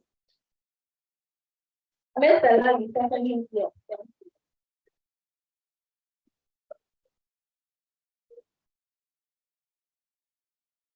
Your tireless contribution to the education, training, and grooming of health professionals across the country is greatly admired. An all-inclusive leader and perfectionist who is always willing to lend a hand. A teacher with high standards who proves with compassion. Dr. Way, your imprint lives forever in our heart and in our mind. ESG honors you today for your outstanding contribution to the training of health professionals who is poised to take up the challenges that come with providing quality healthcare to the Ghanaian child. Where was those? Congratulations.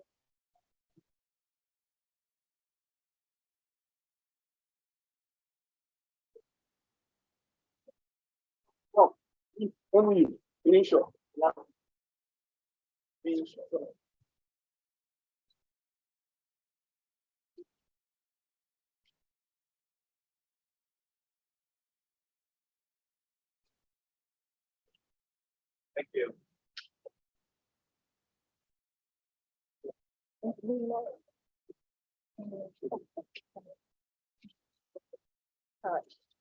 Next,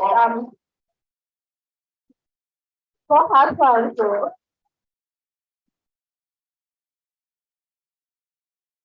So next we call on GDNS Rose Owari Chinebua. GDNS Rose Owari Chinebua. Is she here or is there a representative here? Is there a representative? Awesome. Awesome. Okay,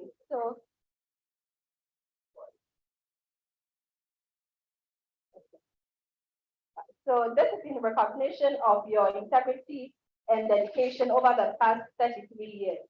You touch lives with your warmth and caring nature, and your presence not only counts the mothers of the MDU, but made other health professionals breathe easier. You may have moved to a different department in the latter part of your career, but your commitment to PSG remains steadfast.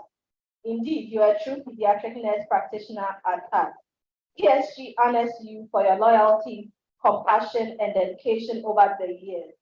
May all your years ahead be filled with the rich rewards of joy and fulfillment you so greatly deserve and have fully earned. Aiko DDNS Bruce Chineboa. So we'll call on Dr. Rosindo, is she here?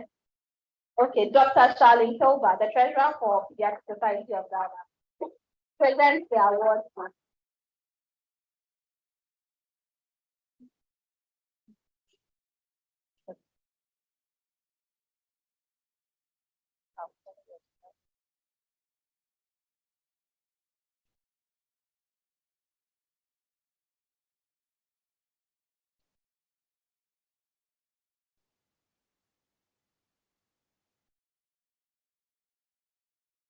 Next, we'll call on Dr. Mrs. Mira Taylor. Dr. Mrs. Mira Taylor. And to do the presentation, we'll call on Dr. Charles Copley. Is Dr. Copley here?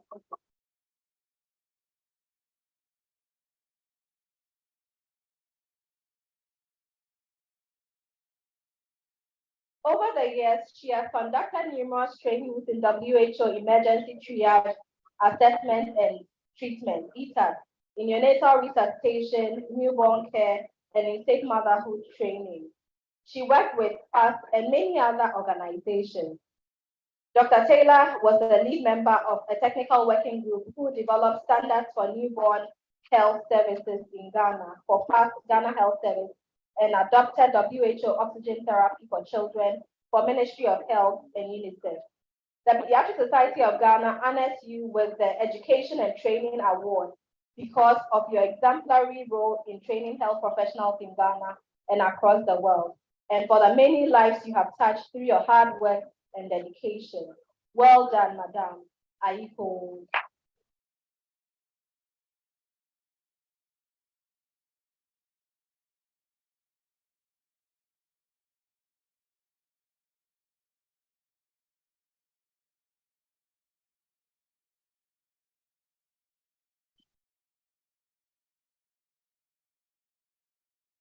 Next, we call Dr. Mrs. Jikua Planjuru.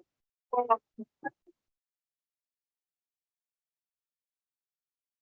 education and training award.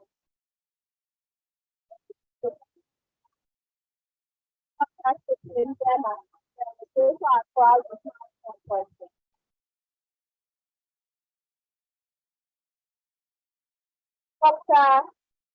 Jikua Planjuru. Your passion, hardworking, and dedication to ensuring quality healthcare.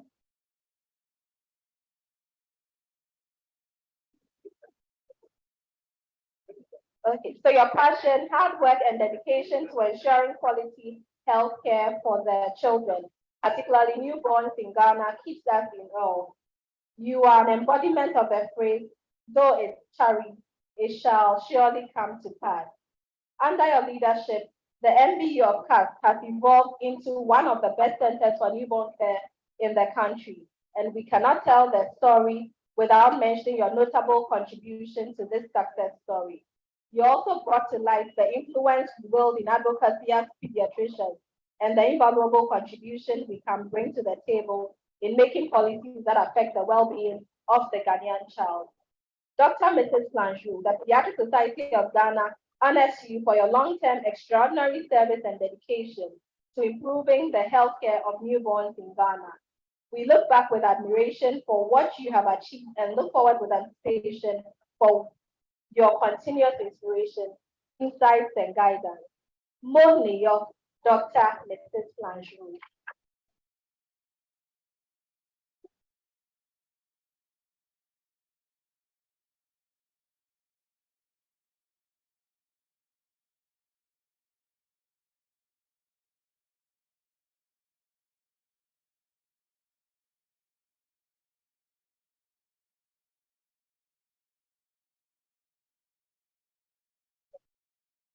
Next, we call on Prof. Onike Patricia Roderick.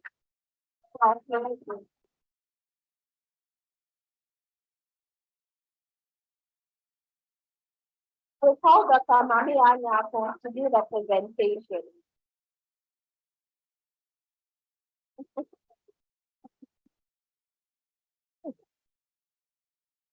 Professor Onike, a retired professor of pediatrics from the University of Ghana Medical School. She is a passionate advocate for a child in the family. Prof. Rodriguez has been a committed member of the society since 1989. Where were you? She believes strongly that every child deserves to be healthy. If they are opportunity to grow well, it must be cared for by a competent, caring, and competent healthcare provider. Prof. Rodriguez, this award recognizes you for providing distinguished service in education and training of all healthcare professionals in Ghana, especially pediatricians. You are an esteemed member of PSG who has nurtured future leaders in child health in Ghana and the South region. You have trained both undergraduates, postgraduates in pediatrics, whilst instilling in them discipline.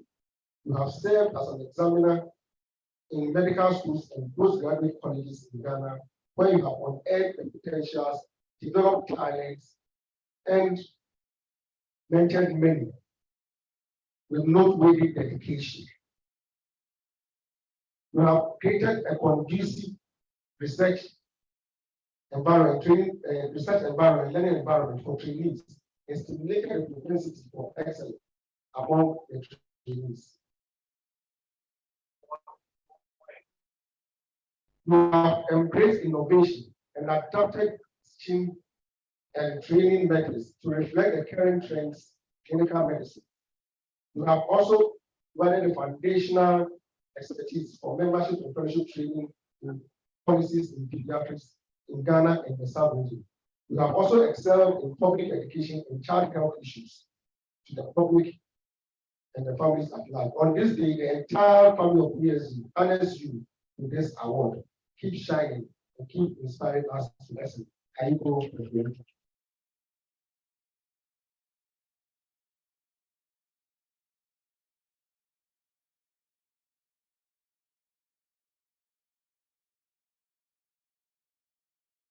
Mommy, please don't go. So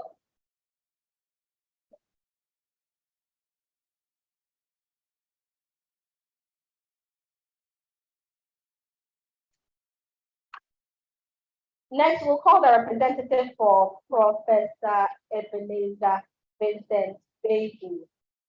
Rep for Professor Ebenezer Vincent Beju.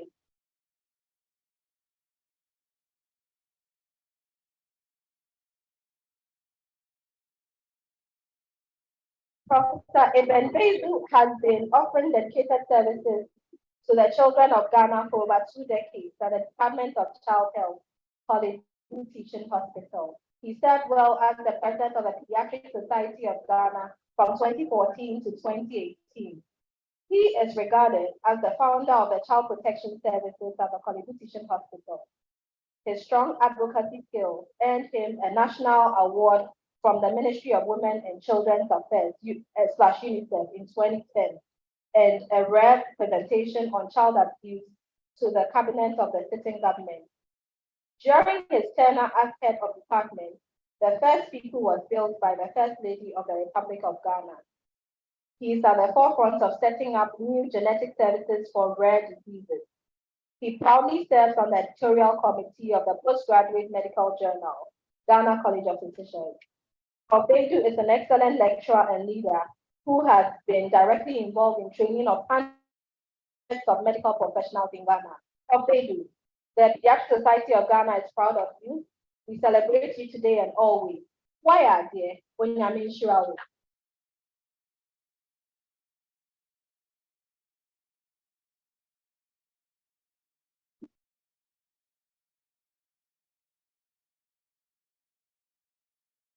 Yes, thank you.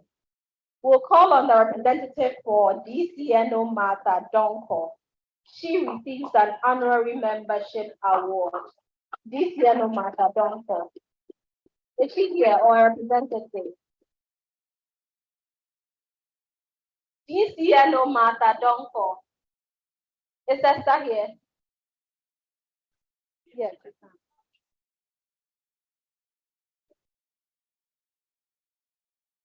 All right, so we'll ask Dr. Bema to do this one again.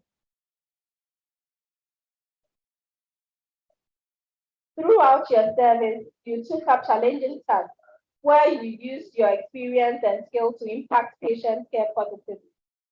Again in 2020, when all were shying away from working with patients with COVID-19, you voluntarily took up a position at the forefront of this battle and worked day and night without complaints to save as many as possible. DCNO Martha Donko, you are indeed a gem to the child health fraternity. You championed the cause of infection prevention and control throughout your years of service, and this legacy has left a lasting impression not only on other health professionals, but also on patients and caregivers alike. The Pediatric Society of Ghana recognizes you for your distinguished and selfless service to the children of Ghana. May you have a relaxing retirement, knowing that your hard work and dedication were an inspiration to us all. Aiko and Apa.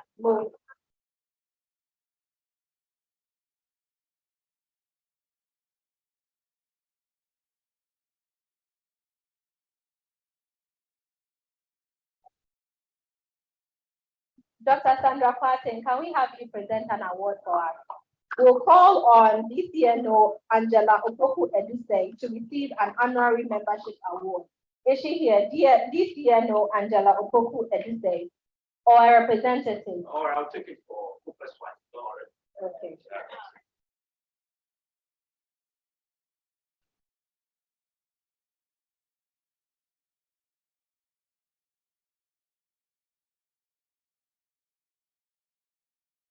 For most of your long years serving with us, you spent it serving at the Child Health Department, particularly in units where the children needed physical care.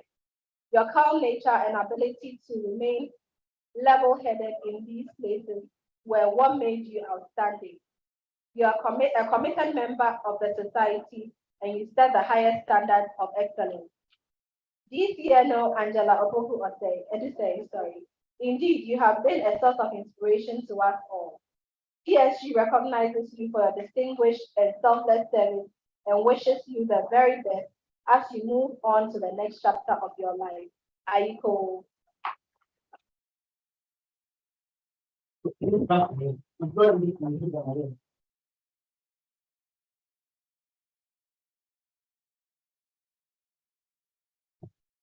Okay, Dr. Sandra, you remain and present another award for us. Hurry up.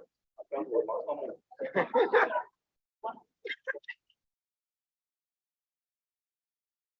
So we call on the representative for Dr. Isabella Segomose. She's receiving an award for leadership and governance.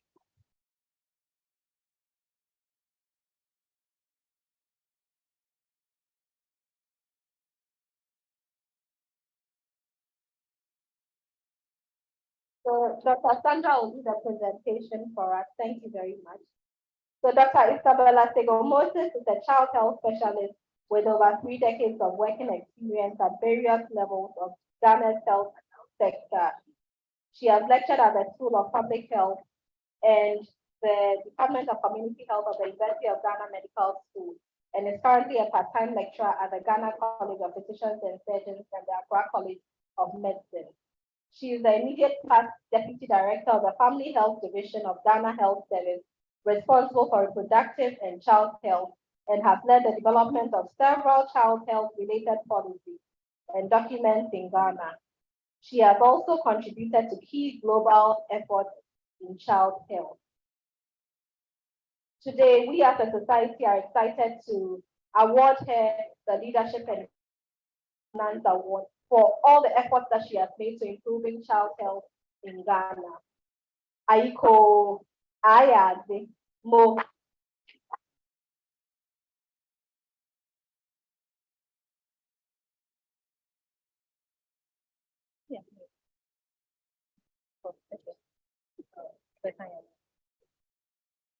So we'll call Dr. Kola is enjoying herself.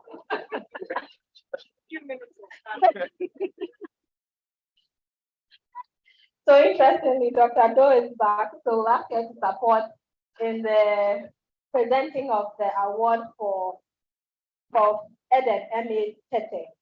It's an education and training award. Can we have the representative to receive it here? Dr. Bennett, who is representing for the Okay, all right. Dr. Mami Anyaku will represent. They send me apologies. They would have loved to come in person, but couldn't be here, so they have joined virtually. So that's for all those who were not present today. So, Prof. Agsm Magdalene Ikwatete is a fellow of the West African College of Physicians, the Royal College of Pediatrics and Child Health, and the Ghana College of Physicians and Surgeons. She has more than 20 years of training and practice experience in general and community pediatrics in Ghana and the UK. She has been a supervisor for dissertations of WACP and Ghana College of Physicians. She has supervised many in different fields in pediatrics. The membership of the Pediatric Society of Ghana says congratulations to you for all that you have done to train health workers in Ghana. Aiko, she gets an education and training award too.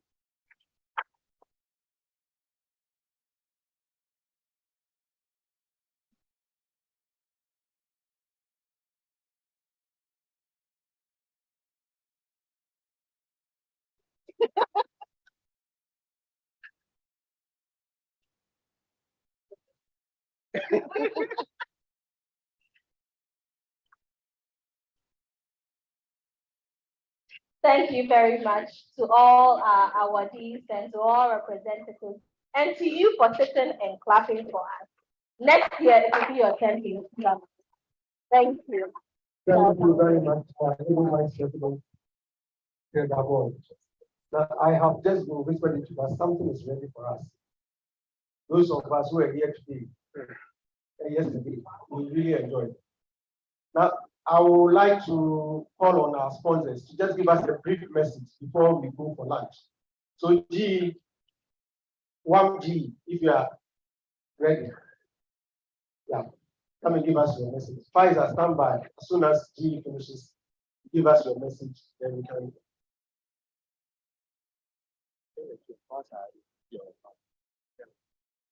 Okay, thank you very much. It's been a pleasure to be here. My name is Dr. Pomba, I'm a neonatologist from Thank you very much. I've been looking forward to this opportunity to be here with the Pediatric Society of Ghana. I know the name of Pompo is synonymous with stuff. Things fall apart. Unfortunately, that's not the reason why I'm here, for things to fall in place. So that's the reason why we're here. We're trying to bring in some discourse, some solutions, some opportunities, as it were. Well, today I'm just speaking on behalf of GE General Electric. It's been a wonderful time. I've been listening to all the presentations, and it's been a wonderful time to be here. So much happening and so much to admirable. For some of us, it's a good time to escape and rewind and unwind.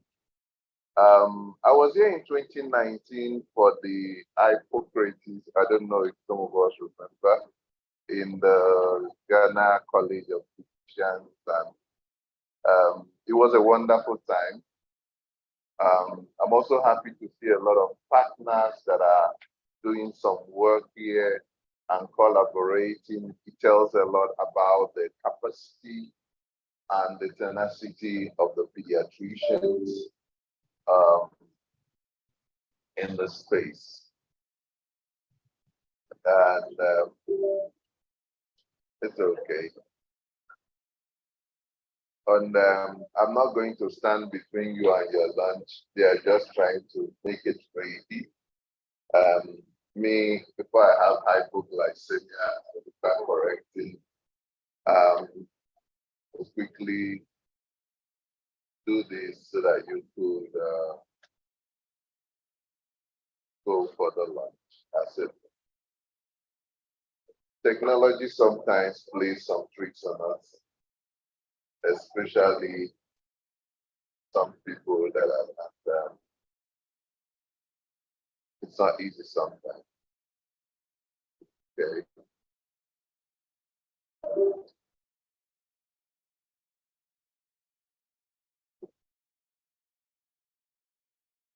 So, I was very much impressed when we came in 2019 and we took some time to go to Reed Hospital and actually saw things that I took some pictures, and I've been doing some advocacy with it. And sometimes I just flag the picture and tell them, guess which hospital this is?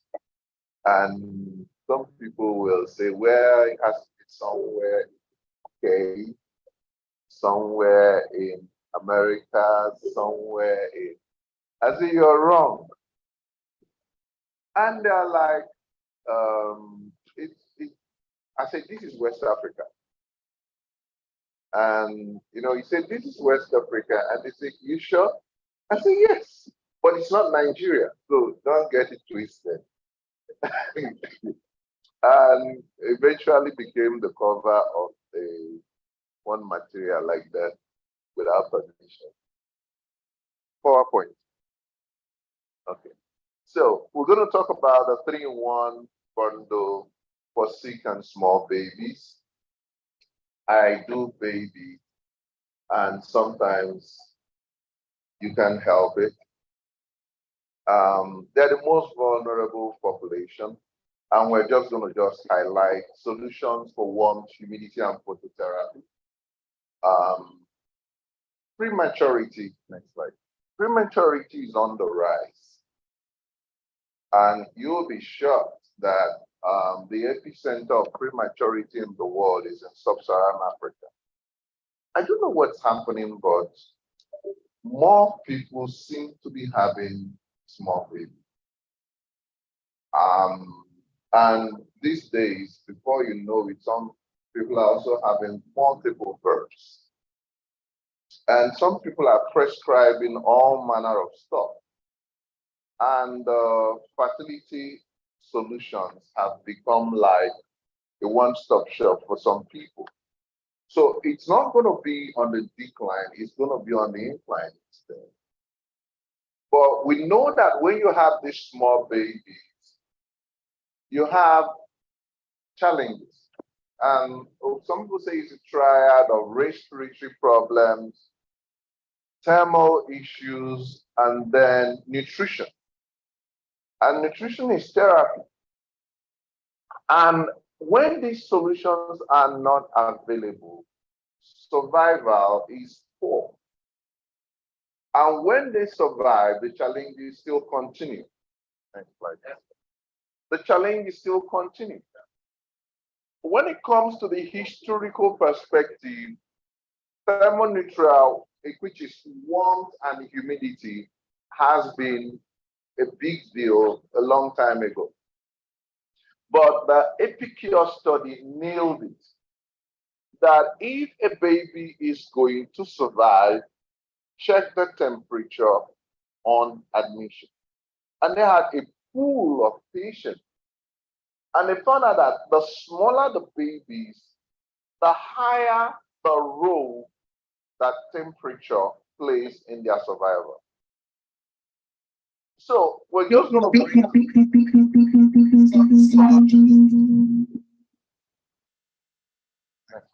some solutions as it were. We also noticed that if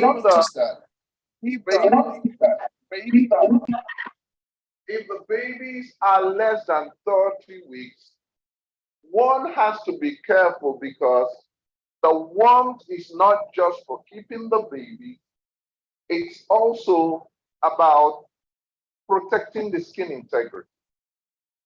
And sometimes when you've done well, if the skin integrity is not well protected, that may become the undoing of the baby later in life. So the warmth is just one. The humidity is a developmental agenda. Their skin is not well developed. When you see some of these babies, as good as you're seeing the blood flowing under the skin. And so we need to be able to have established guidelines for the warmth and humidity. These guidelines exist. A 26-weeker in an incubator must be set at a particular temperature and a particular humidity. And when you don't have such solutions, it becomes difficult for one to really survive these babies ab initio. And then when they survive, survival with a lot of challenges. But what is even more striking is that these equipments with these high-tech solutions are unavailable where the premature babies are born the most. So I want to introduce you to the giraffe care station. Fortunately, when I got to Ridge in 2019, I noticed that that was the incubator of choice in their unit. So as it were, we need to know that the first time you see a giraffe care station, the first thing you will notice that, look, it's different, the size. The issue is because it's a NICU incubator. So you have a big space where you can do everything. I was working with some people, I discovered that they don't move the baby an inch. You want to intubate the baby inside the incubator. You have an interface that tells you everything. You have an interface on the incubator that tells you everything. If you can operate a smartphone, you can operate this incubator.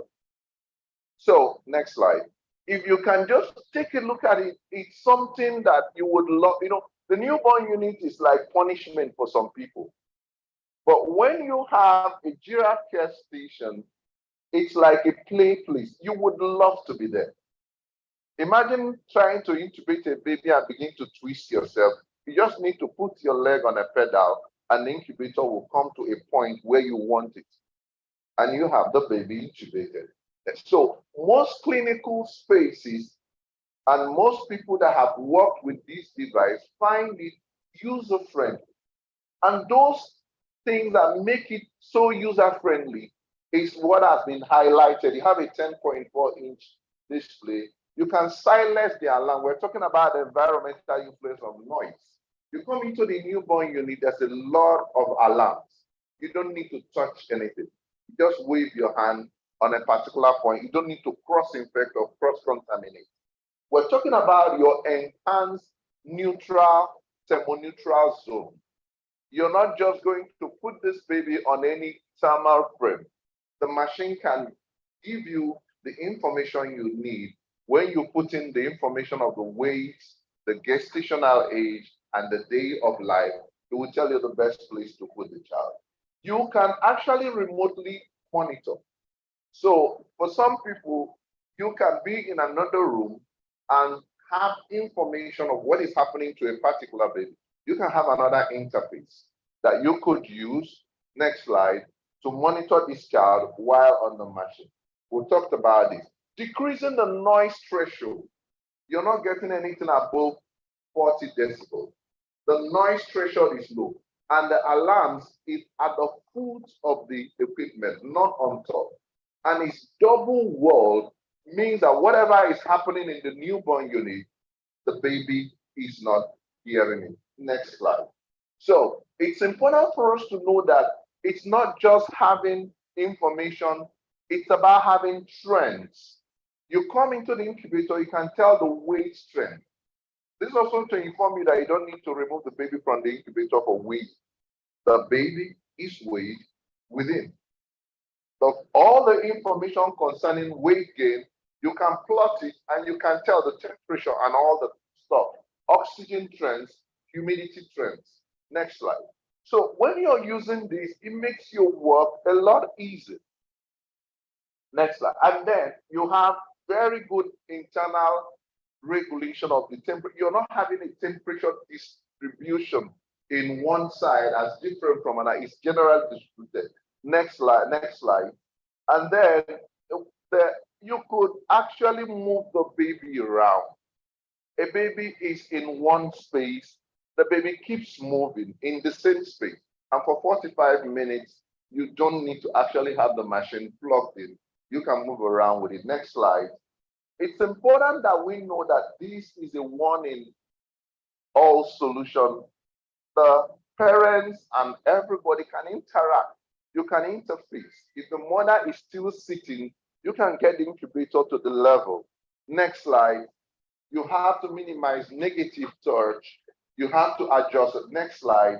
But apart from this, we just wanted to also introduce another bundle. Next slide. The phototherapy board, everybody is doing phototherapy. I'm not going to bore you with these details, but not everything that shines a light is photo. And you know, those days, someone comes and flashes you and says, "I've taken a picture." It doesn't work that way. I'll just tell you a story. In Canada, some years ago, they needed to do an exchange blood transfusion. They just discovered that for 25 years, they've not done an exchange blood transfusion. And it was like, who is going to do it? how are we going to do it? So they found that there was somebody from West Africa who has done it 3-5 times in 2 weeks for the past several years. And that was it. It was the only person qualified to do an EBT. Next slide.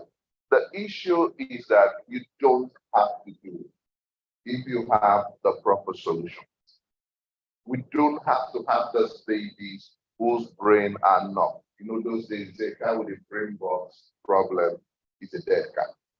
We don't have to manage the challenges of neonatal jaundice and bilirubin neurologic dysfunction. We need to know that a baby can be on photo. We have one of the solutions here, and be with the mother, and the issue of distance is eliminated. And you're having intensive phototherapy because you're getting something above 30. This Belisol is going to give you about 75 units of irradiance. You eliminate the distance, you eliminate the heat. I will suffice it to say that if you have a phototherapy device that emits heat, it's a warmer.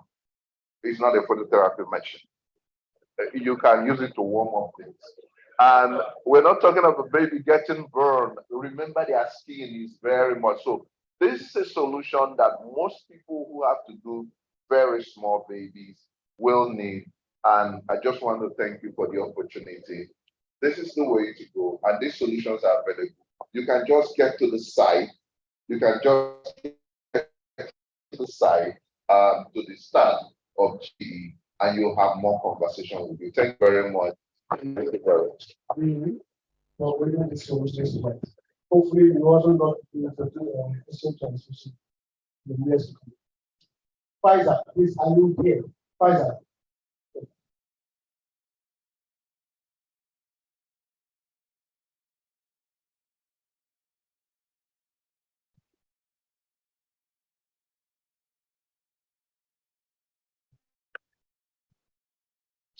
Hi everyone, good afternoon.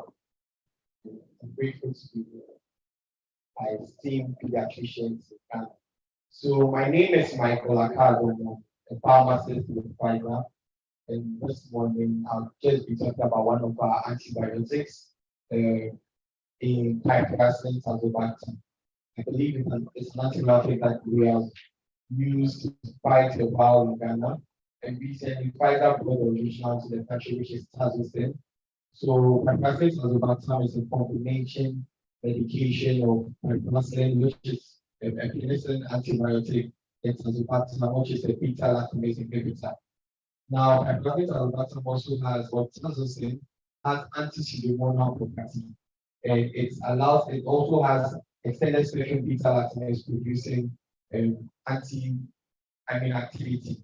So in the cases where we have resistance to our basic cephalosporins, piperacillin tazobactam or tazocin is a medication that we can rely on.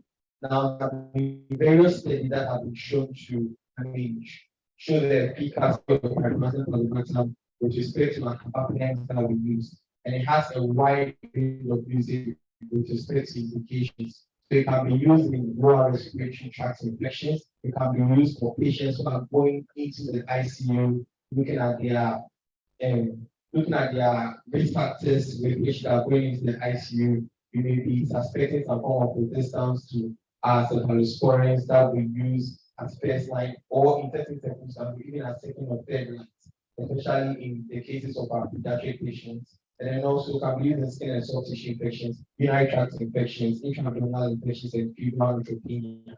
Now, one thing about the piperacillin tazobactam is that in efficacy, it is said to be comparable to that of the carbapenems. So if we have patients who ideally who may be exhibiting or the microorganism responsible for the infection is resistant to your first line or second line or third line, depending on what you are treating, you may want to move the patient onto a piperacillin tazobactam because of its ESBL coverage, and then also it's also a cheaper alternative or a more affordable alternative to our carbapenems.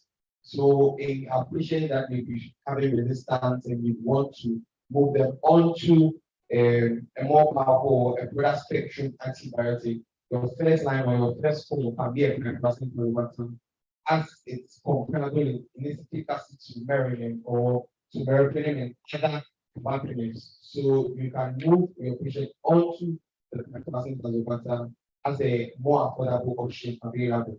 Now, for the dosing for children that are having it,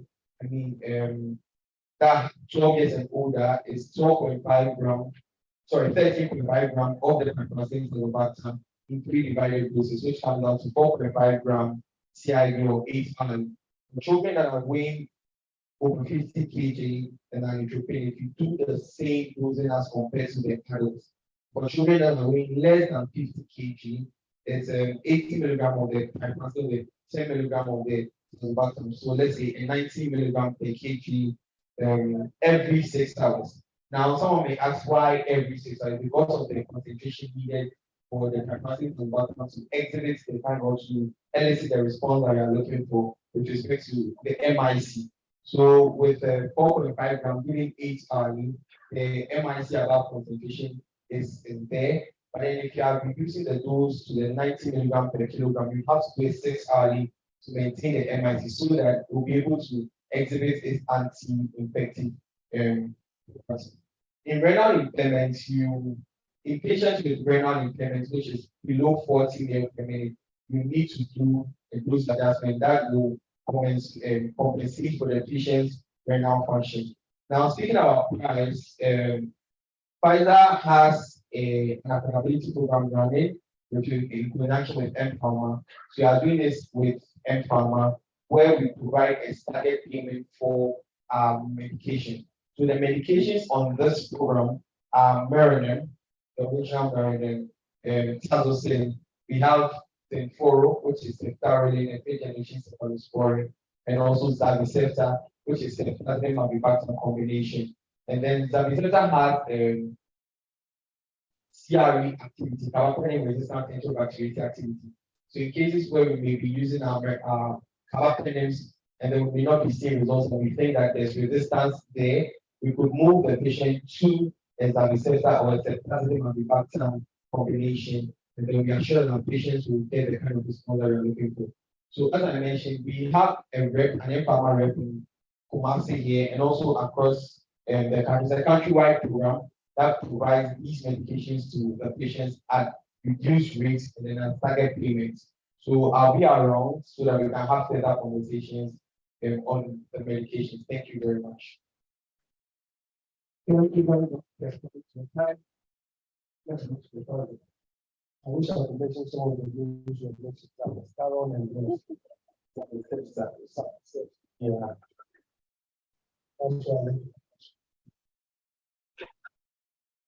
All right, so I'm told that the food is set, and so there is something called saffron rice. Who knows saffron rice?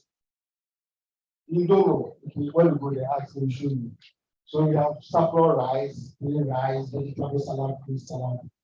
And then, yes, you are yourself. Last but not the least, and the most important thing, like so the menu.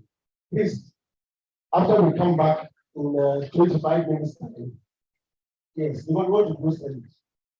Unless you don't want to close early. Some of us, we are here, so, okay, I'll give you 30 minutes to finish your lunch and come back so that we can take the abstracts. We have colleagues among us who have worked so hard, and they are going to present their research to us. Very wonderful. Have you heard of epidemic classroom? You know about epidemic classroom? That's asking. You don't know. See, that's why you have to do it. So come back. Have you heard of restricted transmission? I have heard it before. So come back. Have you heard of snakes and ladder in KMC, whatever? I've never heard it before. So I will be here in 30 minutes time. So there are a lot of interesting stuff for us to listen to after lunch. So 30 minutes, please watch your time. I'll be around to remind you. We come back here to continue. Thank you very much. Yeah, the exhibition hall is still, for those of you who want to go to that, please. You can go to the exhibition hall. Those online, you are invited for the opportunity the live stream. We will be back in 30 minutes and those online, so please Thank you.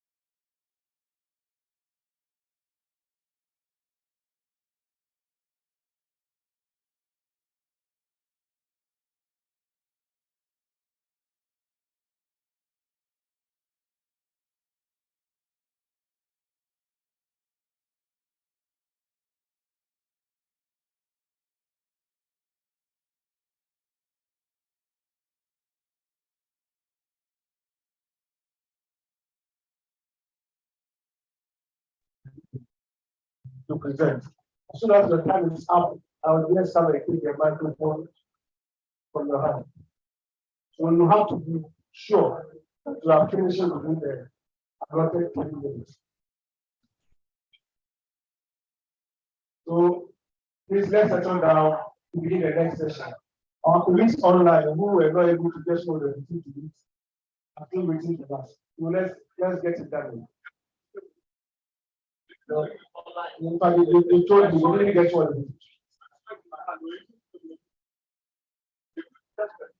So let's settle down so we can begin the next session.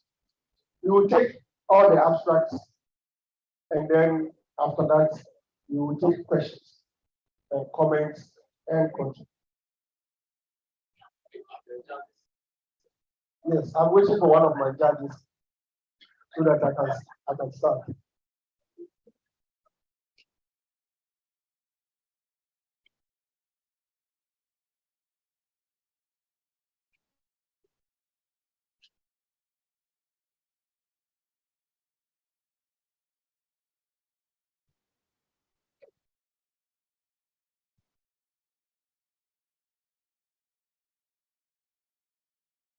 I'm waiting for those starting to sit so that we can continue.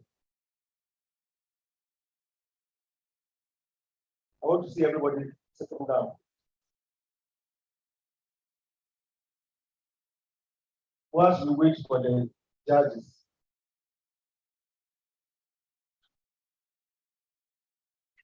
Like I said, it's always good to have classmates, isn't it? Today happens to be the birthday of one of my classmates. And she's right here. She happens to also be the first lady of the Ghetto Society of Ghana.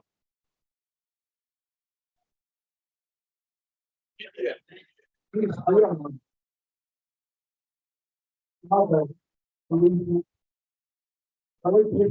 birthday for her.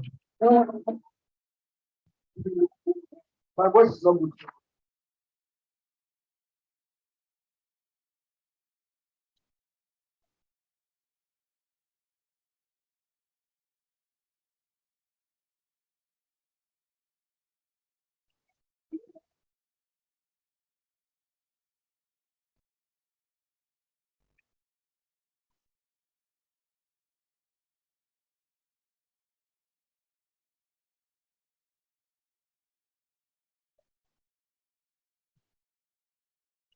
Happy birthday. Yes, you know when you have a naughty class, that's what happens. You can't hide. So to begin the next session, I'll call on the certificate committee chair, Dr. Kinyemi, to make some few comments before we begin the next session.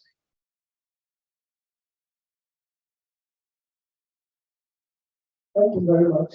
Good afternoon to everyone. We're all people here too.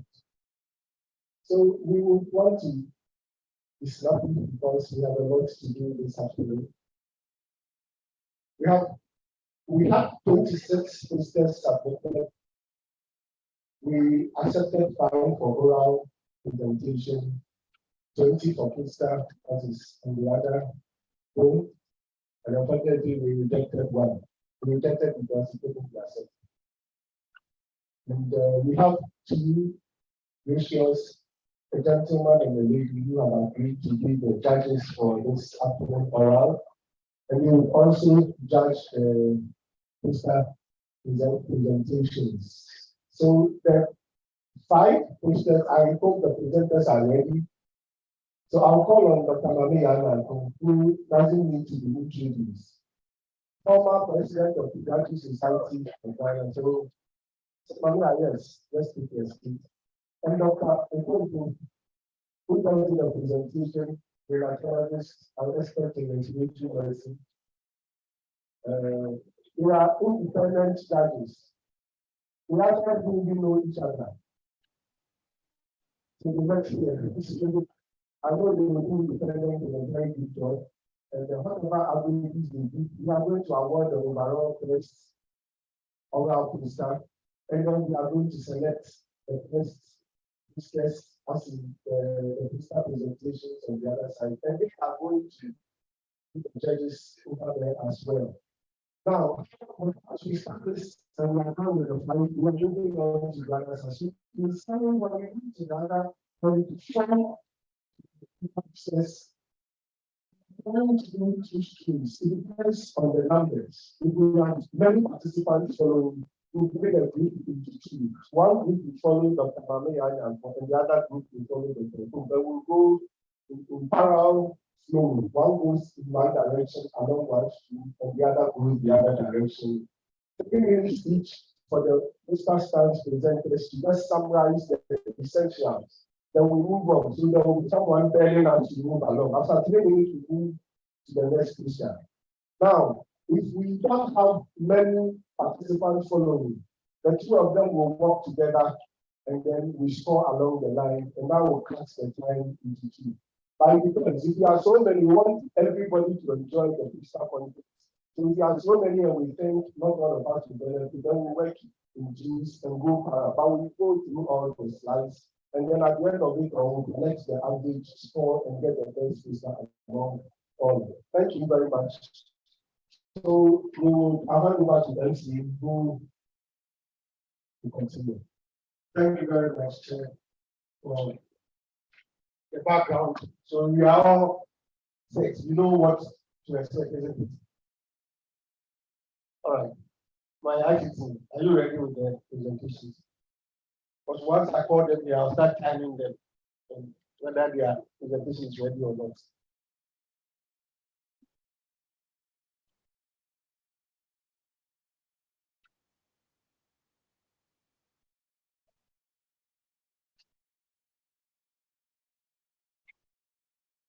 So Dr. Zipper, please get it. Dr. Zipper, are you here? Okay. Our lead singer for the Happy Birthday show.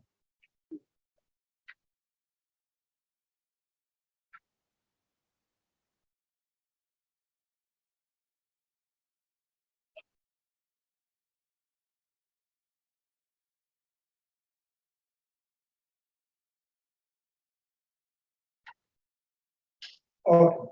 So our first presenter will be Dr. Hepzibah Ochen, Director of Epidemic Thunderstorm, Agsm in Ashanti region, implications of climate phenomenon. Okay, so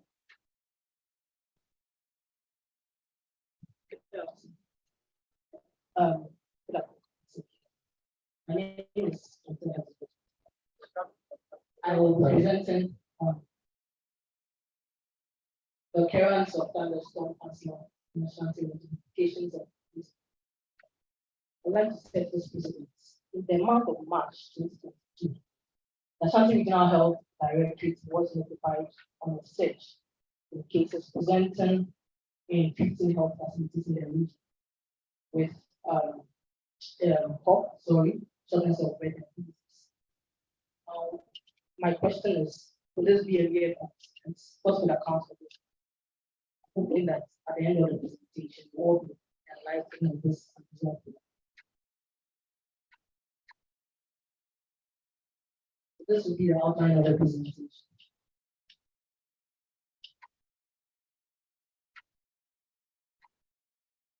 By way of introduction, epidemic thunderstorm Agsm, it simply refers to the increase or a surge in cases of acute bronchospasm following a thunderstorm. The phenomenon is rare. However, it doesn't episodes have been recorded for the past few decades. Predominantly in the UK, in the US, Australia, Italy, and Iran.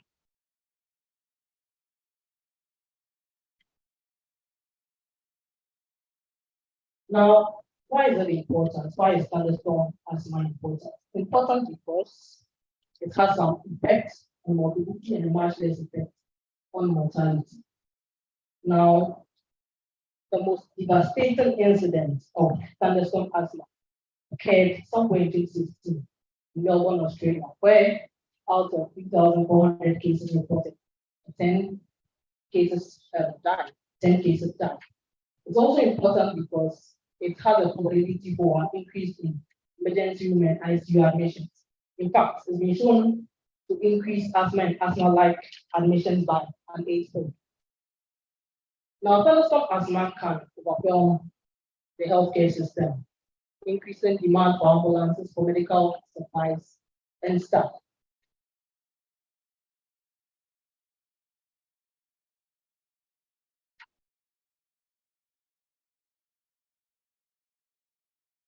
Now, how does this phenomenon occur? Well, the mechanism is believed to be complex one. However, it occurs as a result of an interaction between 3 factors. The first factor is susceptible population. And by that, I mean people with a previous history of allergic rhinitis, people with a previous history of asthma, or people who were outdoors at the time of the event. The second factor is a high load of aero allergens. And by that, I mean fungal spores, pollen, or dust. The third factor is the weather. And by that, we are talking about thunderstorms. Now, these 3 factors need to coexist for thunderstorm asthma to occur. In the absence of one, it's more likely to occur. Now, a bit more detail into the pathogenesis. Forest areas, just like grasslands, produce spores and pollens. These are likely to be carried up to the base of the cloud in the presence of thunderstorms and in places with high surface pressures. Now, at the base of clouds, what happens is because of the increased humidity during a thunderstorm, there's an increase in osmotic shock, and that causes these pollen grains to swell up. Now, the electric field generated as a result of the thunderstorm causes these pollen grains to rupture, releasing pollen fragments. These pollen fragments are very minute, less than 5 millimeters, and are respirable. They are carried down by downwards and eventually end up in the lower airways, causing the symptoms that we observe: shortness of breath, disease, or cough. So we seek to present on a set in cases with shortness of breath, wheezes, and upper respiratory tract symptoms presented to DARs in parts of Ashanti region over the period. We also attempt to explain the observed surge by linking local meteorological data, clinical and epidemiological information, in order to classify this phenomenon as a possible case of a thunderstorm asthma. So we collected data of asthma-like cases presenting these facilities for 3 weeks in March. Data variables collected with demographics, location, clinical history, treatment outcome. We also collected meteorological data for Ashanti region for the period and triangulated this data with the period of surge and location of case, just to confirm the phenomenon. So by way of, so in terms of time characteristics, so this is what we see. From the 10th to the 16th of March, okay, we see sporadic cases. On the 17th, we see a sudden rise in the number of cases. And of course, this peaks by the 18th day of March and gradually falling by the 21st day.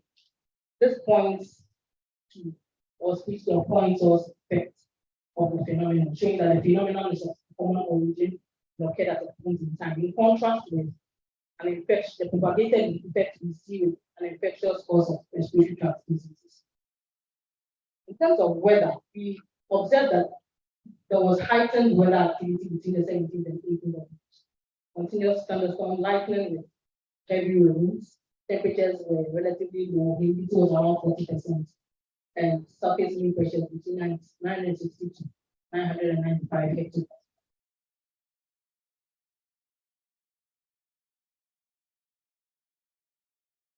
So unfortunately, we couldn't get the demarcations for the districts. But this map shows a clustering of cases in areas with high mean surface pressure. If we go back, you'll see the indication and realize that these are places that are likely to store spores in the presence of thunderstorms and cause the phenomenon. Now, what are the demographic findings? So, out of 266 cases, 4 were children. The average age of the participants were 40 years. 65% of the cases were females. 50% had a previous history of asthma, and then 55% had a previous history of allergies. Okay, so this graph shows the clinical symptoms reported by the thunderstorm cases during the period.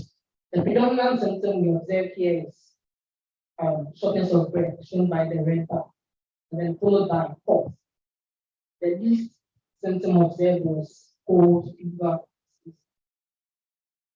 So in conclusion, our investigation demonstrated a linkage between a surge in asthma-like cases and weather phenomena. Weather phenomena in the presence of natural and man-made air pollutants can worsen disease too. It's important that as clinicians we are sensitized on the existence of climate and environmentally linked health phenomena so that we can identify them and promptly respond.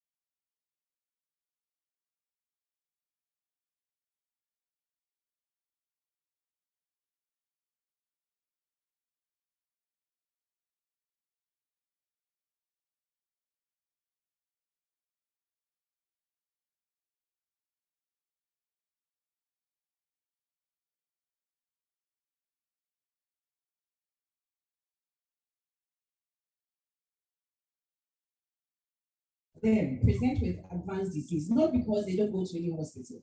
They present to other hospitals, but even their diagnosis, their awareness that it is a cancer is not there. And so they are referred to us at a very late stage. And at times, to navigating through our complex referral system also makes it very difficult for patients to get to our end. And so we aim for this study to establish a referral network. Please can you go to the next slide? A referral network in Kumasi City and its environs, so that we will be able to ensure that patients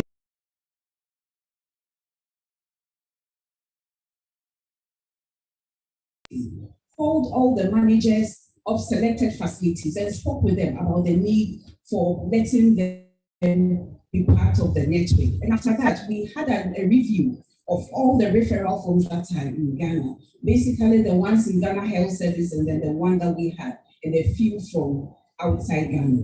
And then we selected what was needed in terms of what they need to write to us when they are referring patients to us. And after that, we let someone do a referral app. We call it Omo Case. So the Omo Case referral app, there were two apps, one for the referral facility and then one for us at the Confanochi Teaching Hospital. And each facility had their own authentication code so that you can put in your data into someone's and then into someone's facility. And then you couldn't log into any other facility. And these are a few of the, please go back one, the Uncle app, where we had a few in terms of your surname and a few identifiers so that we will be able to identify the patients that was referred to us. And then we mapped the facilities. So there were 9 facilities from which had pediatricians and all from Kumasi and its environments. And then we had 12 where there were dedicated medical offices. And so there were about 5 districts, 5 municipalities in Ashanti region, which were part of this network. And after we mapped out all these facilities, we called health personnel from these facilities and did training for them. And then training was basically on early warning signs and symptoms, was on referral systems, and how to ensure that patient had a good navigation through our referral system. And also we introduced them into the Uncle Kate's referral app. And in terms of our results, 21 facilities were identified. 9 facilities had pediatricians, so for them we call them shared care sites. And then 12 had dedicated medical officers who were interested in taking care of these children. So for them we call them satellite sites.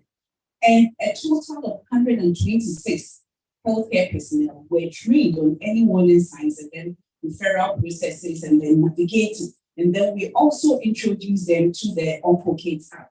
And if you look at the Uncle Kate's app, there were basically two types. We had one, the referral one. So if you look at MyNext, the one which has the referral diagnosis, the one which has the presenting complaint, that was what the referral facility normally fills and then send to us. Immediately they send to us, it beeps, so we had it on our phones, and then it will beep so that we know that there is a new referral. And then from our side also, we were able to have all these.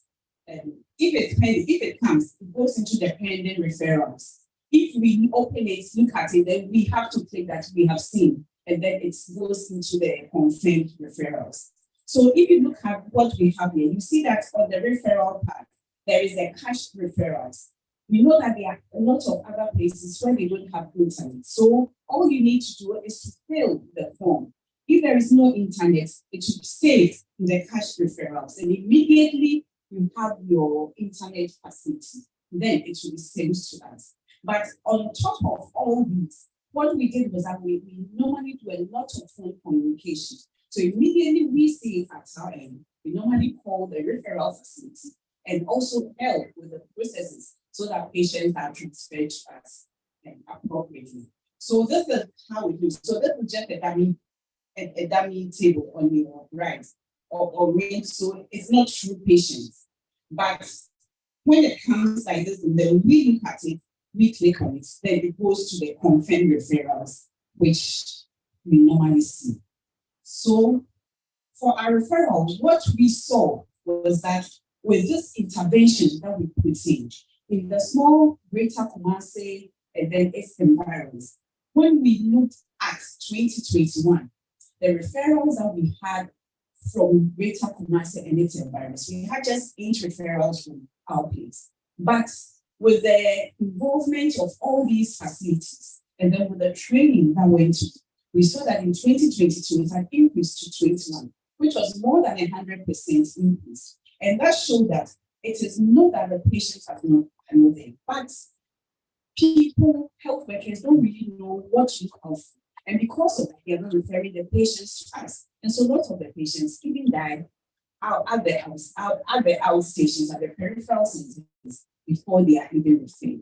And if you look at the data that we have here, you saw that mostly it is patients with acute lymphoblastic leukemias were referred to us. And we had a few, most acute myeloid leukemia, and then a few of the preventions. And from the referrals that we had also, it was only one referral that was not malignant. All the rest of the referrals that were sent to us were malignancies. And so, in conclusion, what we can say is that if we have a good knowledge, if health workers have a good knowledge about any warning signs, and then we are able to help our patients navigate our complex referral processes, we believe that patients will come to us in. And with the use of the referral app, it makes it easy for referrals. And so what we are recommending is that there should be an upscaling of all these to other regions, because we serve not only Ashanti region, but we serve beyond about 8 regions. So with that, we should be able to upscale our app to other regions so that patients can come to us early enough and that patients can get the best care that they need. So our acknowledged City Cancer Challenge Foundation, that is CCAN, and then Sanofi Espal Foundation, and then the Ashanti Regional Health Directorate. And then all these facilities are members of the referral network. We thank them very much for the work that they're doing.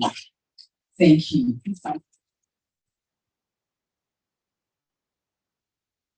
Thank you, Zita.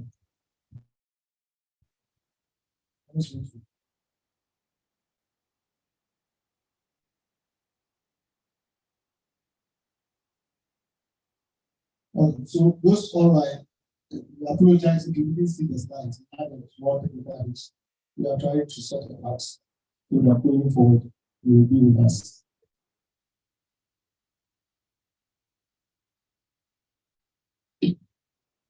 Once we wait for the technical team to link us to those police online, we don't want to leave them out. I just want to remind you that there's a cocktail reception this evening, originally slated for 7 p.m. to 11 or to drop. A cocktail reception. So don't be in a hurry to run away or wherever you go, make sure you are back here. If you don't come, you know some people that you can invite to come and sit and drink for you. So, I have 5 children. Great. Yeah, so if you don't come, you bring our children, and you know how children like food. So you sort it out for us. Those online, you are invited. Whether you are in Accra or Kumasi, you can join us for the cocktail.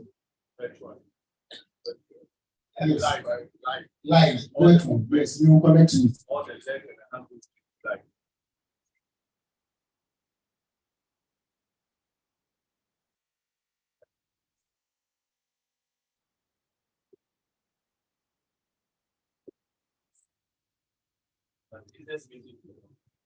Yes.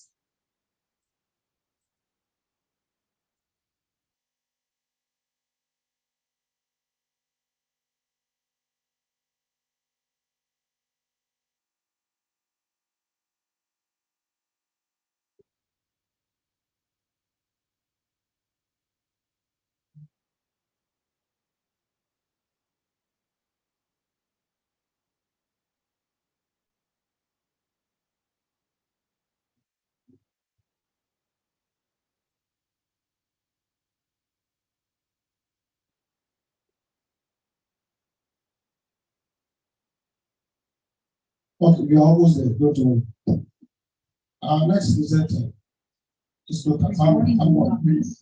Dr. Pam, are you agree? We need to everyone. It's good. Good. We're not constant. You know, we got lots of administrative transmission affected among hospitalized children in the Ghanaian district hospital.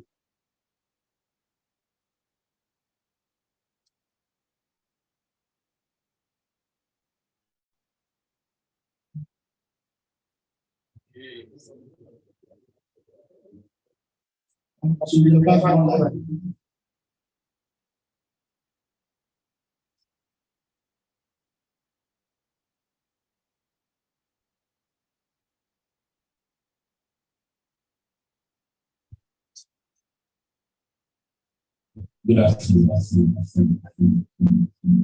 So my name is Frank and I'm a resident to the Child Department at Partnership.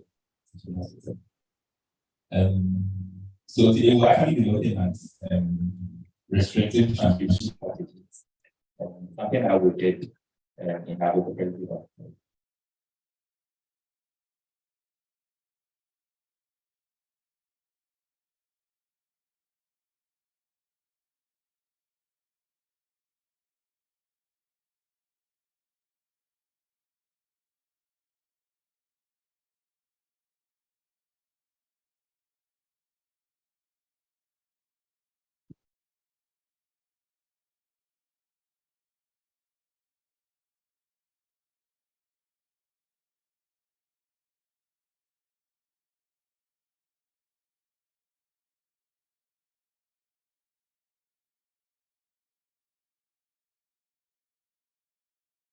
Yeah, so we'll be looking at restrictive transmission strategies among children in a district setting as a being officer.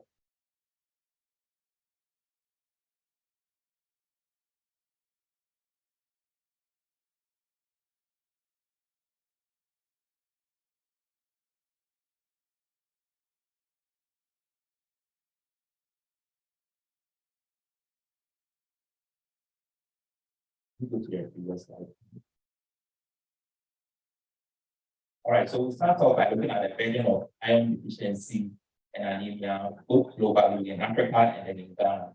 According to WHO, iron deficiency is the commonest nutritional deficiency worldwide. And this is an important public health problem in low and middle income countries. Actually, globally, 85% of anemia burden is in Africa and in Asia, but more so in Africa. The prevalence of 47.4% of iron deficiency among children under 5. And the main causes of anemia in low and middle income countries include malaria, hemolytic anemias, chronic blood loss from parasitic infections like schistosomiasis and bookworm. And in Ghana, the prevalence of soil helminth infections ranges from 8.5 to 35%, and that's for iron deficiency ranges from 4 to 68%. The factors that contribute to a lack of dietary iron include poverty, and sources that are rich in heme iron, like red meats, offals. Most households in Ghana living below the poverty line are unable to afford that to incorporate into their diets. And also limited nutritional supplementation. Most of our winning foods in Ghana are cereal-based, which are a poor source of iron. And maize also is a staple in most Ghanaian households. Maize contains phytates, which inhibits iron absorption. All these contribute to the lack of dietary iron, including food taboos as well. So why do we advocate for restrictive strategy when it comes to blood transfusions? Globally, every year, 85 million RBC units are transfused, and this comes at a cost of $200 to $300 per unit. And not to talk about other costs of transfusion like equipment, storage, and processing costs, and then also looking at the risk of transfusions, both infectious and non-infectious risk. And in Africa, access to safe, adequate, and timely blood for life-saving procedures is also scarce. And among healthcare practitioners, especially those in the peripheries, there are arbitrary transfusion practices. A child counts with anemia, and straight away the child gets a transfusion without there being the necessary investigations to find the cause for the anemia. So correction of iron deficiency anemia using a combination of locally available food staples, that's a rich in iron, along with a well-monitored oral iron replacement therapy, may reduce the need for blood transfusion. So this is what the study sought to achieve. So our main objective was to describe preliminary data for a proposed novel combination with an oral iron therapy, which we call the teacher protocol, to treat anemia among hospitalized children at the Ghanaian District Hospital. So the teacher stands for locally enriched treatment involving commonly available foods for iron deficiency anemia. This was actually named after the first child who we adopted a strategy for. She was a 3.5-year-old girl called Letitia who presented to our facility with severe malaria and anemia. She came with an HB of 3.9, and the parents refused a blood transfusion or religious grounds. So after she had recovered from the acute illness, she had completed her anti-malaria. We started her on oral iron, folic acid, vitamin C. We went her, and then we started an iron-rich diet for her. So the foods that she was eating, the medications were all up there and then documented by our nurses. We also were monitoring her, reviewed her twice daily, monitoring the vitals just to ensure that she doesn't decompensate. So she actually stayed on admission for a period of 12 days. And after that time, we were discharging her, the HB had come up to 8.6 without the need for a transfusion. So other secondary objectives we'll be focusing on is looking at the change in hemoglobin levels from baseline after admission and after the time the trainer discharged, and then also how long it stayed on hospital for the correction of anemia.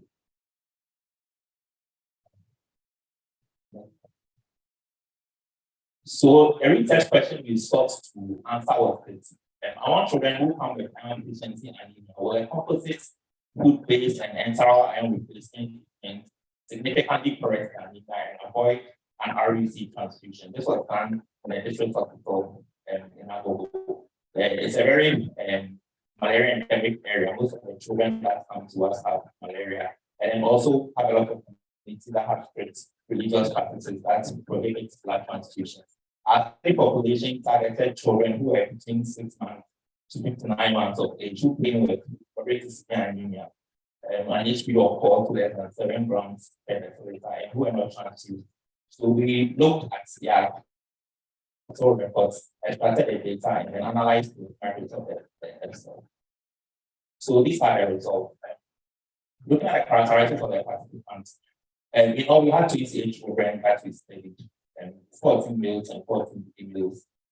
Age ranged from 9 months to 6 years of age, with a median age of 2.2 years. The age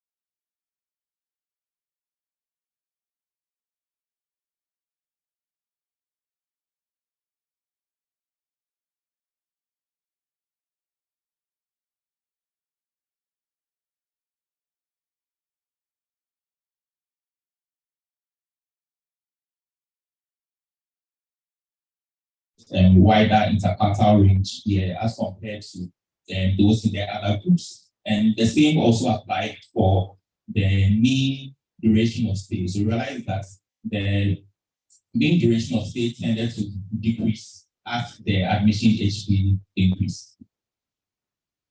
So to conclude, the preliminary data showed us that there was a significant increase in HP without an RBC transfusion, and mainly in cases of malarial anemia. So an appropriately powered and robust study is needed to actually study this further. So this study has given preliminary evidence for an NIH-funded clinical trial for a proof of concept study. So that's what we have here, where we actually pick to randomize 100 children into two groups, 50 in an intervention group and then 50 in a control group. So what we seek to do is to find baseline characteristics, HP, and then the iron status. So we're looking at the RBC indices, MCV, MCH, the reticulocyte, and content of the RBCs, and then also looking at iron studies by serum ferritin levels, and then the soluble transferrin receptor levels. So these will be collected baseline. The children will be random standard iron therapy with the Letitia diet, and then those in the control group will just receive the standard and the standard oral iron therapy level. Then at 14 days, we get the HP and then the iron studies results, and then compare the differences between the two groups. So I'd like to acknowledge Professor Daniel Lanston, Professor Benega, and then Professor Teresa Arctic, and the staff of Agogo Hospital. And a special thanks to my supervisor and mentor, Dr. Lawrence also.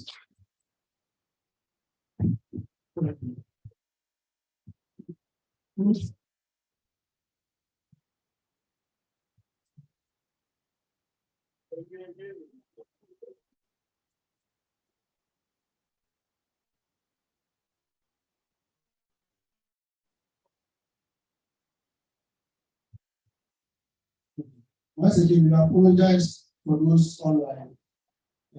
Hopefully next time we will not do online. Everybody will come in so that we avoid this challenges that we are having. We sincerely apologize for the breaks in translation that we keep having. We will move on with our next presenter. She is Miss Mavis. Are you here? Mavis is here.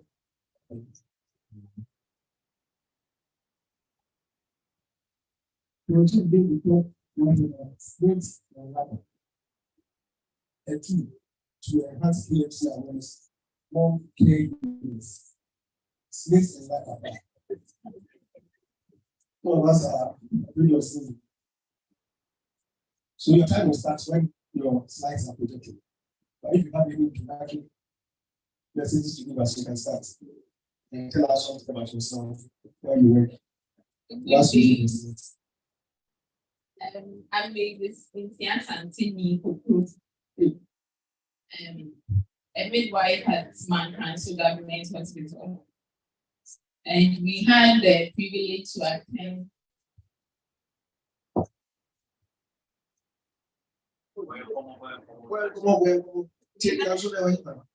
We had the privilege to attend the Kangaroo Mother Care program in February 2021. After the program, we realized that it would be so hard for our community members to accept that babies could be cared for at the hospital with low birth weights. They normally believe that these babies are with conditions that they can't really manage. So we should just allow them to go home with the babies and die. So I decided to develop something that would be very entertaining, so that while they are admitted on our wards, they will be entertained enough to stay for us to care for their babies with their own health. Thank you.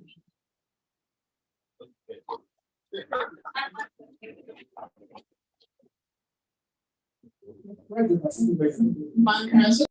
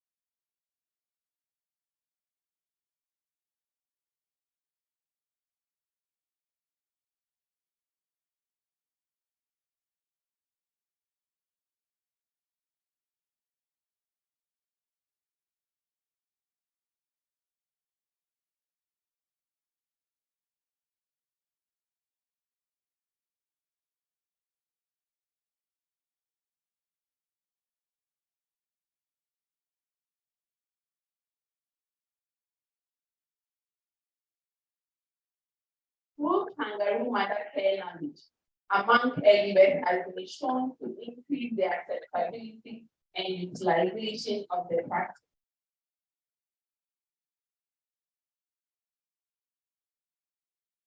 Boredom is also a recognized problem affecting patient experiences and the practice of KMC.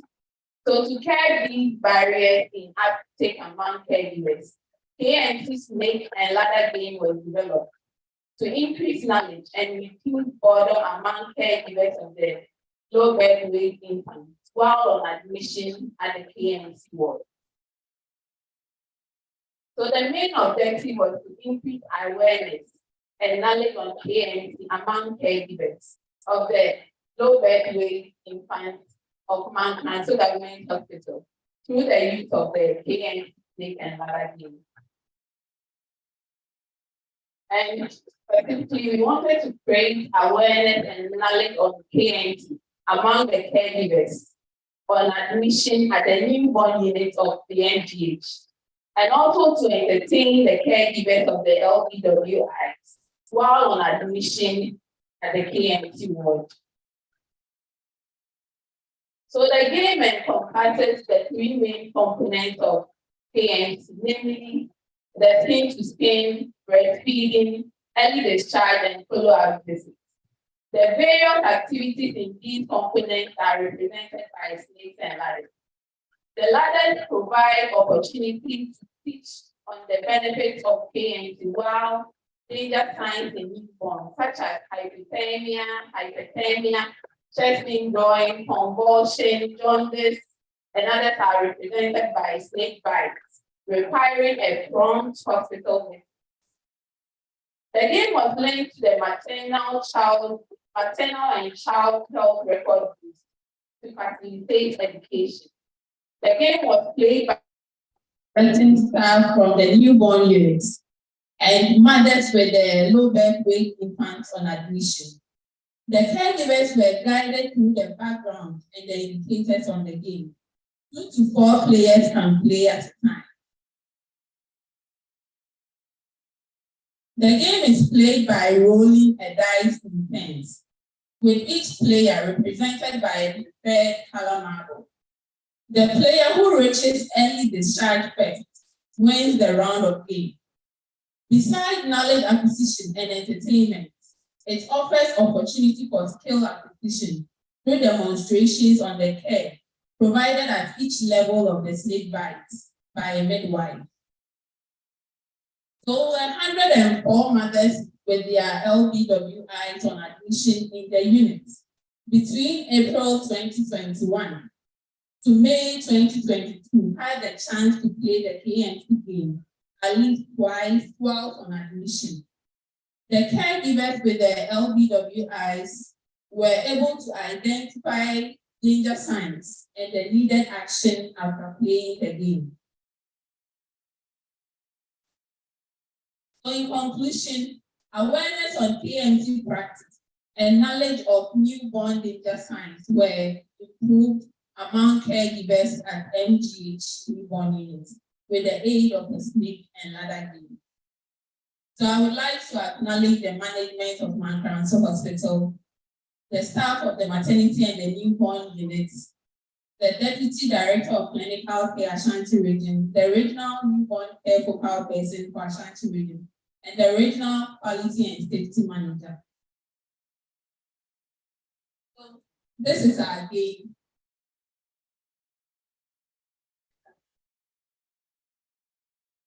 You can have it. This.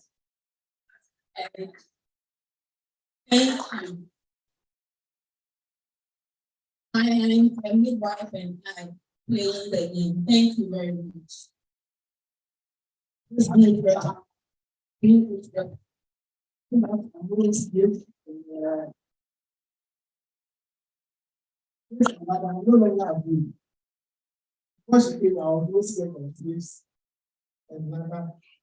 the DMC, but now I know what snakes and ladder do, so I know that you take our last oral abstract presentation. This one, are you here? Yes, please. This one, I will see you talk to us about Creating this champions aspect of innovator intensive care in Ghana, part of the Making Every Baby Count initiative 2.7.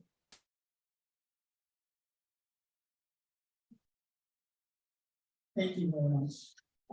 Good afternoon. I'm Polinado Martin from Greater Accra Hospital's Prenatal Intensive Care Unit, and I'm a midwife. So we have this beautiful initiative.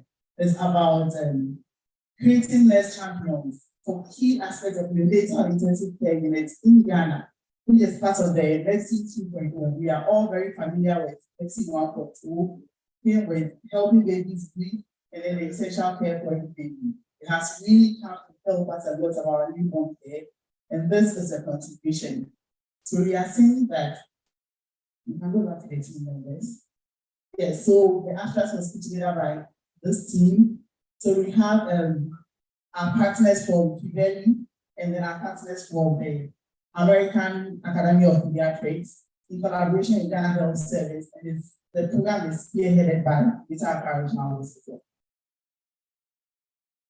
Okay, so we are saying that we are trying so very hard to meet an SDG target.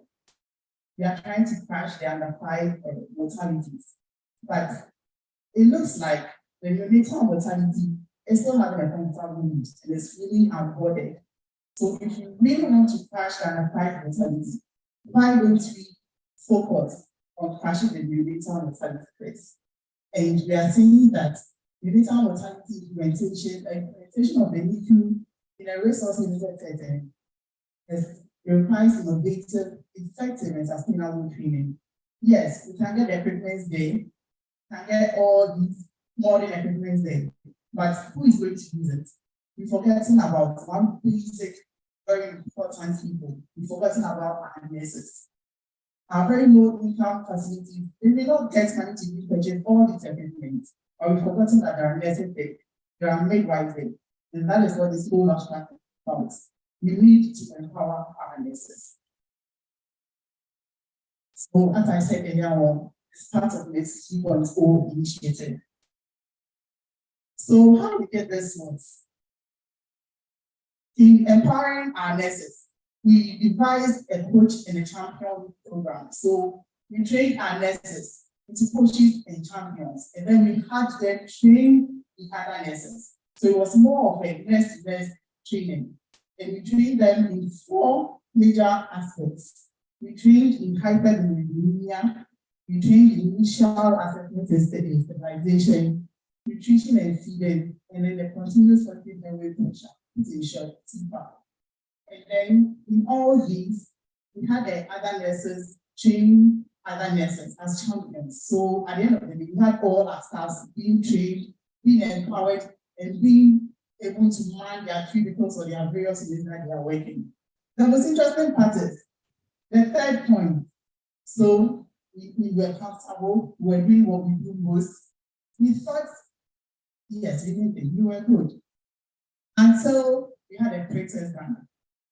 So when the pre-test was done, average minimum was around 11%. And we're like, no, this can't. We are so good. So what is happening? And then we had the knowledge, we had the teaching about all the 4 aspects that I said earlier on. And then we had a process done. Then we realized, okay, learning and taking things. So what were we doing at first? You may be surprised. Our nurses are working, but reason why they are working, reason why some things are even being done with the neonatal intensive care, they don't know even do it. And as I say all the time, people do better at what they do. They know the reason why they are doing it. So this training actually opened our eyes to make us know that, yes, it may be good at what we do, but we still have some gaps that we need to do. Okay, so in all the aspects that I mentioned about the 4 parts, we took what we call just do it project, the JDI projects in every one of them. So when it comes to initial stabilization, we pick admission vitals and good. You may think that admission vitals is baseline. Everybody does, I mean, it's the first thing. But until we started taking all these data, when you realize that, yes, we had issues. about taking the vitals, about measuring parameters, had issues with it. So based on our data, we improved. Wherever we had the weaknesses, we improved. So you see, we did something, I guess, and then we found out the reason why, and then we started money, we were doing well. And so when it comes to the hyperbilirubinemia, just the way projecting is something that you don't really require extra training. We chose eye covering. We know what the UV light does to the retina of the babies. I mean, we want to be discharging the babies, so not like babies. So just something as simple as taking the eye covering and covering the baby's eye when babies have them. It doesn't really require any extra training or any cost to train another different person. It's just something that you just do. So we realized that, okay, initially our problem was we had the eye shields, but then it's either they were too big or they just kept falling off. So we found this weakness. We got a proper one by the help of our soldiers and other means of acquiring it. We realized that the data kept blinded. Next slide. So we also took daily weights under fluids and monitoring. And that also helped us. Just by the weights, we know how the baby is moving. And then the other one also is saturation, about oxygen. So we know the normal range that we want to keep our babies, especially babies, on oxygen. It's to prevent retinal cancer of the premature baby. We are keeping the babies to stop receiving any form of oxygen support. We are keeping it to 90 to 95%. So this graph shows how we are titrating our oxygen to keep our babies within that range. So we are saying that the next coaching has really helped us. Neonatal care is more about the nesting. So up until this project, we actually want to do that in advanced countries, what we know as neonatal care units was actually the nurse in charge unit. We cannot take care of our premature babies. We cannot tackle premature mortality if we ignore our nurses, or if we don't empower our nurses to do the right thing. Our nurses are those with the babies every day, every minute, every second. It's a nurse that we empowered enough who can tell a specialist that, doc, our babies IV line tissues every 2 hours. Don't you think we should have them so that we reserve the IV line for the antibiotics or something? There's only a nurse who is empowered enough knowledge and everything who can do that. One of our leading countries when it comes to really one thing is South Korea. One of their main disciplines is minimal handling. We are adapting that one. We are saying that we do clustered care. It's only a nurse who has been empowered enough who can look into the eyes of a specialist and tell you our course. We're just done with our rounds of thing.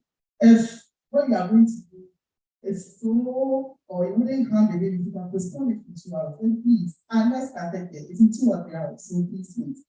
We want to patch the neonatal mortality. Even in collaboration with American Academy of Pediatrics, Ghana Health Service, and Greater Parish Hospital, has brought this amazing initiative in the abstract. It is really helping us in our facility, and we are ready to extend our hands to all other persons who are interested in that. At the end of the day, an SDG about reducing under 5 mortality, especially neonatal mortality. Yes, thank you.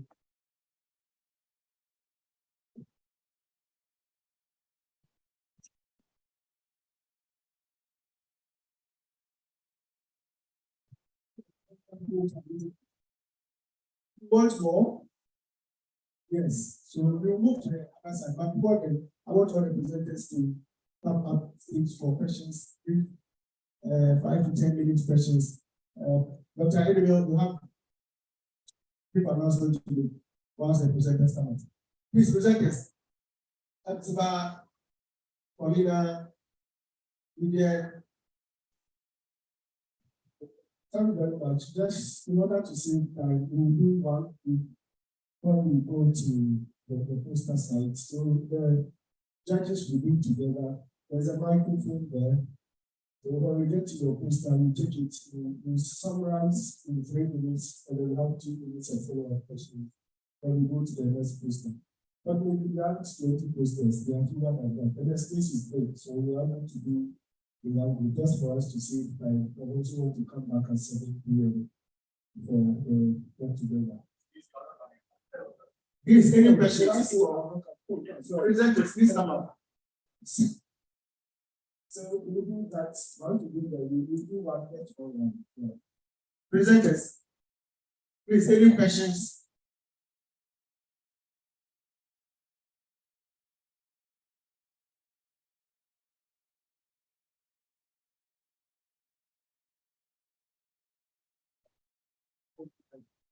Yes, please come up. Please come up. Come around if you have a question, because of the mic, for those online. So we will take, I've seen 4 months, or 8, 3, 4. Please come and ask your question.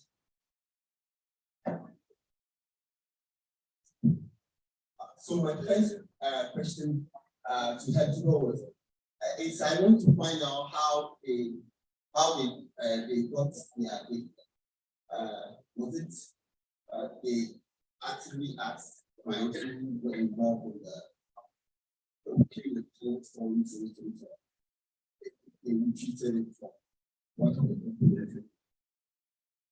Dr. Benson, please with the representation you didn't tell us about how you feel from your operation. You had an increase in the number, but what about the count? Because I think the same initiative was done in South Africa, and they said they had an increase number of clients coming to them that the knowledge of different organizations. It wouldn't really affect their. So I wanted to know what's your experience. And Kwame, my question is, I didn't see your inclusion criteria and exclusion criteria. And you talked a lot about efficiency and was that how do you make the value of the efficiency and or was it anyone to have? Thank you. Please, for the sake of those online, we want to stand there. Thank you very much. Great presentations, everybody. My first question is to everyone presentation. The first case that was repeated, I think that the HB was dramatic. Into all those HB inputs from other inputs, that's fine. If you look at this and how the HB increases, the first which you have to go increasing. And the HB starts increasing, increase from 1 to 1. And I see that you will do iron replacement with also food. With some money. What I would want to find is whether you saw the same rapid increase in other patients compared to the first one you repeat. And the nurse empowerment. You demonstrated that empowering nurses is the test. I want to find out whether you were able to tie that with outcomes in the attention. So the only do the theoretical way did that affect the outcomes in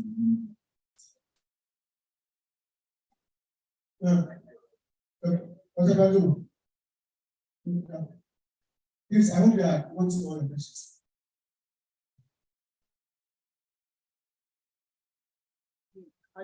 Let's go. Very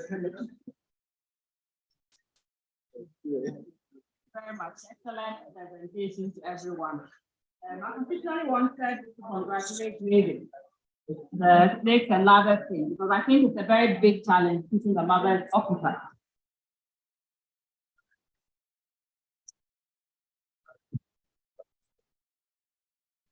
Yeah. So thank you very much, and great presentation to all of you. I wanted to particularly comment on the snakes and ladders thing.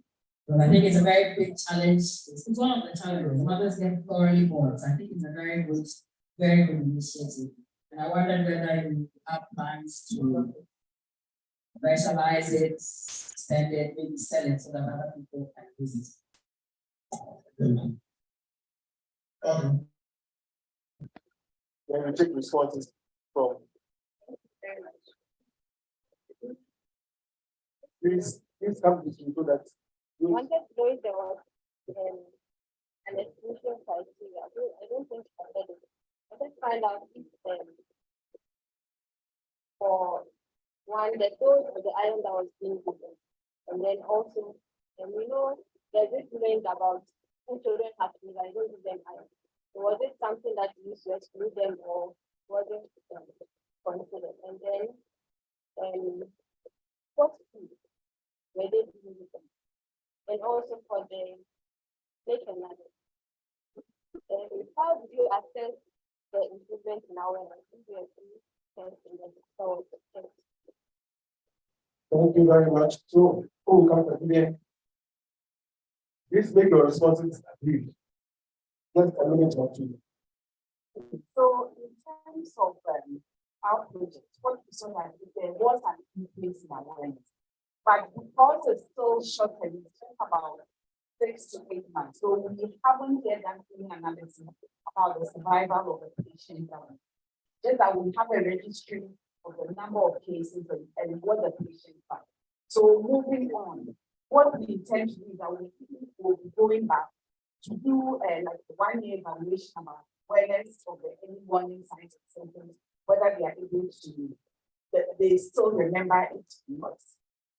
Okay.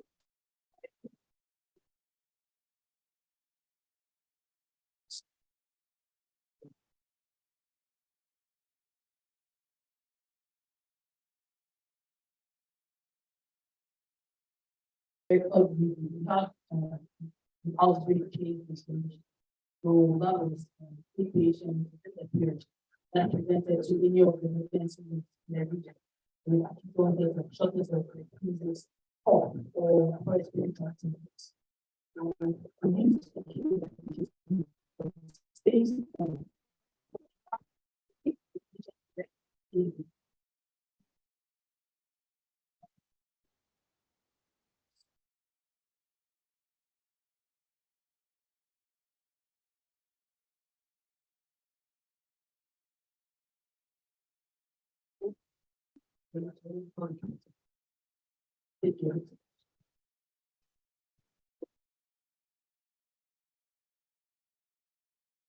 Thank you very much for the interest shown in our paper. So the thing to talk about iron deficiency was to underscore the fact that most of our, if not all, of our children are walking.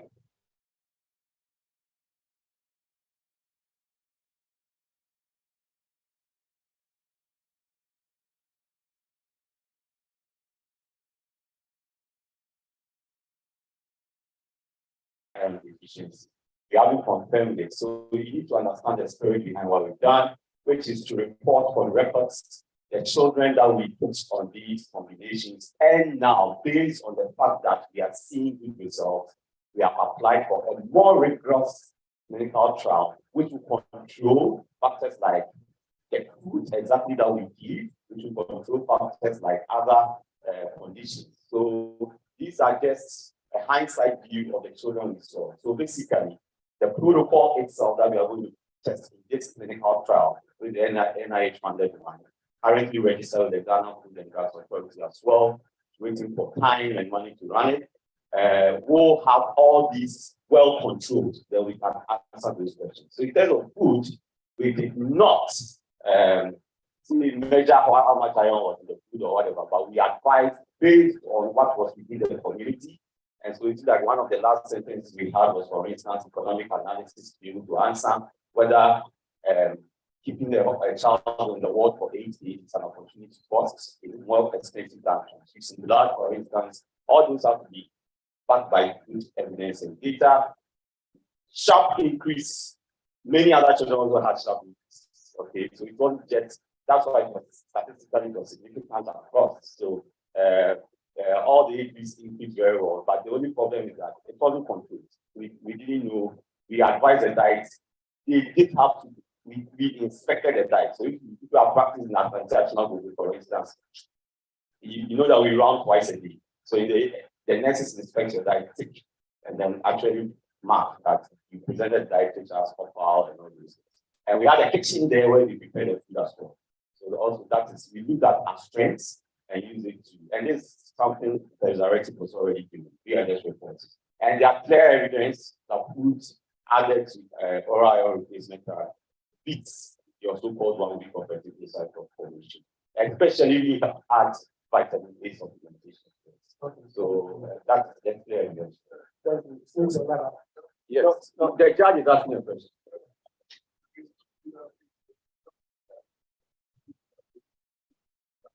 Yeah, yes. Yes.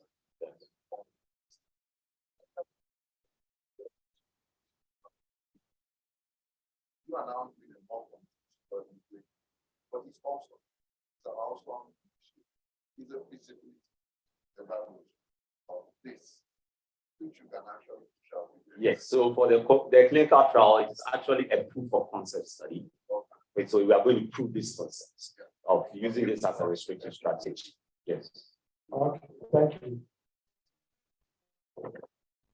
Next, Elada.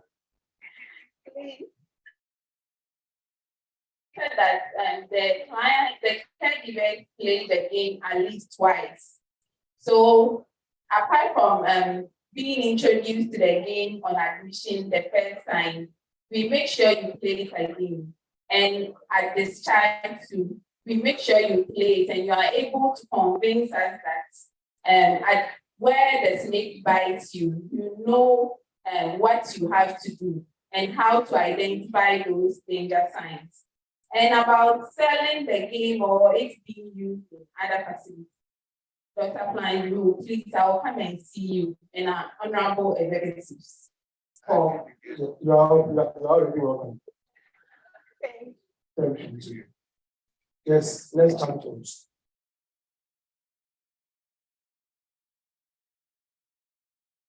So about how it has really changed our care, it's really improved our quality of care. About the figures, my HOD says she wants to say something about it. And while she's there, I just want to give her the courtesy.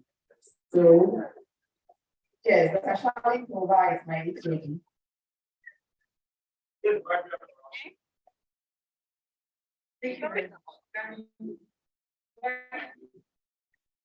Let's go in the process. This, I said at the beginning stages of our institute, we haven't seen a decline yet in our mortality. We're hoping that this year we will achieve that because all of this was sort of consolidated in the past year. So we're hoping that this year we will begin to see it. Thank you. Thank you very much. So I wish I would have gone around for that question, but let me just use the power that I have as an MC to invite my special present for my special classmates. I have a present. Hello, can you bring it in? Yes. Please come in. We are waiting for you. So I'm sure you can see what is coming. Oh, wow. Oh, wow.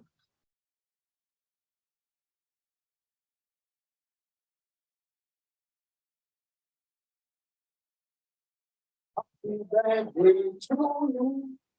Happy birthday. Should I relax the birthday people? Soon after we finish starting the cake, we will go for a present in the cake.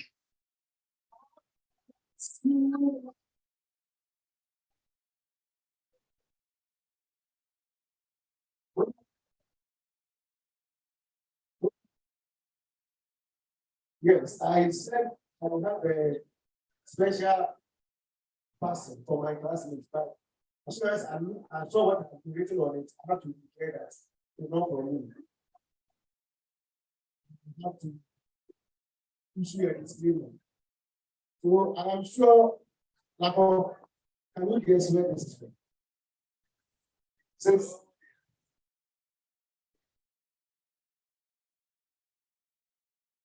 oh, I'm going to talk about. Okay, but you cannot be stand by.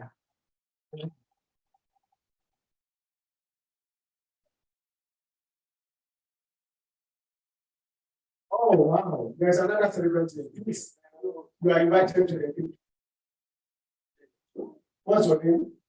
Steve. So happy birthday to Steve as well. Yes. All right.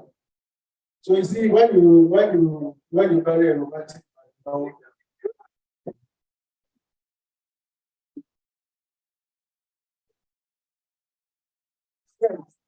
get to that sit together again. So that's good.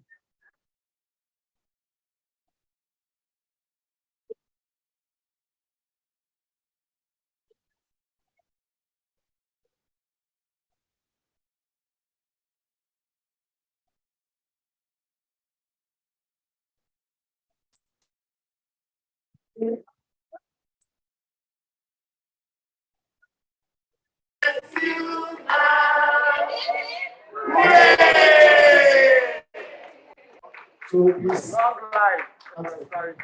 Thank you.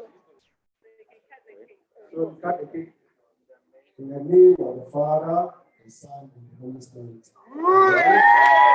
Cut this cake in the name of the Son, the Father, and the Holy Spirit. Good. So please go and cut it into pieces and let's share and eat. And everybody will eat. Yes, we are starting there. So as we cut the cake, I would like to say that the two best oral after presentations will be awarded. The same for the poster presentations. The two best poster presentations will also be awarded. I'm sure the award will be announced at tomorrow's business meeting. Tomorrow, exactly at 9 a.m., you have a business meeting. Everybody is encouraged to be present. So thank you very much. Chairperson for the after presentation, do you have any comments? Okay, so let's move to the poster room. Let's go and do the interact with the poster presenters, where our judges will score them quickly. Yeah, the online people, I think that this is where you,